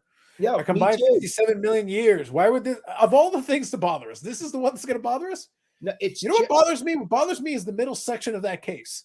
Yes. We started off with a 1 of 1. We finished with a good autograph. The autograph at the end was good. That was good. That bothers me. Mm-hmm. Billy, where's my fixed case? Yes. God damn it, Celio. You need to know. For Eric, this revelation on grading was a mind-altering experience. It For wasn't. Carlos, it was a Friday. It wasn't a 6 when you're like, all right, well, it went from a 3 to a 6. You know, whatever. That's stupid. No, it's a freaking 8. What the hell's going on at PSA? It's a 3 dressed up as a 9. I think they did what I did. They go, what's the card worth in an 8? $1.50. What's the card worth in a 3? $1.50 minus a penny. One of Eric's pennies? Yes, one of Eric's pennies. Can't be one of Leave our it be. I have spin the wheel. Spin the wheel. Pick a number. Random number generator. Oh, that's exactly. They threw a dart at the number board, and that's what they hit. And they went, okay, it's going to be an 8. I think they gave it to a grader, and they said, hey, what? Hockey card? Fuck this. I don't know who this is. 8. Good enough. Hockey's Hardy. Time for lunch. Time for lunch. Hardy's perennials. That card up. Look, the jokes aside, the fact that there is a 6.5 on eBay, literally $35 or best offer. It's like, so like, what is it? Like, what's the actual value on that? Like literally $100 in an 8? Maybe. Yeah. Being generous. Yeah. Why do you keep, I don't get why you keep focusing on the price. It is the principle. It is not. What is the principle, Eric? I don't pay principle. Would it make you feel better if it was sitting on a dealer's table raw and he put $100 on it? Maybe. Without the grade on top? It's like, I'm going to charge you $100 anyway, crease or not. What do you want? What's the difference? I don't want to play with you people anymore. You already played the game. You can only beat a dead horse so long. Yeah, you gotta have a bad box. It's not mathematic boss. It's influencer. Yeah, it wasn't. That's right. Gotta have a bad box. So it's not mathematic boss. It's an influencer. Okay, yeah, it wasn't quite good enough for that. Although, like I said, I like the 1 of 1. The 1 of 1 I thought was a good one. I'll do the measurement. I'll figure it out. I like it. Did he leave his mic on? Open mic. Oh no! I know. Watch out. It's fine. I got an SI Tiger Woods. Anyway. So I got an SI Tiger Woods PSA 10 with 28 tiers per side. Who's counting? Perfect roller tiers. Move along. There you go. Yeah. It's perforations. I think those are hard to grade, the perforations, like honestly. I don't know how. Well, listen, don't get started. Don't get started on the Peachy rough cut. He was arguing the other day about he went is like, it's like I got a bunch of Peachies with no rough cuts. Look at these ones. Oh my god. They must be fakes. It's crazy. It's crazy. Well, you know, one thing the grading companies do that isn't really good is, like, you know, I was talking about the perforations. I don't think they grade them properly, regardless of that. They actually, on the hand cut, I'd like to know where they're getting the measurements for the hand cuts. Because I'm sitting there going, how's that a 4? Like, how's that a 4? It's like 3/4 of an inch shorter than the normal one that's usually, you know, within the parameters. And I just sit there and I go, okay, whatever. What are you going to do? And it's usually on the oddball weird stuff, right? So it's like, God, hand cut. Like, hand cut shouldn't even be graded. It should just be hand cut. And, you know, take it for whatever it's worth. Right. Not a 973 or something. I don't know, whatever. It's tough. It's tough because they grade too much that they don't really know the breakdown. You know, we have the Bobby Orr card, actually, Eric, you know, the General Mills one, which is very rare. But it's actually cut off the front of a box. It's part of a whole full advertisement, but then it's all in white. And then there's the picture of Bobby Orr and Gordie Howe and a few others. And that card is like $1,500 for a beat up one. But what's the parameters of the cut? It's from a full ad. I'm going, how do you guys, how are you grading that? I said, you know, what is the cut? What should be the cut? and it's random. Like every time you see one, which you don't see many. I think about that for the postcards. So like the post baseball cards, and like you've got like there's things you can do where you look at it and go like, okay, so how do you define what the correct size is when it is like a post is on the side of the box? It's a hand cut thing. So what do you consider to be good? Like, is it right on the line? Is it just inside the line? Is it outside the line? Like if there's a perforation line, it should go right to the inside of that perforation line because you're allowed to cut it out. It was meant to be cut out, and that's the official. I have a good break the way it should be. So, but yeah, it should be the inside line. But so many times, what is the outside line is the question. What is the right border? Because I see borders that are really thin, and then some are thicker and a little thicker, and it's like Eric wanted you guys to be drafted. By the way, in the chat, he was pointing at you to be drafted. He's choosing you to press the like button because this is your last chance to hit the like button so that he pays full price. That's what it was. It was in code. I got. That's what he literally was pointing at you people. At you people. You to do people. It. He's challenging you. Again. He doesn't think you have the courage of your convictions to hit the like button and force him to pay. Are we over in 5 minutes, or are we going to go a little longer? To be honest, it kind of depends. Usually I play it by ear. It's been like I said, this has been a very weird and random episode. It's just look, when we get into Eric's pennies, you know it's bizarre. You know, we've entered into a weird realm, Bobby. It's a very I think it went beyond the point of return. Yeah. It's like the Twilight, it's like the Outer Limits intro. We control the vertical, the horizontal. It's like I don't even know where we are right now. We're in a different zone at this moment in time. Yeah. Very strange place. Yeah. So I think we've all concluded. Go for it. I think we've all concluded. The important thing is that since PSA has a specific set of graders who only look at vintage, they looked at that card and said, fuck this shit. And they just moved on with their day. Which honestly, I can't blame them. Card's kind of boring. Kind of sucks. Why bother? Why spend any more time on it? Seems like the right thing to do. I think it works. So I'm convinced. Eric's impassioned pleas, I think, have been heard. And I think it's time to send some cards in for grading, as Eric said. I did not say that. Oh, I believe those were exact words. You literally were saying as explicitly as is humanly possible, guys, send some fucking cards in for grading. Your cards are trash without grading. Without grading, your cards are meaningless. They don't even matter. If you don't have them graded, burn them. Burn them all. Not what I said. Because they're garbage. Garbage. Without grading, garbage. As per Eric. If I did say garbage, that is how I would say garbage, but I did not say garbage. That is what I believe you said. That is what I heard. I think it was very clear. So last chance while the Burrell comes back into the garage of knowledge. So I'm serious. I actually was hoping for I'm going to bring this full circle. I was hoping earlier tonight for a couple of post NFL predictions. Do you people not watch the NFL? Like, I'm genuinely curious. I'm surprised in a world of talking sports, no one wanted, I saw a handful. Nobody actually wanted to take a stab at any picks wildcard weekend, predicting an upset, something. I don't know. Predictions for next year's New England Patriots under Mayo, the Mayo era, the excitement. I don't know. Just asking. Bills game might be moved from home because of the storm and all the snow. I guess it could be. I don't know. I kind of like the idea of them playing in a blizzard, or at least in a snow game, whatever the case may be. I don't know. What's the full forecast? What do they actually have in the docket? Is it just a bunch of snow? Is it wind? Is it a combination of the two? I assume it's going to be similar to here, but I don't know. I haven't looked too closely. Went from possibly missing the playoffs to having the number 2 seed at a home game to now possibly not having one. Mm-hmm. So is it just because of the weather, wind, and the conditions? I assume that they'll put in some kind of neutral field. We'll have to see.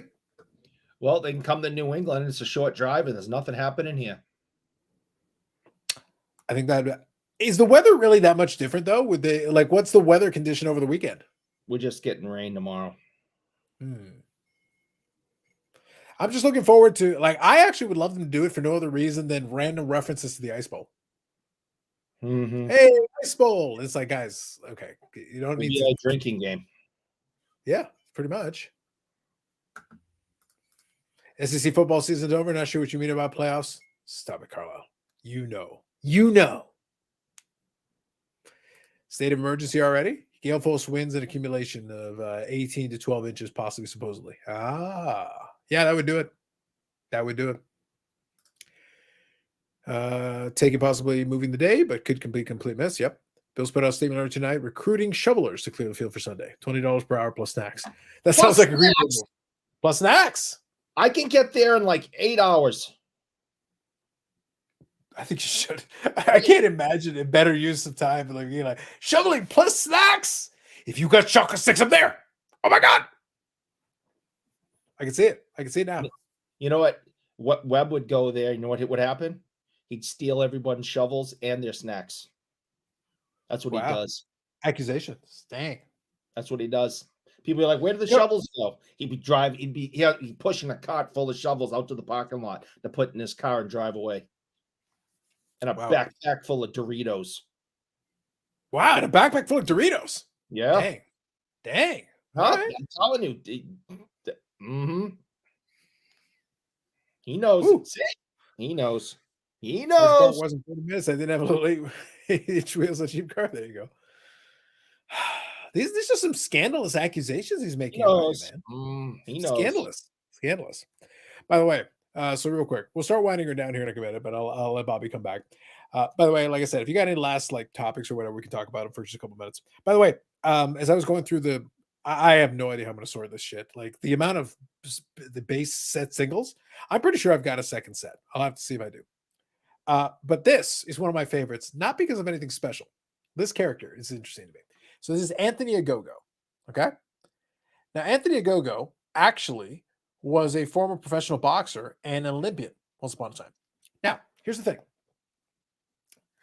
He came in early on in 2020, 2021, and the whole thing. And they did this whole gimmick where he's knocking people out with his big punch and everything and all that. And he basically vanished. And he did like a feud with Cody Rhodes, who's now with WWE. That's how long it's been. Like, it's been a while. And he's still in Allure. And I'm sitting there like, why is Anthony Ogogo in here? Like, I barely seen this dude. Apparently, he was on coverage when they did the show in the UK. He was on the announce team. And I'm like, why is this guy still getting cards? That's how far behind we are. I was like, all right, this guy hasn't wrestled in like a year and a half, 2 years. Anybody back into wrestling again? Yes. Bobby, was that, or we were going to talk about Eric shoveling snow? What? You getting snow up there too? No, I'm getting rain. We do have a lot of flood warnings. Yeah, I heard about that. And a lot of cities are going to get damaged, unfortunately. Oh, there's nothing you can do about water, man. You can't stop it. It's got to do what it's got to do, and you just clean up after. I can't believe that they can't. They don't have in low-lying areas where all the flooding is. I don't know why they don't put aqueducts in. Yeah, but we're getting. The Romans did it way back when. The ocean's going to rise 3 feet, and it's already. Last week, it came up over the seawalls in a lot of towns and flooded out homes and areas, and it's going to be even higher tomorrow. So all those places that spent all week cleaning up from last week are going to get it even worse tomorrow. And why don't they make aqueducts that kind of filter the water past the brick wall, around, back out? I don't know, my man. Because they build temporary players to figure out, not me. I just never understood that, where they always have constant flooding. Tornadoes you can't do anything about, but flooding you can. Most powerful force on this planet is water. Maybe not. It is. I always thought the most powerful force on the planet was mayonnaise. Tom says Bills win. Fair. Colorado Sports Dude says hi all. Wondering if we all have to watch tomorrow's game on Peacock. Can't help you there, buddy. It's on TSN for me. Yeah. TSN, you can watch it on TSN. Peacock is not a thing here. Nope. Watch it. First of all, there's no football on TSN. All right. Oh, but there is. Networks is 24 hours hockey. We get it all. 8 p.m. NFL playoffs wild card, Dolphins Chiefs. You're a liar, because it's probably a Toronto Maple Leafs game. Dolphins Chiefs on a rerun. Nope. Dolphins Chiefs. We get everything for free. Packers go in and upset the Cowboys. That's all socialist countries do. Yes. That's why we're well socialized in football. U.S. sports card goes. Packers go in and upset the Cowboys. I would enjoy that. All right, Tom's got some predictions. Detroit, Tampa Bay, Green Bay, Buffalo, Cleveland, Flacco for Flacco, KC. Flacco for Flacco. Miami upsets KC because Tyreek is crazy, and everyone before said, "Okay, there you go, going the other way." He's saying the Miami version of Florida man gets over on KC. All right, in the coldness, lots of power outages expected. There you go. Record-setting lows across the whole U.S. Whole frigid temps, whole USA. Whole weather map of USA except for Florida, Texas was light blues to dark. I'm going to look into NFL bite. Paul mentioned earlier. There you go. Yeah, the Peacock thing is a shame because I understand why they did it because money, but like for playoff games. So let me give we'll finish off on a more serious note. In hockey, when we do a lot of these things, we'll get to the pennies here in a second.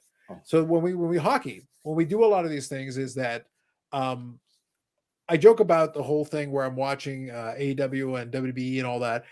I have the package to see the WWE stuff, but I did it because I was able to lump it with the hockey package so I can watch the Dallas Star games because I can't watch a lot of those, but I can get the streaming package and I can blink the two and I actually save a little bit when I combine the two.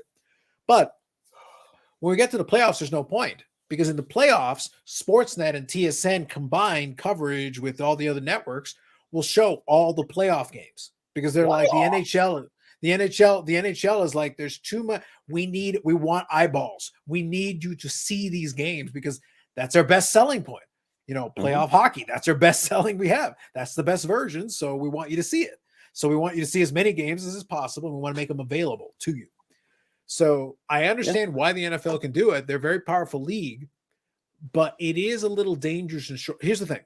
You want to pull off bullshit with prime only games during the regular season or Peacock only games during the regular season, I can get past that because there's enough games every week where people can see enough games where whatever. In the playoffs, I kind of want eyeballs on it, on my product. I don't care which league it is. If it's the NHL, you want eyeballs on your product. If it is the NFL, you should want eyeballs on your. If it's Major League Baseball, you should want people to be able to see the World Series. You should want that. They make great money on the commercials on those. Right. Yeah. So you should, but that's the thing. Like, if you're one of these leagues, in theory, you should want people to be able to see enough people to be able to see these games because that's your best selling point. These are the best games, right? But I don't know. Like, they're trying to do it. Like I said, from our end of it, TSN has broadcast rights, so we can watch it. And sometimes they'll put it on CTV or whatever. But the point is, we can see it. Regardless, we can see it, especially for playoffs. So they understand that. Only 3 to 5 subs to watch in the NFL. That's still a lot. That's still a lot of work. Additionally, miss ABC, NBC, CBS, and Fox for every game. Yep. No pay. Blacked out if it didn't sell out. Yeah. I just don't think that's good for the league. Even a league as powerful as the NFL. I don't think in the long run it's good to deny your audience that without putting them behind a paywall for playoff games. I don't know if that's a good idea in the long run. I don't think it is. Again, they make more money than I do, so I can't argue that piece, but it does damage your brand over time if you can't see the big game. KC is a big team. They're the defending Super Bowl champions. Like, that's kind of a big deal. Well, you want to make fans. You want to keep fans. They want to sell merch. Like, honestly, I can't see why they wouldn't want people looking at the games. Well, let me give you the most extreme, silly example. What if they said, okay, for the Super Bowl, we're going to put it on pay-per-view. Maybe you got to pay $99.99 to see the Super Bowl. To see the Super Bowl. Here's the thing. There are a lot of people that would pay. And for the short term, you'd make a bundle of cash. And hell, put the commercials on it anyway. Charge them $100 and show them commercials. But the point is, in the long run, that is not a good thing. In the long run, that would not be a good idea. You could get away with it for a little while, but I don't know. In the long run, that'd be a dangerous game to play because there's just so many people that see the game. A lot of people who will not watch any other game will watch the Super Bowl. Everybody watches Super Bowl. Doesn't matter. Yeah. So I don't know. I don't know what to tell you, man. Yeah. And already have the NFL package for $399.99 a year. Yeah. Like it's craziness to pay for a package where you're paying good money. Good money. I should be able to see all the games. That's wow. Especially when I'm paying like a legitimate amount to see the games. It's silly. It doesn't make any damn sense. No. We had that for a while. Like I used to watch NFL. I used to subscribe to NFL Sunday Ticket to get those games, and then eventually they switched to NFL. I want to say NFL TV, but it might have been called something else. They had a streaming version that was NFL specifically, and then eventually they switched to DAZN. DAZN.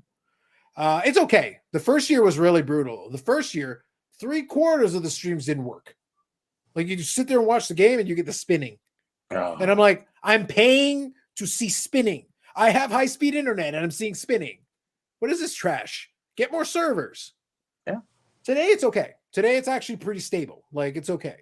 But I'm paying like, I don't know, $35, $40 a month, whatever it is. Like it's pretty good money. Like I want to see all the games. I'm paying good money. Show me all of the games. I want all of them. Yeah. Yeah, good evening, Zach. Pay up, Eric. That's right. Thank you, Zach. Appreciate that. Yeah, Zach, thanks. I really missed you tonight. Yeah, absolutely, no doubt. Maybe they're trying to force more people back into bars. I guess so. I just think it's a short-term attempt at a cash grab. I don't think it's a good idea long term. It's never a good idea to deny people the best selling product you have, because your championship games and your playoffs are where you can create some new fans if you go have an entertaining product for the playoffs. I feel like that's the one you need to make available to as many eyeballs as is reasonably possible. That's my opinion. Mm-hmm. Either the zone stood for dozen or days or confused for the longest time. It was something. It was special. Although they did have darts. 180. That was exciting. That was fun. The good old days. Yep. All right, folks. I think we'll start winding her down on that. I think that's good. Yep. We had our fun. I opened 8 boxes, 8 hobby boxes over the course of the broadcast.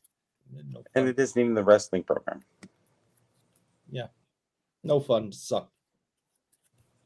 Yeah, I gotta get up early tomorrow to shovel snow anyways. But I did get to show everybody my pennies though.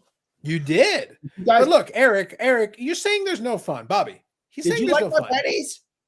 Oh, I think the pennies were excellent, but you know what's even better than the pennies? You know what's better than pennies, Bobby? No. So the question was, do you vote to bring him back if you were able to get that condition or no? I'd like to see him come back. I mean, only because who are you going to replace him with? Who's better? Find me a better coach that is obtainable, that the Patriots are going to get, that's going to turn everything around next year. A few moments later. New England goes in-house and tabs linebackers coach Gerard Mayo as the franchise's 15th head coach. Gerard Mayo. Mayo.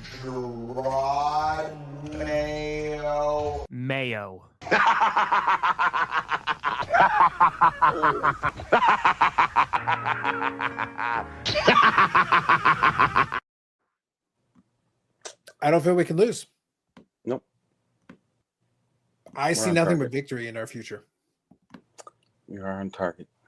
Mm-hmm. I do want to point out, though, at the beginning of that, I did not drop one R in everything I said. I hit all my R's. Mayo.